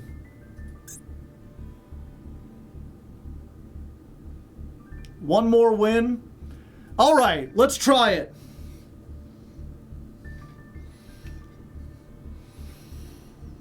Alright, sports fans, one more win until we get into Diamond 3. Let's test it out, and the shades are coming on. That's how you know I'm getting serious. We go first. Hopefully it won't be like last time where we had to do the entire duel without ever getting Adra or getting anything banished. God damn it. Why? I like counting, but why are you only giving me the counting? I have 9 other cards that I have 10 ways to get to my starter. All they give me is this. Okay. I hope you're ready to count again. Call me Count Chocula. Let's see how many we can get to this time. We're gonna count to 50. We're gonna count to 60. 100 times. We'll add another 0 onto that. Sure, I will allow that.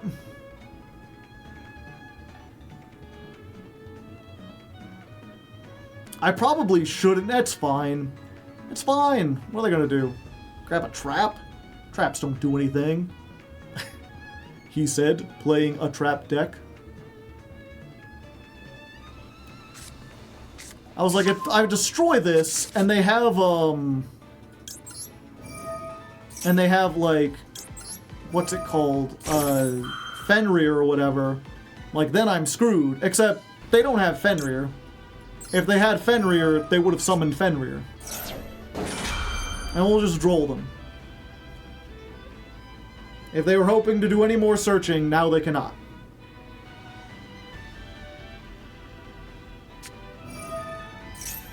Oh, they activate and shit. We might get to Nibiru territory, chat.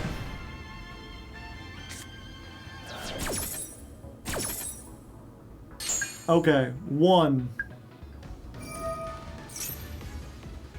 2.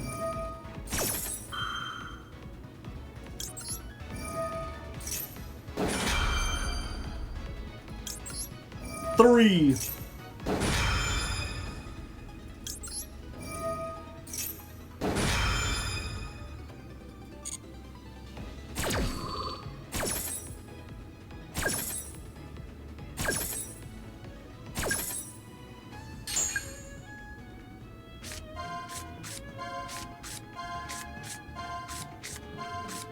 'Okay, so I wasn't opening like anything I wanted.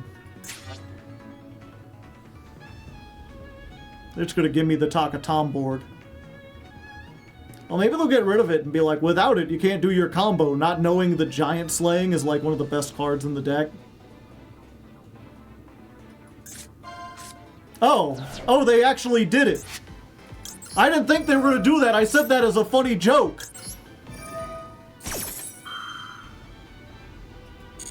Alright, so as long as we don't shuffle our deck, we get to Adra next turn.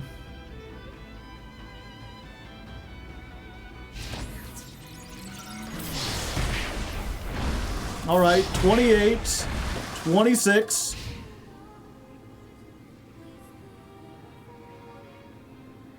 Surprised they didn't go for the thing and then like make a big Zeus and then clear the board and then I have nothing.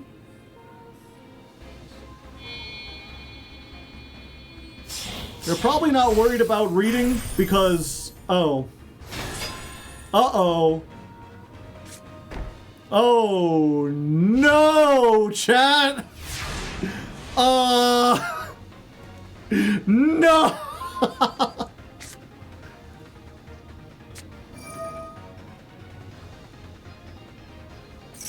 If you don't know, each time your opponent activates a card or effect, inflict 500. And then we... Okay. So fortunately, this is not mandatory. We do not activate it because we would fucking die. Let's see. Yeah, we do this here. 5, 10, 15, 20. We could just barely survive.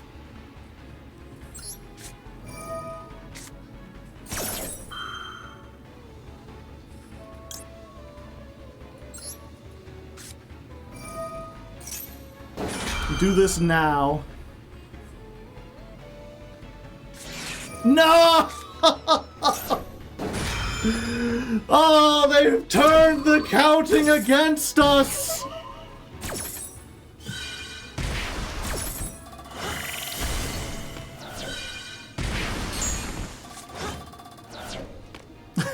Might as well. If we're gonna go out, we're gonna go out on our own terms, chat.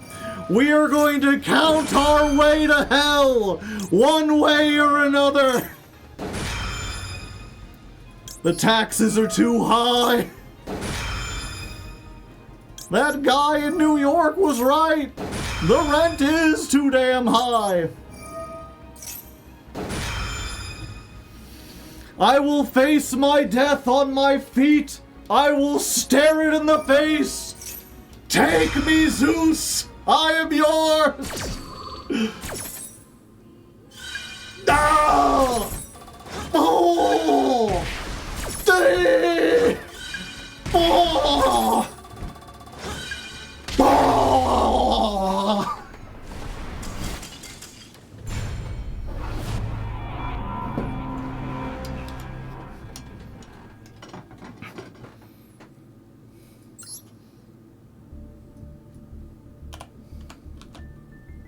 Okay, that was a fun loss. Throw that in there.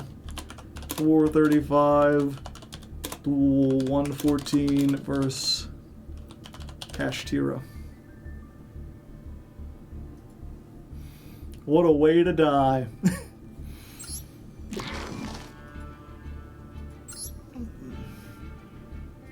We gave someone a funny replay.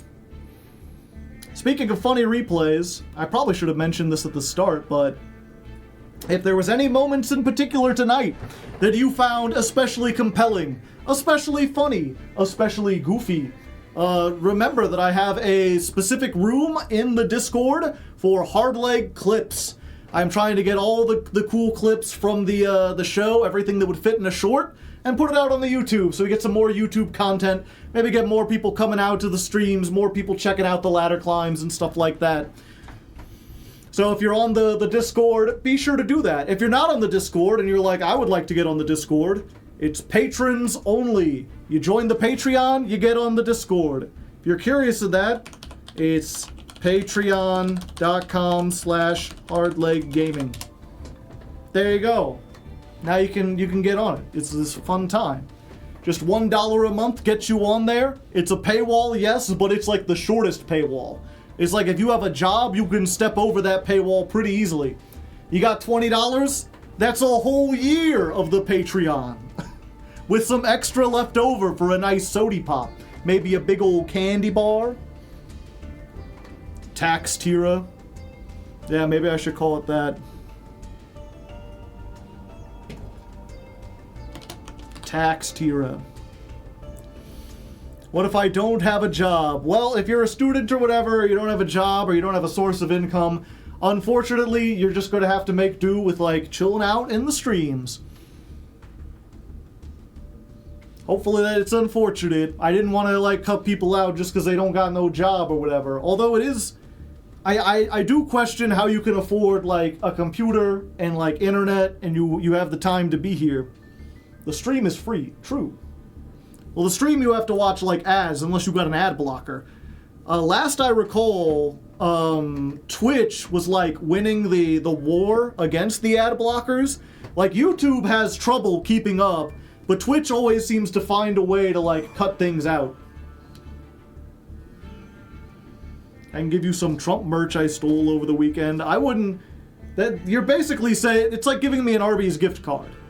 Which I'll always remind people is like giving me garbage. You're saying, here, you throw this away. I don't want it. That isn't a gift, that's extra work.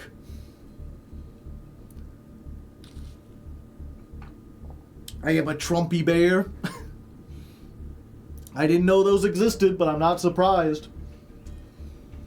He's starting his own phone network, and he's like, you can get an unlimited plan for $47. That's cheaper than anything on the market.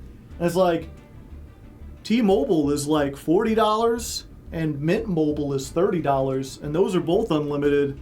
So I don't know. you know, we're entering the phase of like America's development where if you're wealthy or influential or just part of a big company, like you can just lie. Like they've dismantled enough of the government that no one's gonna hold you accountable. Everything's just so corrupt that like, you know, people don't care anymore. Just people are just doing scams. Be wary. There's the clip. Ooh, ah. It's your problem now. Why is the link so big? Why is it adorable, credulous asparagus? Tear it in the face! I will keep that. Anyway, I'm gonna get going for now. Thank you all for coming down. I hope you had a lovely evening. If somehow you're unfamiliar, I have a YouTube. That's where most of my stuff goes. That's where I'm the most famous. The streams are just there to, like, get stuff for the YouTube. Go check that out if you haven't. If you just like the streams, I stream every Tuesday and Thursday. So we will be back in a couple days. We'll be doing this. That'll be the final ladder climb stream. And then this Friday, I'm playing Mirror Masters, which is the new show I've been working on. I think we're finally going to, like, just spend a whole 4-hour stream just testing that format and getting the decks worked on so I can hopefully get, like, 4 or 5 of them ready and then start bringing on guests next time I have an open stream. Just woke up. How was the climb today? Pretty good. I got into Diamond 4. We got, you know, what was it? When we started this, people were like, Argostars is one of the worst decks that's been released. It's like sous ship levels. And I knew it was better than that, but I thought, I was worried we would struggle to get out of Platinum. Or I was worried that once we got into Diamond, there would be no way we got into like Diamond 3, Diamond 2. I am uncertain if we will make it into Master. Goblin Bikers couldn't make it into Master. Granted, Goblin Bikers lose super hard to Max C, and this deck doesn't. But the other thing is, I think Argostars could make it to Master if I had my main account. If I was on main and I had all my staples and everything that I could use to clear things off. Because I think one thing that I would probably play in this deck, because the extra deck is... Here you go. Wow! Glacius OC! Thank you for the $50! Holy shit! I tip my hat to you. Critter, you want to thank him for that real quick? You want to give him a little thank you? Critter appreciates you as always, as do I. That's quite a bit. Going towards the Lefty Fund. We only have one stream left. We have one more Argostar stream. But yeah, as I was saying, it's I think there's some good go second staples that would work really well in this.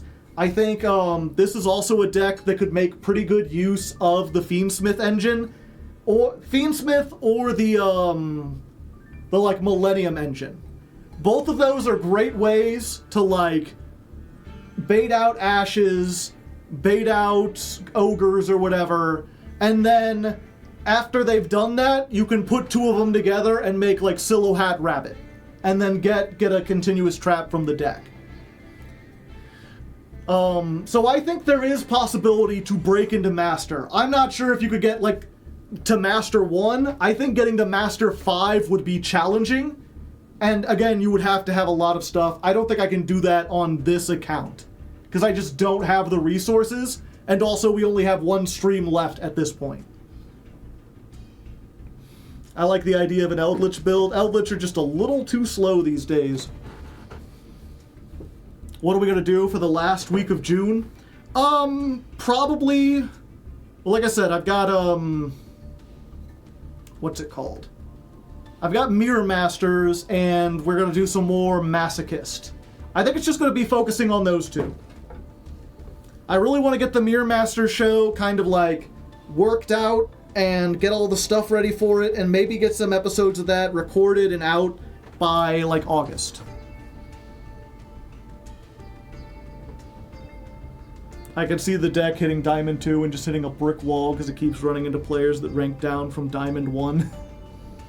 Might hit Master 4 with some luck. Yeah, we'll see. But either way, like I said, I'm just happy. It already made it pretty far. I'm happy enough.